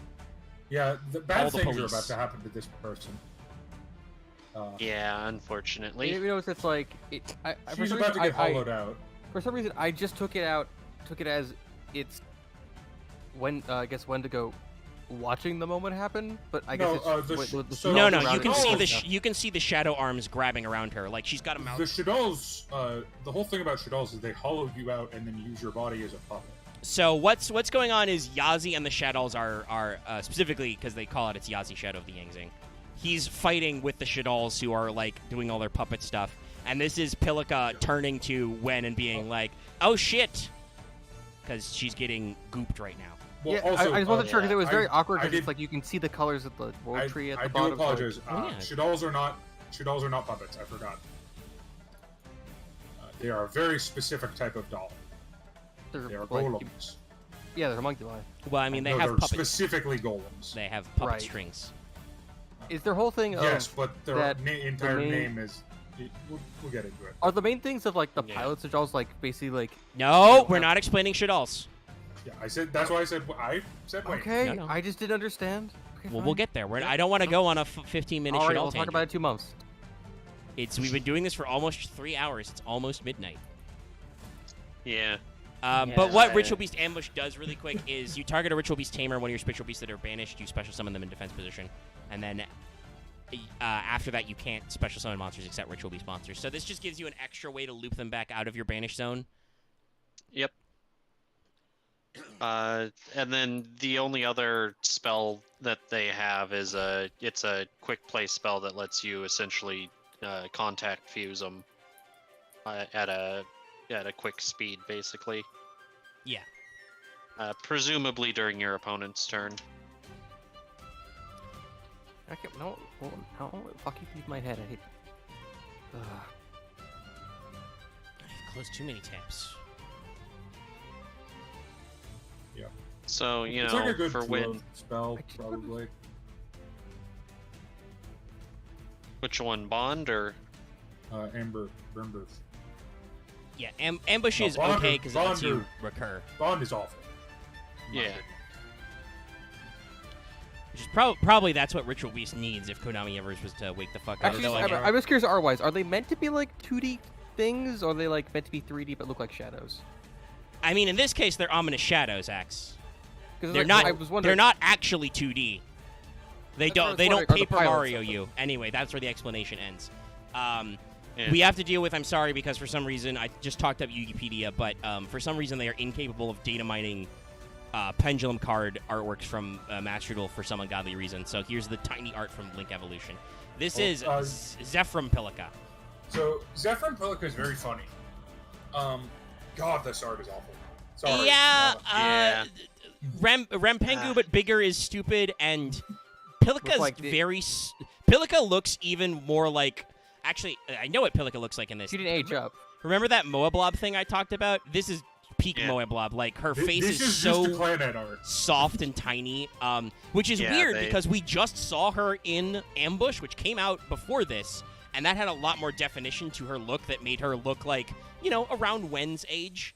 The weirdest thing is, like, what I've kind of noticed of a lot of the Zephyros is that they are resurrected the time they died, or back at the point before they ever got, like, fucked up thing. Well, yeah.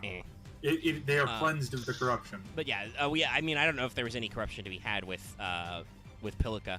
I think she got napped as well, but Zefra was able to save her. Oh, did you think she got sucked in by like all like the pods? I don't think there's any.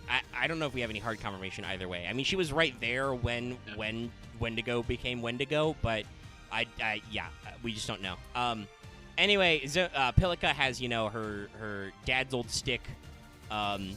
This card art is obviously very tiny. It's hard to see, but it's definitely drawn with like a softer, cutesier style than before.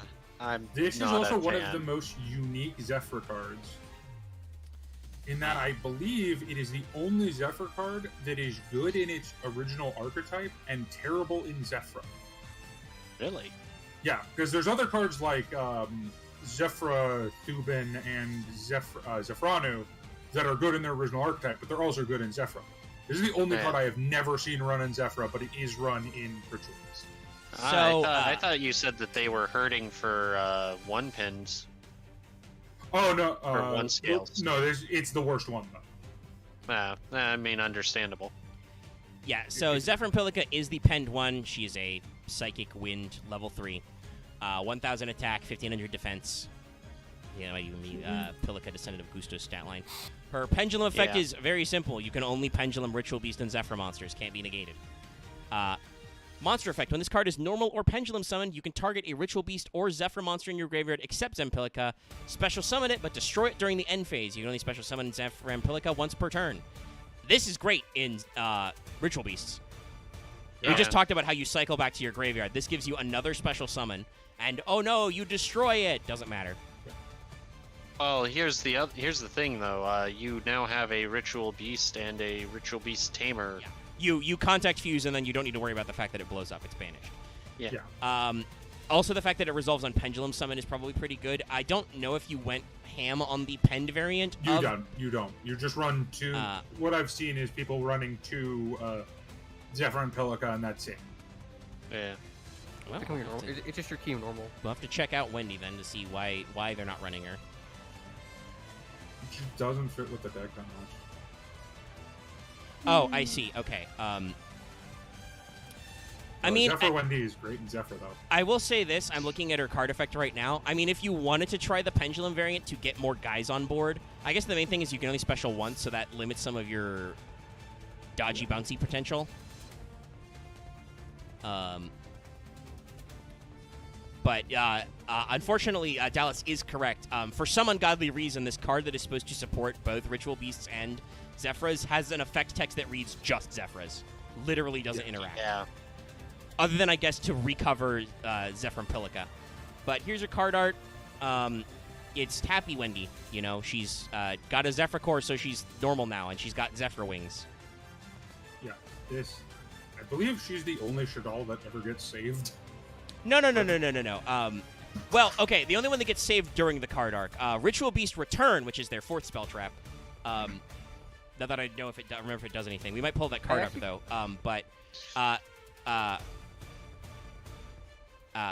Wendy gets better. Shadal Wendy. Which, by the way, is not this one. This is Wen as in Tamer Wen and Wendigo, not Winda. Yeah. Winda gets better.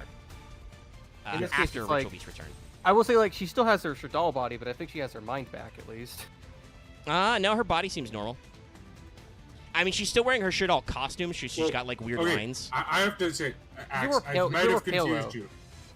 When I say hollow out, they don't actually hollow them out. They remove their souls. Oh, okay. Though I do believe Winda does have some puppet-like aspects to her body. Winda does, but that might also just because she was already dead. Yeah, because the whole thing about I'll just go over it very briefly. The whole thing about Shadal, Nefes, and that's all about the soul.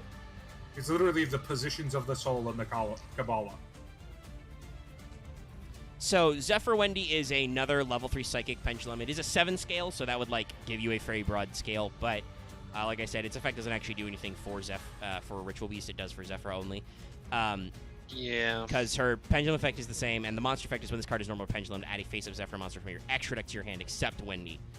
So, yes, that lets you recur Pilicas who got, but otherwise does absolutely nothing for this deck. That is, Zed does bring up a funny point.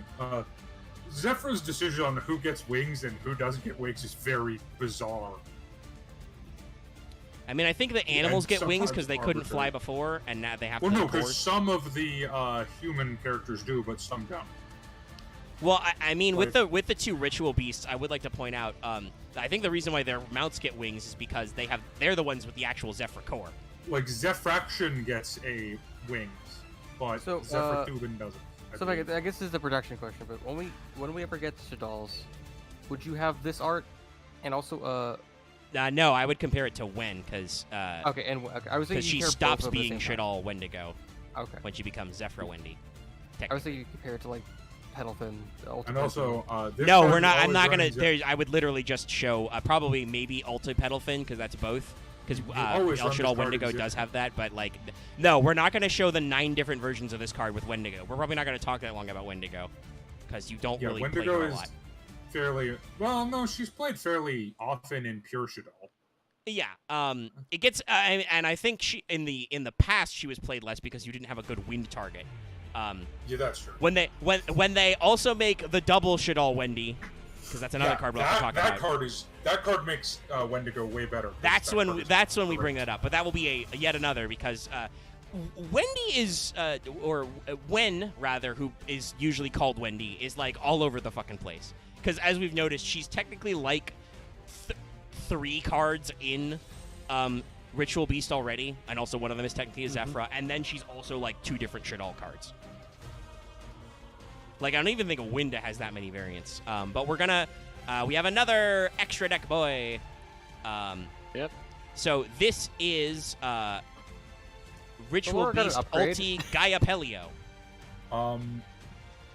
They just stole the Naturia Beast dude. Yes. They did. Yeah, actually. No, Laura, it's not like Laura literally jumped on his back. He always did. Gaia's Trio has a tree on his back. He like. Oh, right, he's Gaia's Trio, not. Yes. He's the guardian of the tree. But Laura, I think literally just jumped on his back and he's like, "Okay, you're my mount now." Yeah, no, I mean that makes sense. That's the thing.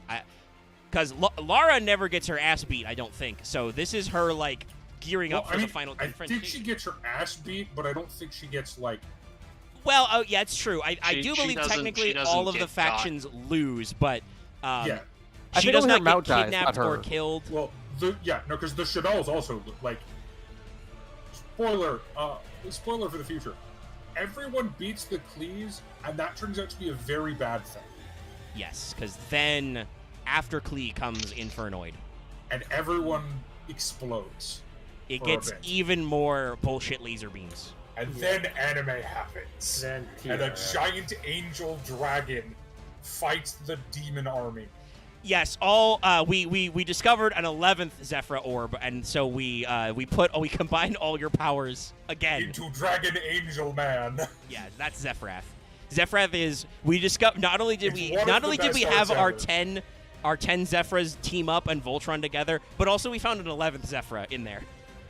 We found one more. Well, no, it wasn't. The thing is, it's not the 10 Zefras. Well, yeah, it's the 10 Zefra. 11 Zefras and the 9 Yang Zings, both of which are not the correct numbers for what we have on So the 20 Cosmics. No, 19. What? Well, remember, some of the Zefras are also Yang Zings. Yeah. There's 10 Zephyr cores and 9 Yang Zing orbs. Yeah. But some of them are shared.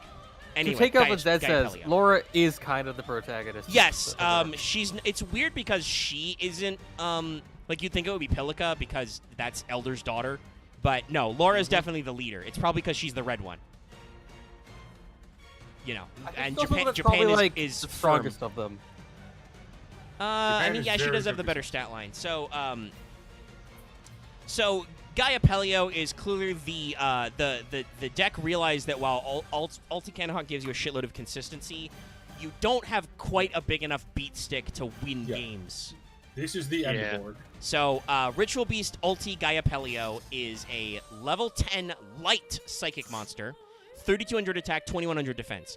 Now, the thing is, this is a 3-mat contact fusion, so it requires a little bit of setup. It is basically their version. It's their Elysium. Yes, you need an Ulti, the Tamer, and then the Spiritual Beast monster. So you need with Ulti Tamer Tamer is not that hard to No, and especially like I said, also with some of your spell traps, you can recycle the guys. So yeah, technically when I said that Ulti Pedoflin had your highest stat line, I was wrong. This guy does have a higher stat line, but he takes some doing. He requires extra setup. It's not necessarily difficult, but it does require you to at least go through at least one contact fusion without being interrupted. Which is not that hard. And then having the juice to make a second. Yeah. Now, for some ungodly reason, Ulti Capelio, and it has the normal contact fusion effect. It says, if summoned this way, even though you can literally only summon it that way unless there's a card that cheats it out, but I don't think Waking the Dragons works on this. But it gains the following effect. During either player's turn, when a spell or trap card is activated, you can banish a Ritual Beast from your hand to negate and destroy. Basically, it has a Naturia effect. this is a fairly decent boss monster for this archetype. You get to, it does require you to have hand setup, which you may or may not, depending on how you got to this end state. Yeah. But still, it is a quick effect negate. It is not a once per turn negate. As long as you can keep banishing, you can keep negating a spell trap. Oh, the ultimate style of negate. Yeah, this is it's not an omni negate, but it is not a gated negate. So long as you can keep banishing Ritual Beast cards from your hand, you can keep stopping spell traps. Very Naturia. It's been a bit, so remind me, do any of them when you banish them just go back to your hand? Nope. No, I don't believe any of them loop back to your hand, but some of them can be reset from graveyard that way or do other things. I don't think any of them search when banished either. Like, Ritual Beast is cool. They're not that cool. Like, this is still 2015 card design. If this archetype was made, like, now, absolutely one of those assholes would be, when this card is banished, shuffle it back into your deck or something goofy. Well, no, that would break the archetype. You could go almost infinite with it. That's what. Well, I mean, shuffle back into deck. You would not necessarily go infinite. You would need further cards to search it out. A lot of the cards can banish from deck. No. Like Halc banishes from deck. Nope. Well, yeah, regular Halc does. Yeah. But that requires you. That's still. I mean, it's not. And it's not a once per turn, so you could just go. Me. Anyway, you get what there's not any way. Actually, I'm literally doing research. Well, Dallas is derailing the whole thing. Halc. Once per turn, you may banish a Ritual Beast from your deck face up. That implies I'm able to read. Yeah, I was like, Dallas is like, that's not a once per turn. I'm like, it literally is. And even if it's not a hard once per turn, you can't special summon more than one Halc. And I don't believe you can physically set up so you can normal summon more than one Halc. Yeah. I mean, you can with their link, but you'd have to play like double summon or something. Yeah, no, their link is literally a double summon. Bother. There's like the only card that cheats is Thano is Bond. Like, guys, their link. Okay. What was that? Something about links? Art-wise. Anyway. I don't want me to go back to talk about weird sex shit? Because I can. I can do it. I will. Nobody has anything to say about this card's artwork, though. Obviously, we're in the state where it's cool. It's a negate. And then this was basically it. Like, they didn't really do anything. This was Crossed Souls. So, after that, they just kind of went on hold for a little bit.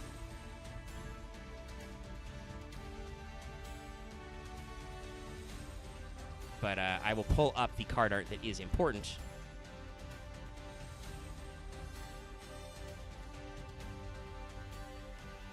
Because we waited 2 years to get this support. What's going on?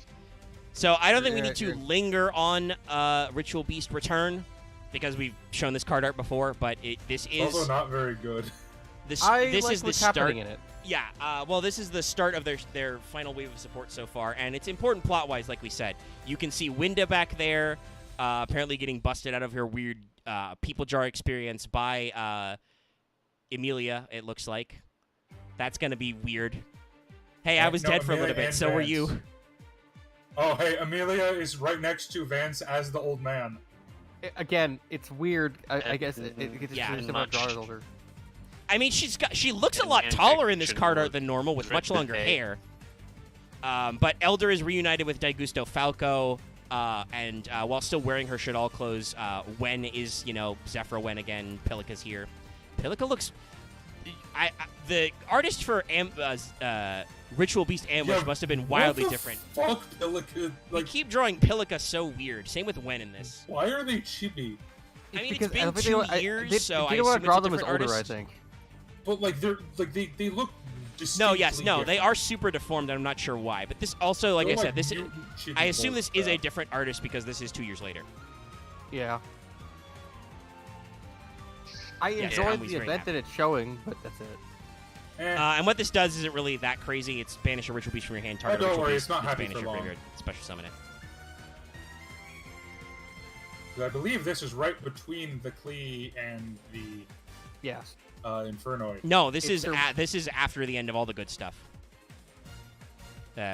We've blown up Tierra. We're good. Oh wait, no. Right, because it's Decatron. Yeah, Decatron's busted up in the background. We're good.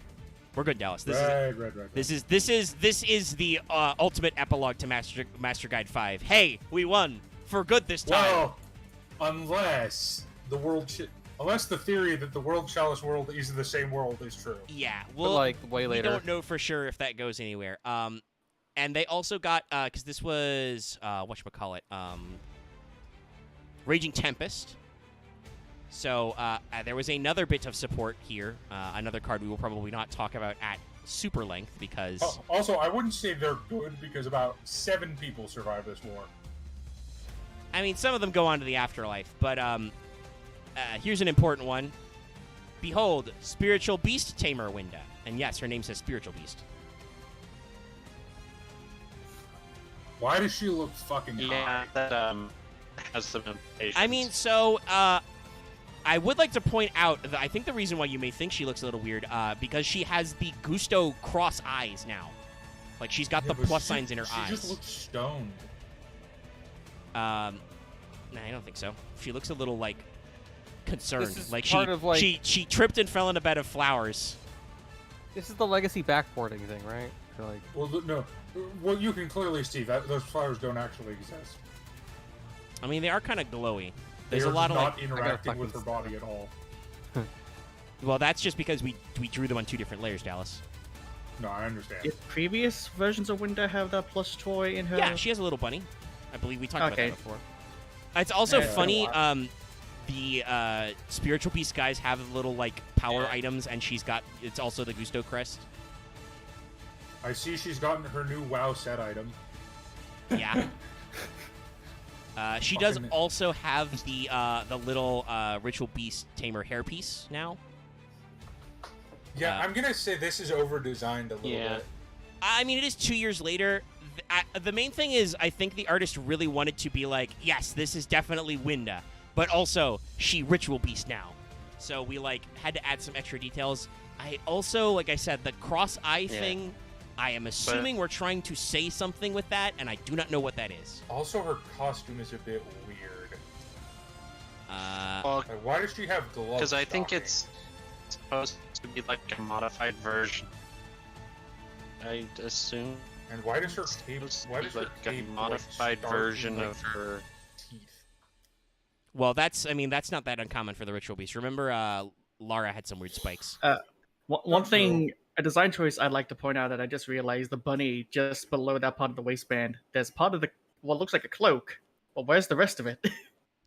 Yeah, so for comparison, let me actually pull up because I double checked it. I guess I should. I will not show El Shadal Winda, but I'll double check that one. But we can pull up Winda Priestess of Gusto, because this is a different outfit from that. Same staff. Yeah. But and you can definitely tell wildly different artists because she's got the same, but I think elements of her. You are breaking the fuck up right now, David. No, her Shadal costume is also completely. Oh, thank fuck it wasn't just me. She's also wearing way more clothes as El Shadal Winda. Yeah. Also, in Winda, she is actually got some like doll joints and shit. Well, yeah. Like her proportions are not human. Her waist is like super well jointed. Yeah, she has a super hourglass waist as Shadal. She's changed out her weird white dress for what looks like a purple bodice. Yeah, she's got like a halter top, but she's still wearing her body glove thing. Bodysuit? And she gets her before she gets Shadaled? I mean, this is Winda, the Gusto, right? And then she dies during that conflict, and then this is her after because the Ritual Beasts don't exist. Golems. Like, I don't think the Winda in El Shadal Winda is actually Winda's body. I think the body is held in another place while they do. I don't know for sure. We'll get to that when we get through Shadal. Dallas really likes to assume that the Japanese are being very lore accurate with their weird things. That he knows lots of stuff that's about. Not lore accurate at all. I just remember the Shadals have a bunch of people in vats. I mean, that is Winda, but that might also that might be the El Shaddoll Winda later after she gets like partially exploded or something. I thought all the Clees put the Shaddolls in vats. Yeah, like I said, there's some fights. Please don't have much to do with the Shaddolls. Kind of just arrived here and went, we want to fuck these things up. Well, the Shaddoll core is Karen Gorgon, who was Crystal, because he still had the evil swarm juice in him, probably. Yeah, but it's also a thing from another dimension as well. It's weird. Well, we'll get there when we get there. But yeah, this is a different outfit. I do kind of feel like they tried to keep the artist clearly tried to take a similar composition, but you can tell it is a different artist because she has a different facial structure between the two. And they kept her color scheme kind of the same, but she's wearing like a cloak now as opposed to like a ready jacket. She does now have her stuffed animal, though either she shrunk or it grew.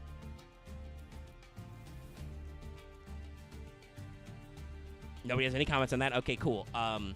Wait, what? Sorry, I didn't get the stuffed animal. Oh, either she shrunk or it grew. I think it grew.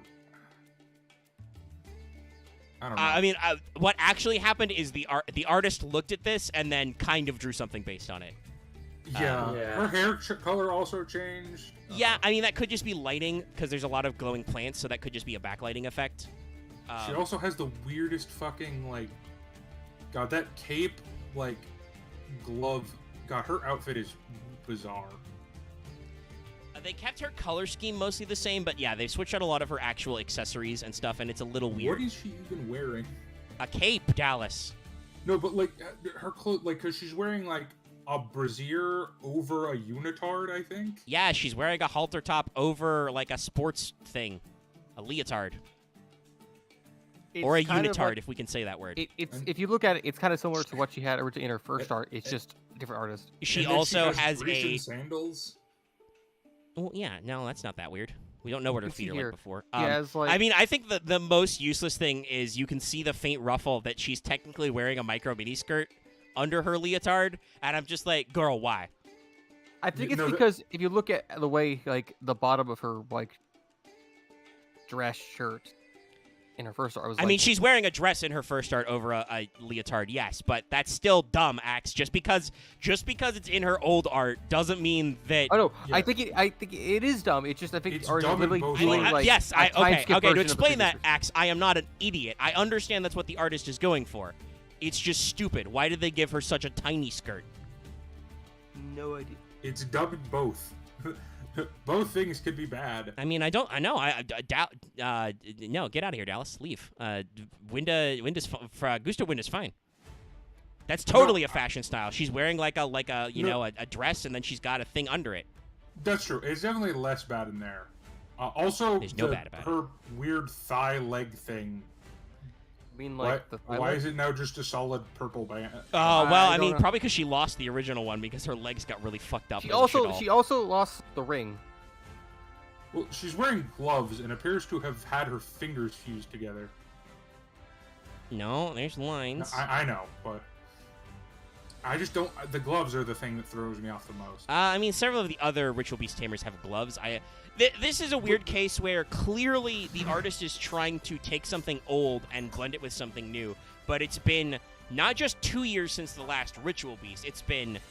Oh, gosh, when was Gusto? Hold on, I have Winda pulled up. When was she printed? Gusto was like 2005. 10? No, 2006. You are really wrong, Dallas. Gusto? You're super wrong. 2011. Gusto was part... Yeah, I was going to say they're part of... I have no concept of time. Hidden really Arsenal don't. 5. Yeah, Hidden Arsenal 5. But yeah, so it's been several years since this window was drawn. Which, why I know that? It's because they weren't in the Hidden Arsenal reprint box. Well, because they were Hidden Arsenal 5. Yeah. I don't know. I don't really like the new window art. I just don't. Well, it goes to Konami's changes of art style. Yeah. Yeah. She also looks Also, her unhappy. trench coat was a lot cooler than her cape. Well, yeah. That's just facts. Okay, I mean, Architect, you're technically correct. They're different. I don't She's wearing a skin-tight shirt that blends into skin-tight shorts. Just because one of them is a slightly more purple-gray, I don't actually... That could just be lighting of the artist. I think we should... Because there's like a weird blue shift on here. Anyway. Also, her staff is dumb in both arts. I will stand by that. Okay. Well, I roll to disbelief, and you're wrong. Okay, cool. You fail. I'd rock that staff. Okay, I guess. Natural 20, Dallas. Suck a butt. Thank you, Zinc Dice. I don't know if that was audible, by the way. That was my Zinc Dice I got for Delta Green. They're fucking heavy. Because they're actual metal all the way through. Ha! I beat your natural 20 with my natural 1. Suck a dick. Sure, that's how that works. The duality of man. Spiritual Beast Tamer Winda is a level 4 Wind Psychic, 1600 attack, 1800 defense. I guess because she's a 4, they want to kind of do the like Spiritual Beast thing. Anyway, if this card is destroyed by an opponent's card effect, or destroyed by an opponent's card, battler card effect, special summon a Ritual Beast monster from your deck or extra deck, ignoring its summoning conditions. So this is also the Gaia's Trio cheat way, I guess. You can only special summon Winda once per turn. So this is okay. I think the primary problem is just the timing, because it's got to be an opponent's card. I guess the simplest way is summon out Winda, crash during battle phase, go into your big bungus in the middle of battle phase. Yeah. As far as Yu-Gi-Oh, normal Yu-Gi-Oh, she's not played much. No. If at all. The relying on your opponent's destruction for a fun effect is not very proactive. Look, Tamer Elder is just better. Like, he is the OG and the one that is used at 3. I was gonna say I will still look for copies of these. Is she out in our series? Yeah, it was not Extreme Force. That's the other one. Raging Tempest. Yeah, it happened. No, she was a rare. Force is not yet.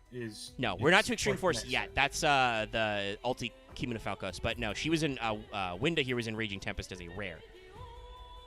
Which may or may not mean she exists because, you know, the rare ratio is really fucked. But anyway. Yeah. Anyway, speaking of, I don't know why it's Kimun Falcos, but yeah, Ritual Beast Ulti Kimun Falcos. So it's you know, Winda and Daigusto Falco back again. I think it's just a weird thing where I think the series just likes aging their dudes up like a lot. I think might be just the thing. I don't get it. Because I think they don't want to talk about it anymore. Yeah, same here. I don't think there's anything further to be done in this argument. No. Yeah. Nope. There's not a lot to say about this card art. It's Wendy. I think she looks slightly better in this because I feel like her cape got smaller. It's the cloak and then also like the thing in the bottom. Yeah. It looks okay, I guess. Yeah. And I think her facial features also got a little more. It's smaller, but they got more distinct. Like she's got more dynamic shadows and stuff. But there's not a lot else to say because we just saw Wendy. We've seen Elder already, and hey, it's just Daigusto Falco. They did not do anything to redesign him. Yeah. It made him bigger. No, I think Daigusto Falco was already this big. They could have let this be a Gusto link as well, but no, they didn't. Why? Well, you already got your weird Gusto bridge with Pilica. Spoiler: this was an early link and a rare at that, and also I think the second worst link in the entire set. Well, so we've bitched a lot about how generic Link 2s are Satan. Guess what? Kimun Falcos is not generic. Again, art. I don't think there's anything to talk about. This is another Psychic Wind. I guess we're really just not committing to putting Winged Beast in this archetype for some reason. It's 2 Ritual Beast monsters. Ritual Beast monsters. This card points. It's 1800 by the way. Link 2. It has the normal bottom pointing 2 arrows. So Ritual Beast monsters. This card points to gain 600 attack and defense. You can banish 1 Ritual Beast monster from your graveyard. Card from your graveyard, not monster. Sorry. Immediately after this effect resolves, normal summon a Ritual Beast monster from your hand, so it has a double summon thing. Dallas did talk about that. Note that this doesn't say you can only. Oh yes, you can only use that effect of Kimun Falcos once per turn. So you can't gain the benefit once per turn, but you can only use the effect once per turn. Then quick effect, you can return this card to the extra deck, target 2 of your banished monsters, special summon them. So Falcos is pretty good. He gives you attack modulation, which is something a lot of your guys could use. And remember, this was printed in MR4, so you have to be... If this guy is in your EMZ, you have to be fusion summoning to the zones he points to. The problem with this card... It's not even a problem with this card. It's the reason this card kind of... This is a pretty generic and okay Link in a set that had some fucking broken ones. Well, it's not generic, though, Dallas, is the thing. You can only play this in Ritual Beast. Well, okay, so the Extreme Force was the set that they did the art, like a bunch of archetype links. This is definitely kind of one of the ones that is referred to as, like, the bad ones. Because, spoiler, this is the same set that has Curious, and Gemnite Quartz. Yeah, so let's see. It's Curious, Master King, Gemnite, Steel Swarm Origin, Cleafort Genius, Zephyr Meltron, Scramble Eggs a Trap, Electromite and Isolde. That's the big ones, Electromite and Isolde. Yeah. I mean, no, I would argue Curious is up there. That's actually, Curious is the Lightsworn Link 3 is also pretty good, because it's same attribute but different types, so that's a very... the main issue here is still, it's a lot of these cards are problems because they are grossly generic. Like, even Cleafort Genius is 2 machines. And then you get stuff like Quartz, which, while not generic for its archetype, was great. Quartz is a great gem Link 2 because it's fucking And same good. with Metaltron. It's too... Kamuna Falcos does the things you would want out of a Ritual Beast Link 2. I just don't think it does enough to make the archetype playable. Because it lets you get an extra normal summon. It's better than Master King Archfiend. True facts. So what I would personally say is, if we wanted Konami, if you're listening, if you want to revitalize Ritual Beasts, first of all, you literally they don't need links. Do Ultima Rampengu and make him good, make him do something that the deck doesn't do already that they need. Because that's the wombo combo you haven't done. And also probably give them more spell traps that do something relevant. Like give them a field spell that like lets them do something neat when they contact fuse or something. I did not know this was a card. Why is this card here and why is it terrible? What card? Sorry, I'm looking at Extreme Force. I'm gonna have to look this up to pronounce it because I can't. What kind of Clara card is it? and Rushka, the Ventrilo Duo. Oh, yeah, Ventrilo Duo. It's a Link 1 that is generic. That can only be Link summoned during main phase 2. Yeah, nobody ever uses I saw that get used in one of MBT's tournaments. I forget which one. That was someone doing a meme, I think. Almost assuredly. I'm trying to see. When was this? I don't think so. They had a reason. I mean, the primary problem will never. This is like our. Considering the other Link Ultra is Mech Knight Supreme Spectrum, and then you've got Saryuya above that in secret. Woe betide any motherfucker. So me, by the way. It'll be me who gets Clara and Rushka. Because that's not gonna be any good. I'm not defending Clara and Rushka. I mean, if you get Clara and Rushka, you could have gotten Isolde 2 Tales of Noble Knights.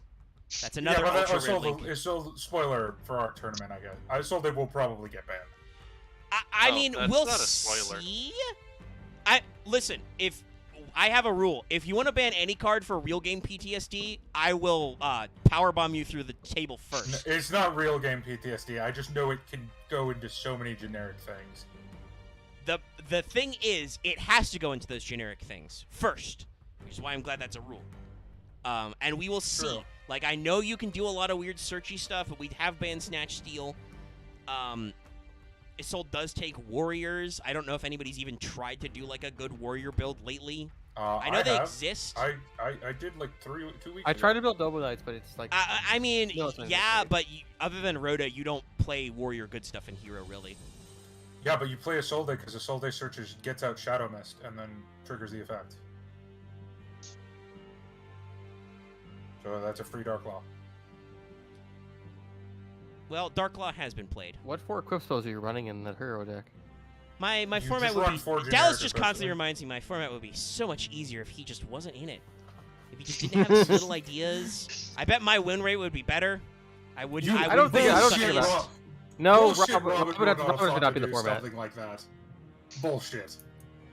Yes, Robin won't do that. I don't even know if he owns a Dark Claw. You guys assume a lot of evil energy on Robin. I don't assume anything about Robin. No, I meant as in his win rate. I assume a lot of gremlin energy on Robin. He's the one who is also playing Gofu in his deck. Well, yeah, but that's... I mean, I've already expressed that I don't like that. I understand. You're not power bombing him yet, though. All right, I'm putting Gofu on the list. Fuck you guys. I'm done with you. Gofu goes banned. All right. I wasn't playing him anyway. I've reached my critical annoyance. You can't neener Omega. He will be like. I wasn't doing. That was. Yes, Axe. you were. You were like. Well, but Rabbit plays Gofu too. Don't you hate that? You're right, Dallas. I do hate that. Gofu goes to jail. He's never coming back. I agree. Oh man, I feel like Dallas didn't agree earlier, but here we are. At least I said he should be banned. At least we get Omega's rage out today and tomorrow. So when we play Delta Green, he's not angry at us. It's great. Axe needs to realize that we play Delta Green for 4 hours on Sunday, and he has to interact with me a lot of other times. Maybe it's the trauma. What trauma? You don't have any Delta Green trauma. Delta Green is great. No, I was talking about I'm talking about social trauma with you, just all of you people in general. What do you mean, you people? Delta Green is fine. I know. Maybe that's the only thing you could say to you. Thanks, are you actually banning? Yeah, I put him in red. He's on the list. Okay. I'm on stream right now. There's no bluff call. I will. Permission to at Robin. I mean, if he's playing it next week, you probably should let him know. You should also tell him it's your fault. No, don't tell him that. Wait for him to find out physically. Also, Robin, are you here? He's usually listening in. I guess he must be busy. No, he's offline right now. Yeah. Robin, I apologize, but I don't apologize. Dallas tweaked me. I also have no... By the way, it's Tuesday. I still don't know what the fucking bracket is. Yeah. I checked it as soon as you asked. Yeah, I know, but I'm just saying. Like, I don't know what I'm reasonably certain David said he wasn't available this week, but I don't know for sure. Yeah, no, I said that I'm not available. Yeah. I will be here. I will not be playing. Well, it's a terrible shame. You're gonna miss the 1 week where your Monarch deck's gonna be really cool, but here we are. I wanted to play something other than Monarch anyway, but... Wait a second, I thought you said that you'd punch anyone who played Monarch. I mean, we did say that, but that we didn't actually say that would stop anybody from playing. But like David, your face is like steel. You don't care about being punched. The rule was we understand people are going to do this and we're going to hate you for it. Not here's the thing, you're not going to do that. I would argue that no extra deck Monarch is not as gross of a play as True Draco is on this week. I don't actually know about that. As the guy sorry, who's no been... extra deck. Well, yeah, no, if I owned the name Monarchs Erupt, then I could try that wombo combo possibly, but I don't. As our one pure True Draco pilot, I have actually not been trying to do that. I mean, I'm the one who's actually clocked in a couple of weeks with it. Actually. I have also been hoarding the Monarchs Erupt, not even to play in Monarch, but just to prevent True Draco Monarchs Erupt. Robin offered me to trade me Monarchs Erupt, but I was like, Robin's a psychopath. It was only for one though, and I much more needed to get my first Ignis Heat out of him. Was my trade, because he was offering Erupt first, and I was like, that's cool. I don't think I have a good enough True Draco deck to get rid of my extra deck yet. I know it's I know this is rich coming from me, but I think Robin's incredibly hard to trade with. I don't know if he's hard to trade with. I would say he's the hardest person. He demands something high and he doesn't budge ever. I think he's hard for different reasons. I think he's hard to trade with because also, you actually can't say that. Yeah. You are the king of up trades. I am the king of...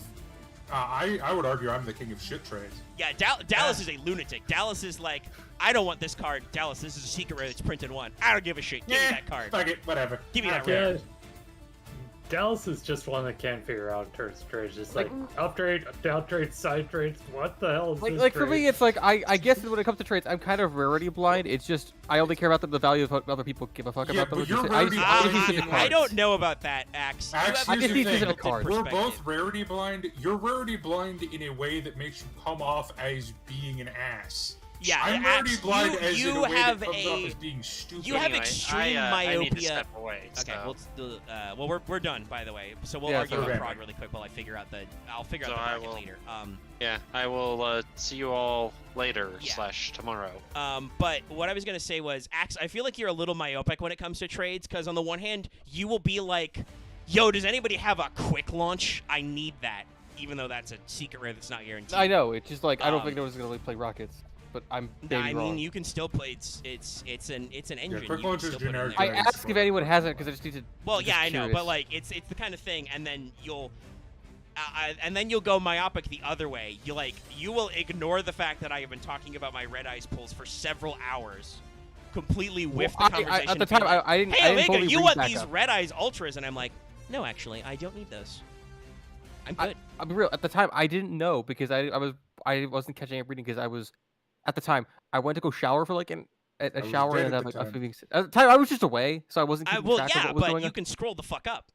The posts were literally. I think my red eyes pulls. By the way, I've accidentally closed Chrome and it is not reopening rapidly. I don't know what's going on. We're still streaming, but if you're chatting, I don't think I can see you because my computer is being goofy. We probably should end the stream, honestly. Ooh, FA's a real deck next week.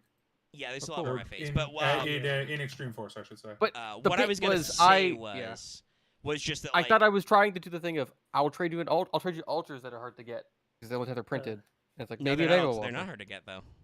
Also, they're reprinted a couple of times. Well, it depends on which ones. No, like the ultras and the Red Eyes ultras and like that set were like things said it was like only 2 times they were like printed. They still get reprinted. No, Baby Dragon gets reprinted. It's like some of the other ones like Red Eyes of Chain. And well, also you're obsessed with Chain. Chain sucks. It's not a good card. I just got one, so I just know what to do. It's good in Duel Links. Yeah, well, we're not playing Duel Links, Dallas. God forbid I could play all the cool archetypes I like, but we're not playing Duel Links. And I mean, Red Eyes is a rogue deck in Duel Links. That says something. But the problem is like I just all these red cards I had nothing to do with it. It's like I don't know that wants them. Well, yeah, but here, I mean, I've been saying I don't have any problem getting Red Eyes cards, and plus I managed to lock in trades, I think, for 2 Baby Dragons. It's why I asked for rares, because it's like I knew you wouldn't want anything like we asked anything ready out of them, so it's like here, just well, something. But like... that's still like the assumption that I want them was the myopia. You're like, Mega, you want these crap Red Eyes cards? I'll take a rare for them. And I don't know they're crap though because they're Red Eyes cards, so it's like it's a gamble. Yeah, but you don't have to say that, okay? Just it's like Axe, do as we say, not as we do. I am a Red Eyes enjoyer. I am allowed to realize that our poor you're archetype not a Red Eyes is shit. Apologist. Look, no, here's the I thing. understand Red Eyes is shit. I also enjoy shit archetypes, so I'm allowed to make fun of Red Eyes. Yeah, Dallas also is like the ultimate rubber and glue man, like, because Dallas will be like, yeah, Red Eyes is shit. Anyway, remember when I tried to play pure Archfiends in like week 9? Like, you can't call him out because he's done all the dumb stuff already. He's also won like half the fun. Dallas is Mr. I almost ran what was it? Naturia Invoked one time. No, Sylvan Invoked. Right, Sylvan Invoked, yeah. It almost worked. I was trying to remember. Naturia Invoked would be terrible because I think Naturias are all Earth. Yeah, they're all Earth. It doesn't work. They are Earth, yes. Sylvan is other colors. Yeah, the reason is Sylvan's a multi-attribute. But weirdly. The point is being is like I was just trying to do the thing of maybe if like I actually trade do like an up trade for the other person, they might actually be more beneficial to me because I take it as everyone gives me shit of being like I need this rare card that I don't have and I don't have equivalents to give because the equivalents are way more valuable cards comparatively. Well, the thing is, you assign value to cards that doesn't exist. Cards are only as valuable as much as you're going to use them. And that's why Dallas is just like, fuck it, I don't need this card anymore. Alternatively, if it's a card he does want, he will be like, no. I will trade God and I will do some crazy shit for cards. Like it's why I traded Robin on my shit. What week is people going to be able to bleed me out on? I can't remember. It's a couple weeks from now that I'm just going to be like, What do you want? I'll trade. Oh, when dangers come out, it's like yeah, danger's gonna be a big one. Any staple, any like hand trap, like you want an ash, I'll give you an ash for a danger. I get the point. Is like for me, it's like I have all these cards that like I actually want to use. It's just they're all the cards that other people want to. Want E-Telly? I also don't. I don't. You say that. I don't know if it's true. It's more when it comes to Robin, because it's always like a staple that I only have one of that I don't want to give him to be his third copy. See, that's the thing. Learn to kill your darlings. I will give that one of staple, and I will give it. Like if I had 2 extra foolish burial goods, I would have no extra foolish burial goods. Now I would have given them both away for Trickstar reincarnation because that's actually a like, it's not essential. But guess what? If you do the Trickstar combo correctly, the Trickstar part anyway, not like slapping them with Ancient Statue or Droll. Alice, could you teach me how to do like the Black Cat Bat like FTK? Because I'm just curious how you can do it. Yeah, sure. Black Cat Bat, Topologic Bomber Dragon. And then Phoenix Flower Amaryllis, and then okay. It infinitely explodes. Oh right. Oh. Well, you need enough plants, right? Yeah. Am I gonna teach you how to build a deck? Fuck no. Okay, fair enough. That's the combo though. Yeah. Good luck doing that in turn 1. Not gonna. How many Lone Flyers do you have?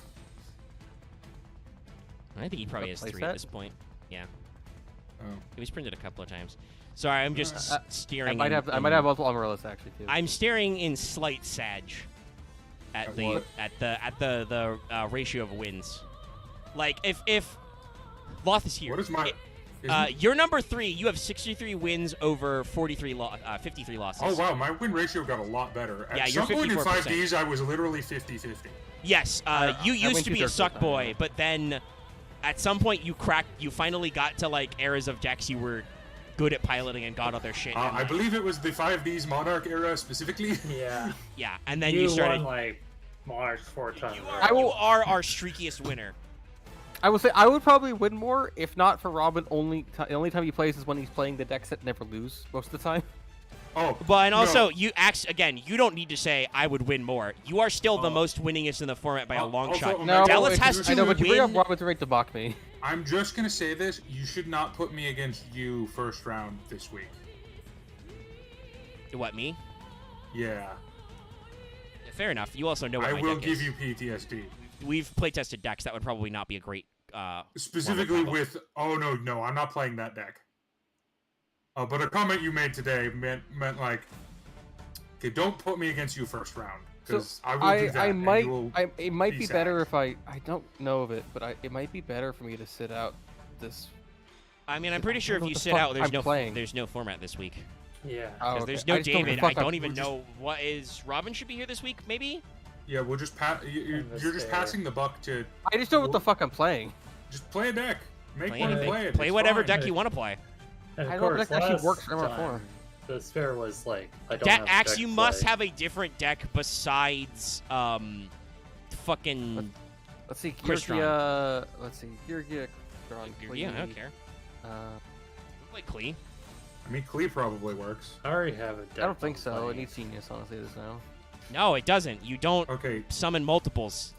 Okay, Omega's never allowed to call me the most meta-brain person. If I could only pen well, it's not meta-brain. I don't think Axe is meta-brain. He just doesn't understand that MR4 not equal Pendulum go die automatically. Pendulum was also killed because of a series of ban lists we are only just now recovering from. Right, I was gonna try trains actually. Yeah, go for that. Trains will work. But like, you only need one extra. I don't. Vesper hasn't RSVP'd. They are probably still being soul crushed by baseball again. It's weird. If I had a superpower to like cause wishes to happen, I would make the Cincinnati Reds be the like greatest team of all time because then Vesper couldn't get distracted by them being terrible at baseball like 2 years in a row. Vesper could also just look at them after the tournament so they can look at it later. They can also just restrain themselves. I mean, I think you don't understand how that works. It could be worse. Oh god, what was that basketball team? It's still pretty bad, Dallas. There was the playoffs game that happened recently that was one of the worst like loss records of all time. I think it's literally a record, and it was in the 7th game of a playoff series. I'm pretty sure like multiple people had death threats on them. What was it? But yeah, sorry, to wrap that up, so Robin is our current, if you don't read the standings, Robin's our current best ratio because he's 28/12. That also means he does have the least losses period, but he's only been here for like half the format. He's only here half the time. Also, he missed a shitload of weeks, like 40 of them. Yeah. Axe is still like the best winner by a lot. Like, I win 2/3 of the time. To put this into perspective, Axe is 72/44. He has a 62% win rate. He is actually like slowly crawling down out of the mid-60s by dropping out in round 1 every week. But Dallas has to win literally 11 games, or no, 9 games, other way around. But still, That's like doable. almost He's 10 done that games. before. He can't win 9 games in 1 week, Axe. He has to win like 3 formats in a row for sure. Yeah. He's done without that before. buys or anything. Yeah, but it's not a guarantee either. Dallas has also like won a week and then gone dry for like 10 weeks. That's fair. So like, I need to yes, actually Dallas sleep is within again. shooting distance. He still will not catch you unless he literally goes 3 weeks. And then I guess for me is like I need to actually just if I start winning again, like forever, it's been a long fucking time. I mean, I gotta be honest. I think your main thing was just you, for some reason, I don't know why, you refused to engage with Pendulum era decks. For I the just most don't part. have besides stepping on your toes for copying one of your decks. I don't have other shit to play. Like what pen stuff to play. I Like, mean, there was Performa? literally Fuck. Axe. Your obsession with not stepping on people's toes is not correct. Limited If format, it's a dude. common Like, deck, play it. You could have played Metal I Foes played- or a Metal Foes hybrid. Some of the I don't fusions want to were fucking rare. play Battlefield. It's like 6 other people were playing that. Well, Okay, then you're that's just bad at that's Yu-Gi-Oh! why you have lost because you have That is been why a you Yu-Gi-Oh lose. hipster. No, because then it's just like what the fuck then? Because You're it's just like a hipster. That's why common archetypes exist, so people can access them. Why do you think tournaments are made up of 60% of the same deck sometimes? Like, because cards are broken and people abuse them to win. Yes. That's I how mean, Yu-Gi-Oh! yes, works. but also Congratulations. some of the times the reason why that's accessible is because those cards are accessible. Like, Also, it's not always broken cards. Sometimes an archetype is just more consistent than other archetypes. it's That's a lot of the performance reasons based, but Pendulum like, Magicians is good. It's like consistency. there have been so many opportunities for low rarity pen decks that were not necessarily stepping on other people's trades. It just like I don't know. I think my decks are always decent because a lot of times I made it to finals. I just lost in finals. Yeah, You've also that's- dropped out a decent amount. I know. am very Robin bad at has semis. finally woken up. Dallas is fine. I'm very bad.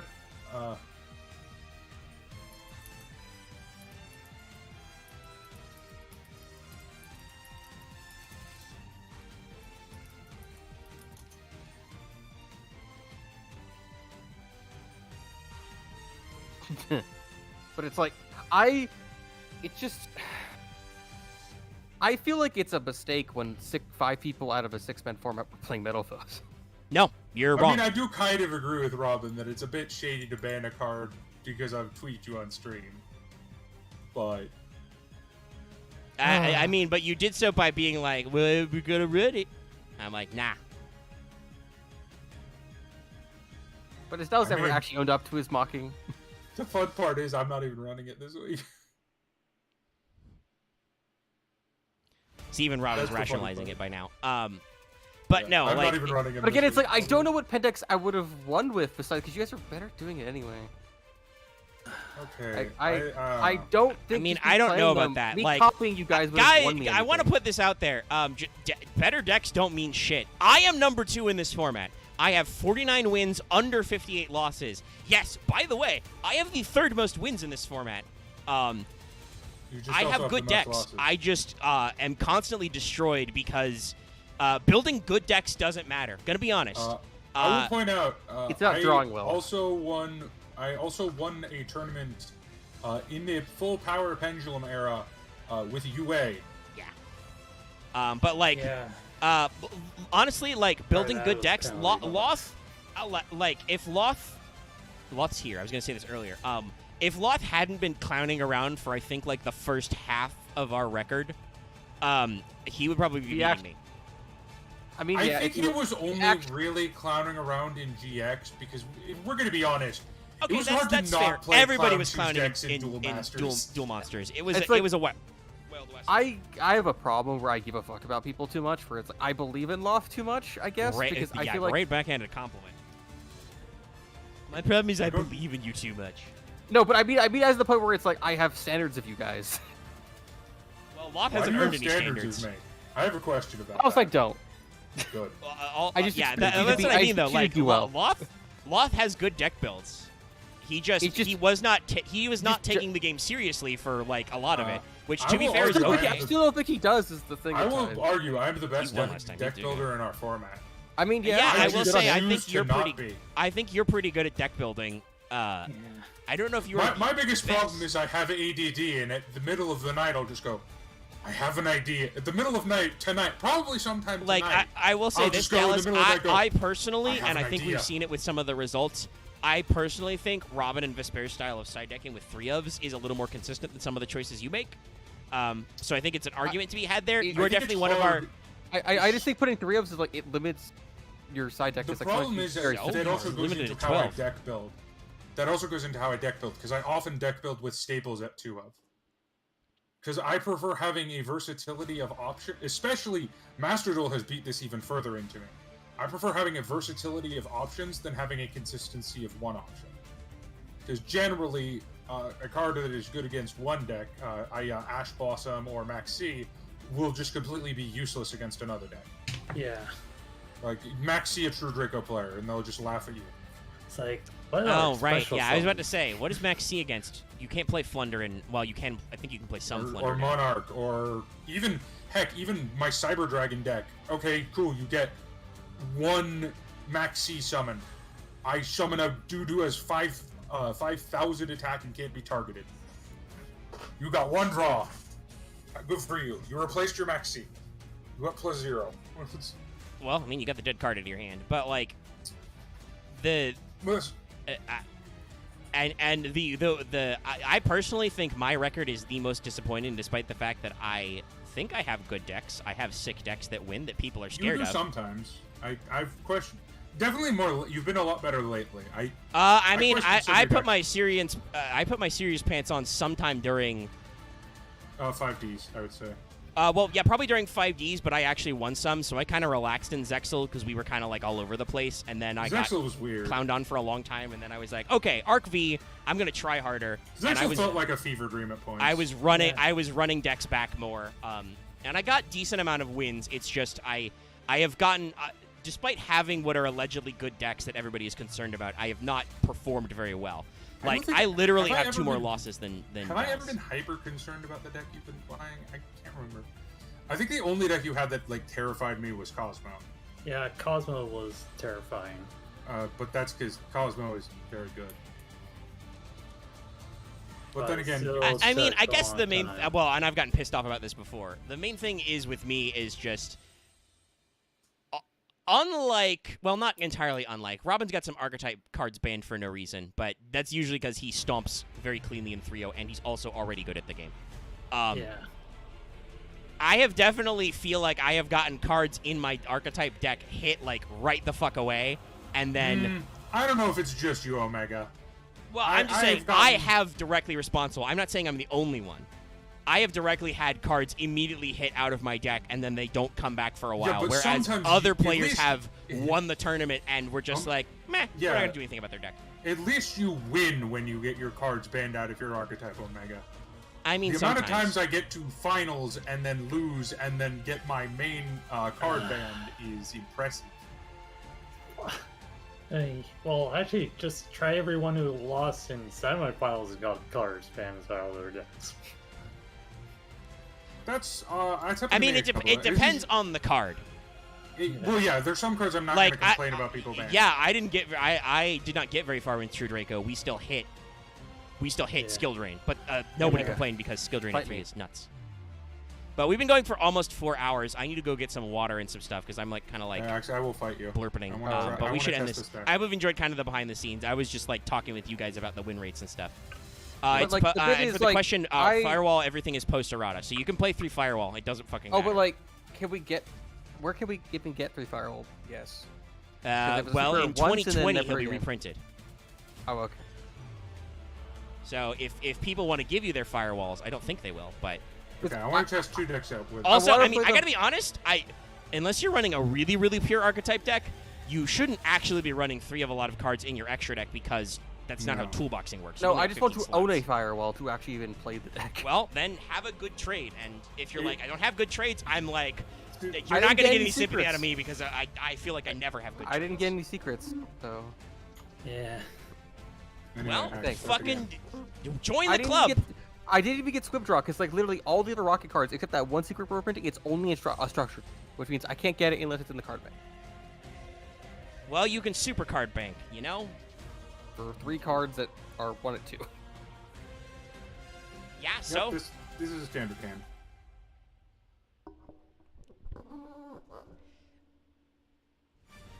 I feel like, Axe, you are trying to elicit extra sympathy, but I'm like, nobody's ever given a shit about how I feel about any of the archetypes I run. I mean, I do, but you don't. You ignore me most of the time. Well, it's mostly because your form of sympathy is really condescending, and we don't enjoy it. You know, I don't mean it by that, right? It still doesn't mean that it's not condescending. Like earlier when you said, I have extra... It's bad of me to have this much faith in Loth. And Loth would be like, yeah, it is. And we're all like, yeah, it's kind of douchey when you say it like that. People don't normally communicate that thought in that way. As a heads up. I guess that I've explained it wrong, because to me it's like, because I guess it's like, I'm used to where how I understand you guys that you say you don't give a fuck about each other, no matter what. So maybe I just take that wrong. That's not what I said. Or like I that's said what I don't give a fuck about people's opinions about me. Those are 2 very different things. Yes, correct. I mean, like, I always think obviously, I'm like, I care that you guys exist because I am a human being with basic empathy. I am not a sociopath. This is also no matter what the internet says. I don't care about you having a bad time in a card game. I'm sorry. Yeah, it's dumb, and we're playing it up for the audience at home. We're streaming right now, we got the stuff. Oh, we are. Hi.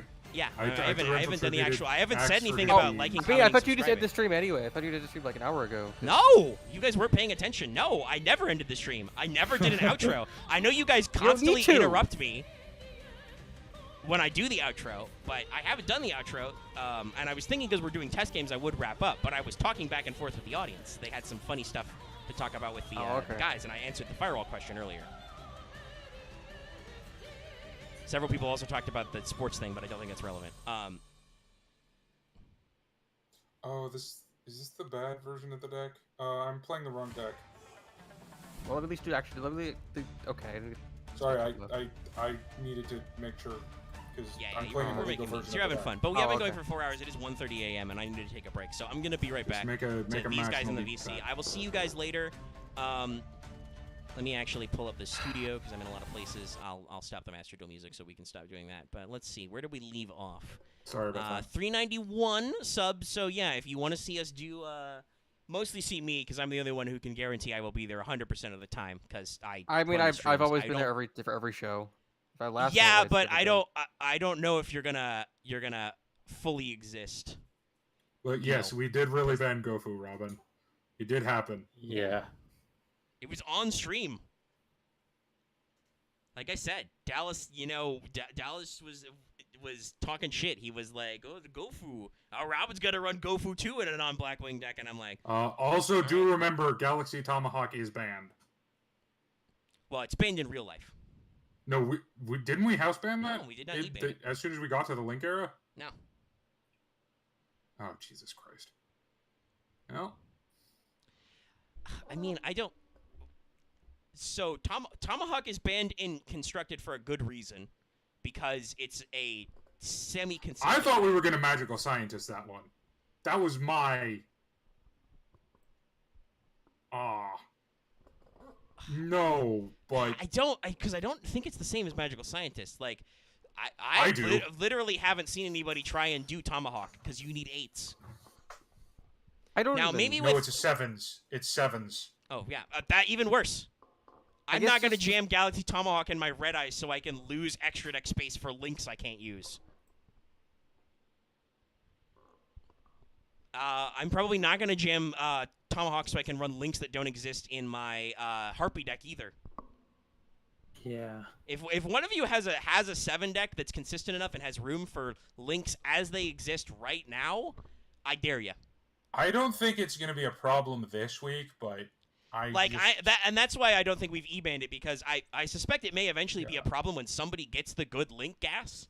I just am like, I don't think that exists. I think it's exactly... The problem is I think it is exactly Extreme Force. Well, what's the 7s? Pendulum Magicians. Oh, right, you cocksucker. Well, I'll just put Pendulum Magicians in jail. I'm tired of it already. Because Galaxy Tomahawk is the problem card. We just talked about this in the ban list discussion. Oh, yeah, they're not the problem cards, then why do they keep coming up? Because there's a lot of them. What other rank 7 makes you go +6? Name one. Well, none, but also I don't... there are other 7 decks that don't run Tomahawk. Martha's literally... Or, not Martha, sorry. Robert is literally talking about running it in mermails. In 6 weeks. Okay. Is this just one of those in 6 weeks problems? I mean, maybe. I don't. Like I said, I am. This is like our very lengthy discussion that you ultimately went back on. Who the fuck was it? What card was it? Oh, it was Summon Sork. Because I was like, I disbelieve that in our format this would be consistent enough. You could actually at one in the card bank you can do something annoying with Sork. I don't know that if Robin, I would be very honest. If I had a better payoff than Firewall, I would do it in. I would try and do it this week, just to spite. And then I would be like, okay, you're right. Tomahawk's bad. That's the thing. Like in this case, I'm not gonna wonder for the people in chat because we're still not streaming because I still haven't done the outro because nobody has stopped talking. Just. Oh my. No, I am running a professional show here, Axe. I have to do the outro. I need the call to action. Have an end card. No, it's not in. I don't do end card. All right. Axe is criticizing me too much for tonight. Server mute, Defen. I'm just like, fucking get your own YouTube channel. Thingies. No, he doesn't need to. It's Yu-Gi-Oh! He doesn't need to hear you or speak to you. How do I unserver mute? You hit that button. Wait, did I lose my admin powers? No, you're still a ruler. I can't unserver mute him. Is he like, is Axe doubling down? No, he took it away. Okay, good. Because, like, that's the thing. You can't, spoilers for everybody in the VC and everybody in chat, you can't double down with me. If you double down, I will be like, oh, you're doubling down. I will, I am one of those weird people. You right-click and you find server mute and deafen. They're in red. It's not letting me. Weird. Maybe it's finally realized that I have more power than you. No, but I can still do it to you. Well, yeah, but then I can undo it. Oh, no, I actually can't do it to you. Wait, I can't do it to anyone. That's weird. What the fuck is going on? I mean, rolls... I could do it to me. Rulers... Someone else? Oh, I know what it is. Oh. What's up? It's because I'm in EDO Pro. It's asking me if I want to invite people to EDO Pro. That's dumb. Oh. Are you not right-clicking in the right place? Anyway, we're just making this video go on longer. What I think I was gonna say, before to the people, was like, Robin said that, I'm throwing the ball down the road to me, and in 6 weeks I wonder who hit him with the ball. No, actually, I won't wonder. If like it became relevant in 6 weeks, I would be like, there's the problem with Galaxy Tomahawk. But it's just like, logistically, it's just an issue of like I don't know if this will be a problem. Dallas insists lots of cards will be problems, and they don't always emerge. And even when they emerge as problems, sometimes with this format, with the people who lose, we don't actually deal with these problems. I will. I know you're pretty 99% of my bans. Yes, is that everyone but Upstart Goblin? Yes. It is exactly not Upstart Goblin. Anyway, I now that the energy level has been significantly lowered because the only people in this call are me, Dallas, who's playing a game of Yu-Gi-Oh, and Robin, and everybody else is muted. I can actually, and Marth, and if I, to mention that. Listen, it's late. We've been doing this for 4 hours for some ungodly reason. I'm going to end the stream now and go about my business. Thank you so much for tuning into this, even though there's only like half of you left now. What I was going to say was about the stream was we're still only at 3091. I don't know if I ever actually got that number out. It was like I got interrupted like twice during that spiel because Axe was still mystified that I hadn't ended the stream yet. So you did not get us to 3,100 yet. I believe the failed portrayal poll has ended, though. I'm, like, speaking of 99s, like 99% certain spirits won. Dallas don't miss, as we say. I do not miss. So, except when I do. Oh. Dallas only misses timing. Okay. That's because I main Yang Zings. But Spirit Monsters, the 1 in a landslide 7. Everybody else is like, it's Trap Tricks at 3, Sidra and Cookie Mirror at 2, Magical Musketeer and Zodiac at 1. Yeah. So we'll do that again, but the poll is over. We will at some point do the Spirit Monsters list at some time. Maybe next week, maybe not. I don't know. Will we ever go back to FA? Probably not. Anyway, so please make sure to like this video if you liked it. There's still more of you viewing than liking it. Like 8 of you stuck around for this shit, and only 5 of you have liked it. I think one of those is me. Make sure to hit the sub, tell your friends to sub, and whatever. If you get us to 3,100 subs, like I said, we will do the Dimension Dragons for Arc V. Yes, it will be hell. And I will be here throughout. And I say I will be here because, again, I don't know how long this is going to go. It's probably going to go pretty long. I'm not going to make any commitment that any of these guys are actually going to be here the entire time and be conscious. As Axe tried to be like, I've been here every time. Yeah, Axe, sometimes you passed out, though. That is true. Like, that's what I'm saying. I'm not saying you guys won't be here at some point. I'm just saying I can only guarantee I will be here for the entire time because I will run the stream. Can you unmute Axe? I'm going to unmute Axe after the stream ends because I cannot guarantee that Axe's brain-mouth connection will not misfire. We've crossed 4 hours. Sub, comment, like, watch Prog. Please watch last week's Prog. It's such a good episode. Loft 1. You can see him ride to victory. It's great. I'm only speaking the truth, Axe. So check it out. All the matches are really cool, even if it's small. So please watch it. Also watch this week's upcoming one, mostly because it's going to be the MR4 one, and I have no idea what the fuck is going to happen. Check out the Skyward Sword stream if you didn't. I changed that one's name too. It's better now. I mean, Axe is getting a preview. So I'll see you guys later. Yeah, your boy Loft finally clocked it in. Help him out to victory. So I'll see you guys next, Tim. Thank you so much for watching all 4 hours of this bullshit. Goodbye, everybody. Now the stream is ended. I didn't wait for